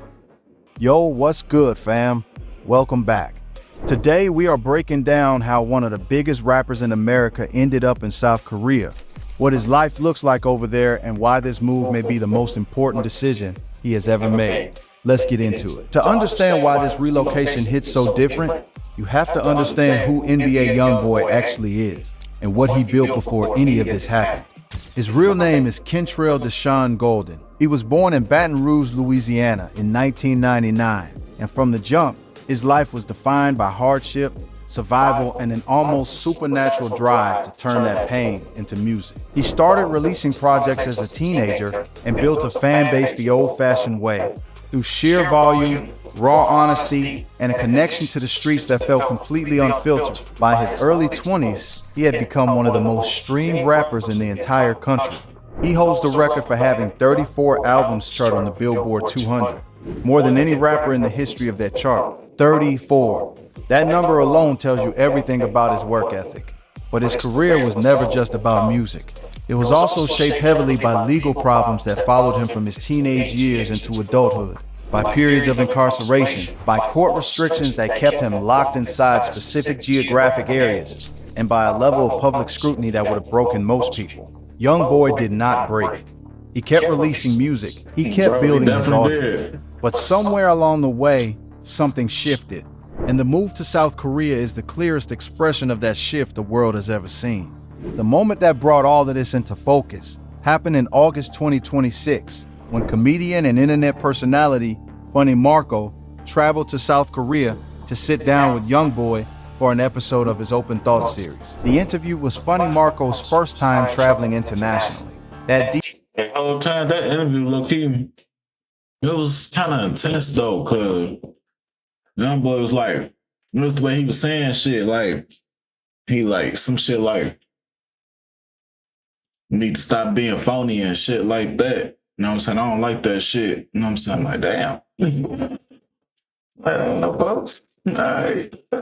He's like, maybe the interview can go better. You know what I'm saying? He like, this some fake ass shit, some shit like that, bro. Detail alone tells you something. Young Boy is living somewhere so far removed from the American celebrity circuit that reaching him requires an international flight. The conversation that resulted from that meeting became one of the most discussed hip-hop interviews of the year, racking up over 1.8 million views in less than 24 hours. And the reason it spread so fast is because Young Boy said things that nobody in the music industry says out loud. He confirmed that he is living in South Korea. He said that he had no plans to return to the United States as his home. When Marco asked him directly whether he would ever consider moving back, his answer was immediate: never in life. He said he was open to visiting America as a tourist someday, but living there again, that door was completely closed. So why South Korea? That is the question everyone is asking. And Young Boy gave the world a direct answer. He described the country as very safe and very clean. He said he liked that it was out the way. That phrase, out the way, is doing an enormous amount of work in this story. Because for someone who spent years being watched, monitored, restricted, and scrutinized in the United States, being somewhere out the way is not a luxury. It is a necessity. Seoul is one of the most modern and well-organized cities on the planet. It has world-class infrastructure, incredibly low violent crime rates compared to major American cities, a thriving food and fashion culture, and a level of public. Bro, he moved somewhere, it's like security, it's on watch, bro, like no violence, none of that shit. You know what I'm saying? The air's clean, the damn ground, it's fucking damn that clean, bro. Shit, that's a good way. Hey, I like that. Order that makes it feel like an entirely different planet from the environments Young Boy grew up navigating. And the energy he described feeling there is not something you can manufacture. It is the feeling of being somewhere that does not know your entire history, where the streets do not carry the weight of everything you have been through. From Young Boy's perspective, South Korea represents the possibility of starting over in a way that staying inside the United States never could have offered. And when you look at what he was leaving behind, that decision makes complete sense. Young Boy's relationship with America has been defined not just by success, but by an almost unrelenting cycle of legal pressure and personal trauma. He was arrested multiple times beginning in his teenage years, facing charges ranging from robbery and weapons-related offenses to prescription drug fraud. In 2024, while under house arrest in Utah, he was identified as a suspect in a large-scale prescription fraud ring and faced dozens of charges including identity fraud and forgery. That case resulted in a federal prison sentence. He was released in April 2025 and transferred to a halfway house in Phoenix, Arizona. Then in May 2025, President Donald Trump granted him a full presidential pardon, wiping away the federal consequences of those charges. 2 months after that, he launched the Massa Tour, which became one of the biggest rap tours of 2025. And not long after the tour ended, he was in South Korea. The arc from federal prison to international relocation happened in less than a year. That speed tells you everything about how ready he was to leave.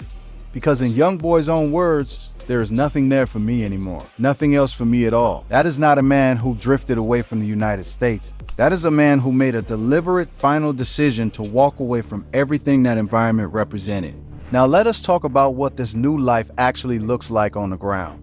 Youngboy has been reported around affluent areas of Seoul, one of Asia's most prominent luxury districts. Areas like Cheongdam-dong in the Gangnam district of Seoul are known internationally for high-end fashion houses, premium shopping boutiques, celebrity culture, upscale dining, and the kind of environment where serious wealth can exist quietly. This is not a neighborhood you end up in by accident. Cheongdam-dong is where South Korea's entertainment industry maintains a significant presence, where luxury brands set up flagship stores, and where people with real money can live comfortably without constantly broadcasting it. For Youngboy, that environment offers something the American celebrity ecosystem rarely does: the ability to exist in a high-end space without every moment being turned into a public spectacle. He has also been spotted with his close associate Bayway in Seoul's Hongdae neighborhood, which represents a completely different energy, a younger, more creative nightlife-oriented part of the city. The fact that he is navigating multiple dimensions of Seoul's culture suggests that he is genuinely exploring what the city has to offer,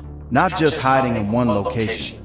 Before we get into the social reality of his new life, it is worth establishing what Seoul actually is. This is not a quiet escape. It is a mega city of 10 million people with world-class infrastructure, a globally influential entertainment industry, a food scene that rivals anywhere on Earth, and a luxury. You know what? I wouldn't mind moving there. Bro, you know what I'm saying? I'm busy. I'm fucking them out, definitely busy. Fashion culture centered around neighborhoods like Cheongdam-dong that draws celebrities and money from across the globe. For Youngboy, Seoul represents a fresh start inside one of the world's great cities. Not isolation, but repositioning. But here is where it gets real. Moving to South Korea does not mean disappearing.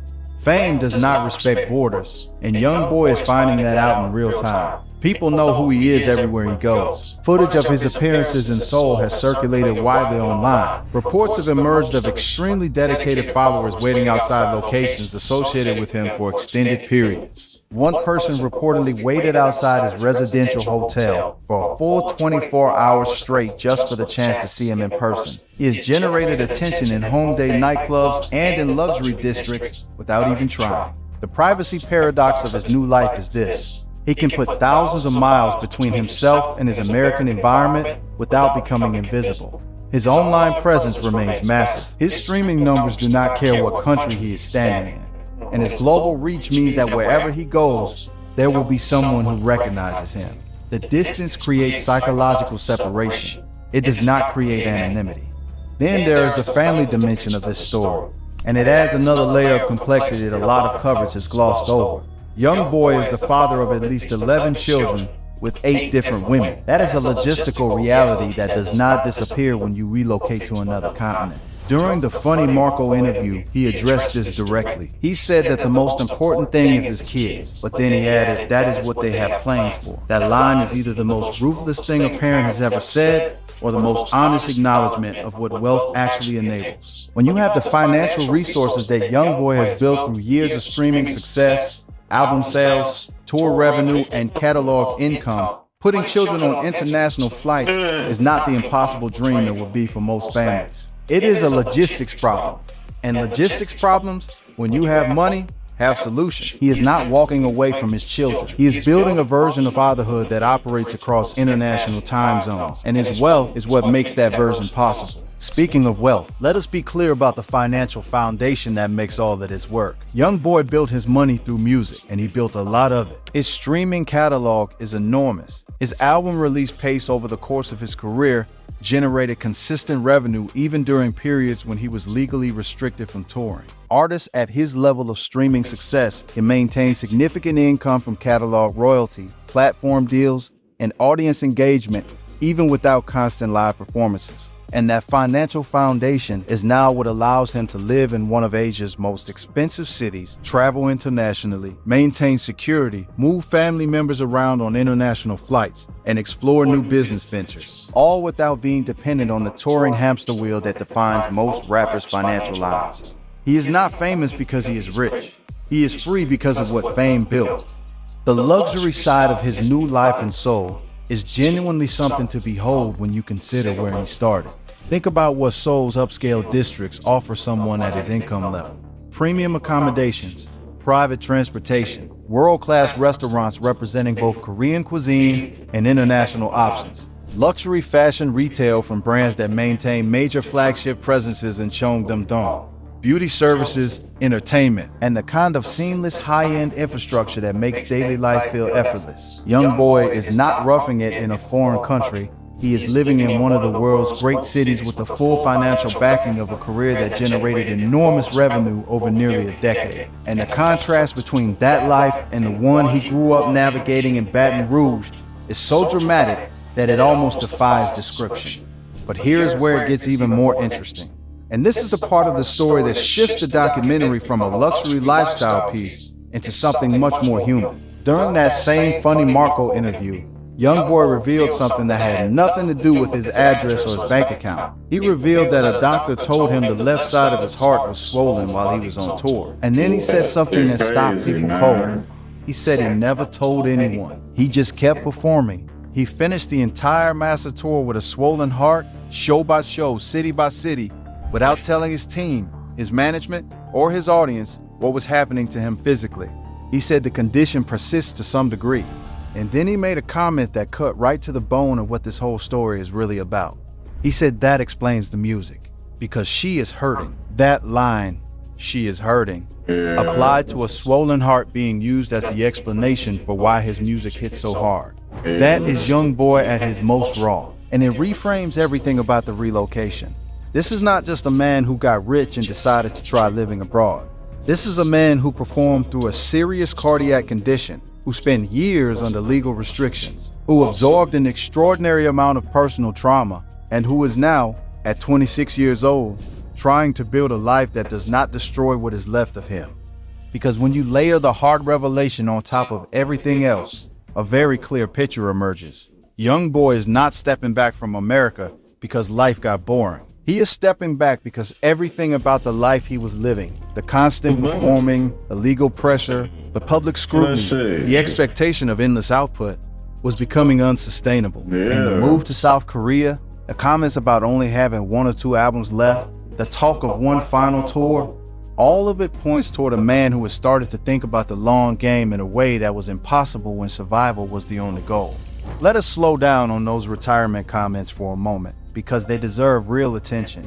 Young Boy said he believes he has 1 or 2 albums left in him. He said he wants to do one final tour, one tour for his entire remaining career, and then he is done with that lifestyle. He said music is not something he is currently focused on. For the artist who has charted more Billboard 200 albums than any rapper in history, that is an extraordinary statement. The sheer volume of his output was part of his identity. It was part of what made him different. He released music while incarcerated. He released music while under house arrest. He released music while dealing with federal charges. The music never stopped. And now, for the first time, he is publicly saying that it is almost time for it to stop. That 1 or 2 albums, one final tour, and then a different kind of life is what the future looks like.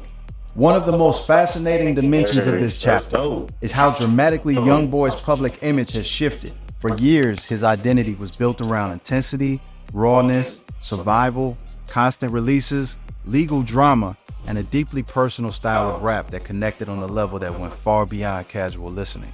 He was not a rapper you enjoyed from a distance. His music felt like it was speaking directly to your life. That intimacy with his audience was his greatest asset. But the image layered on top of it now looks completely different. Instead of county jail footage and federal courthouse appearances, the world is getting footage of Young Boy in Seoul nightclubs with his brother, walking through luxury districts, sitting down for a candid international interview, talking about his heart and the end of his touring career. The distance between those two versions, the teenager from Baton Rouge fighting for survival, and the 26-year-old in Seoul talking about retirement, is something the culture is still processing. There is also reported movement around a digital platform venture called Urban Link 360, a fan-facing platform Youngboy has been actively developing while based in Seoul. He reportedly held a private session in Korea specifically to introduce the concept to a select group ahead of its launch. The fact that he is building this from Seoul adds another dimension to why the location matters beyond just lifestyle. He is not simply living in Korea. He may be building his next business chapter there too. The logic behind building that kind of platform is straightforward. A direct-to-fan platform gives an artist greater ownership over how they connect with their audience and generate revenue outside of traditional label structures. Youngboy built his following through volume and authenticity, the same qualities that drive engagement on direct fan platforms. He does not need to reinvent himself. He just needs to redirect what already exists, and he is doing that from one of the most technologically advanced cities on the planet. Now let us address the part of this story that requires nuance, because not every headline has handled it carefully. Youngboy has said publicly that he does not plan to return to the United States as his home. That is his stated intention. But formal international residency is a legal status that depends on immigration law, visa requirements, and government approval, none of which is automatic or guaranteed by personal desire. During the Funny Marco interview, Youngboy himself raised this reality, questioning whether South Korea could fully be considered home until he gets the right visa status. That comment is important. It tells you that he is not naive about what permanent relocation actually requires. He can describe Seoul as home. He can say he never wants to live in America again. And he can simultaneously be in the process of navigating the immigration requirements that formal residency demands. Those two things are not contradictions. They are just the reality of what international relocation looks like when you are doing it honestly. And in the meantime, he is still working. Reports indicate he has been hosting private listening sessions tied to upcoming releases, keeping his creative process alive even as he publicly signals a slowdown. Stepping back from the pace does not mean the music has stopped entirely. It means he is choosing when and how it happens on his own terms. So let us take a step back and trace the full arc of this story.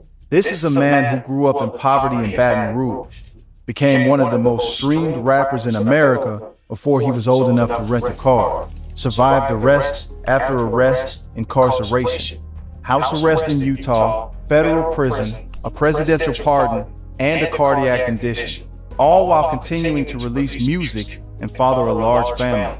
And now, at 26, he is living in South Korea, exploring Seoul's luxury neighborhoods, talking about one final tour, building technology to connect directly with his audience, describing a country on the other side of the world as safe and peaceful, and doing all of it with the quiet confidence of someone who has finally made a decision for himself.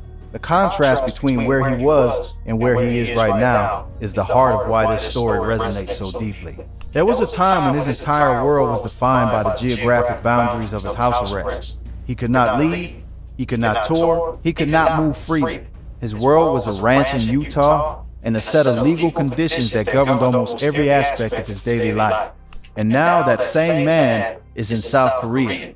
He's been to Paris. Reports place him bouncing through Beijing, Norway, Belgium, and France. He is living a version of freedom that is almost the exact opposite of everything he experienced during those years of restriction.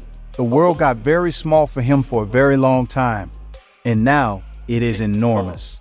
But here is the detail that makes this whole story even more layered, and it is something a lot of people have pointed out online. South Korea has some of the strictest drug laws in the entire world. We are not talking about minor consequences. In South Korea, authorities can prosecute individuals for substance use that occurred outside the country entirely. Testing positive for past use can lead to immediate imprisonment regardless of where that use happened. For an artist with Youngboy's history, relocating to a country with that kind of legal framework is either an incredibly bold statement about where his head is at, or the ultimate forced lifestyle overhaul. Either way, the irony is impossible to ignore. The man who spent years navigating the American legal system has now planted himself in a country where the rules around substances are arguably even more unforgiving.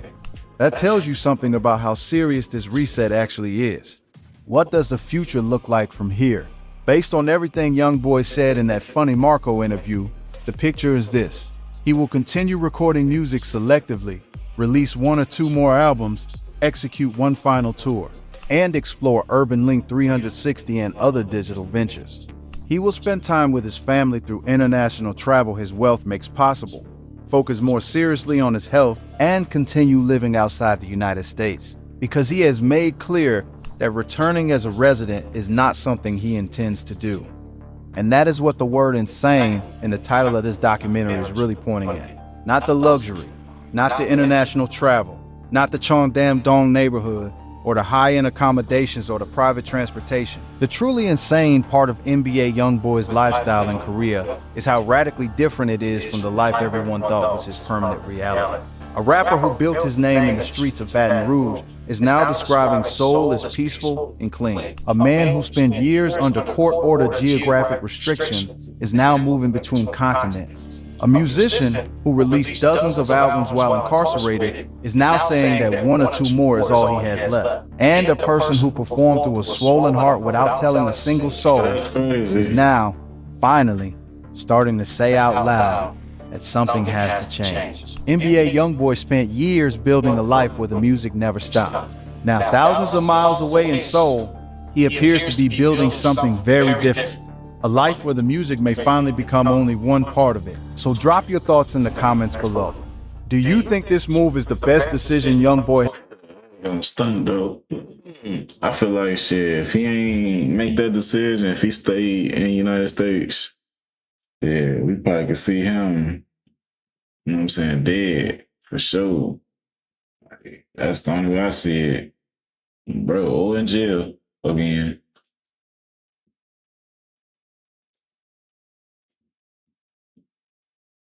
Damn.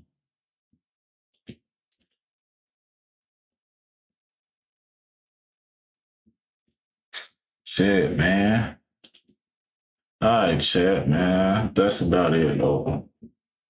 Man, hope y'all like and subscribe, though. That shit come a long way, bro.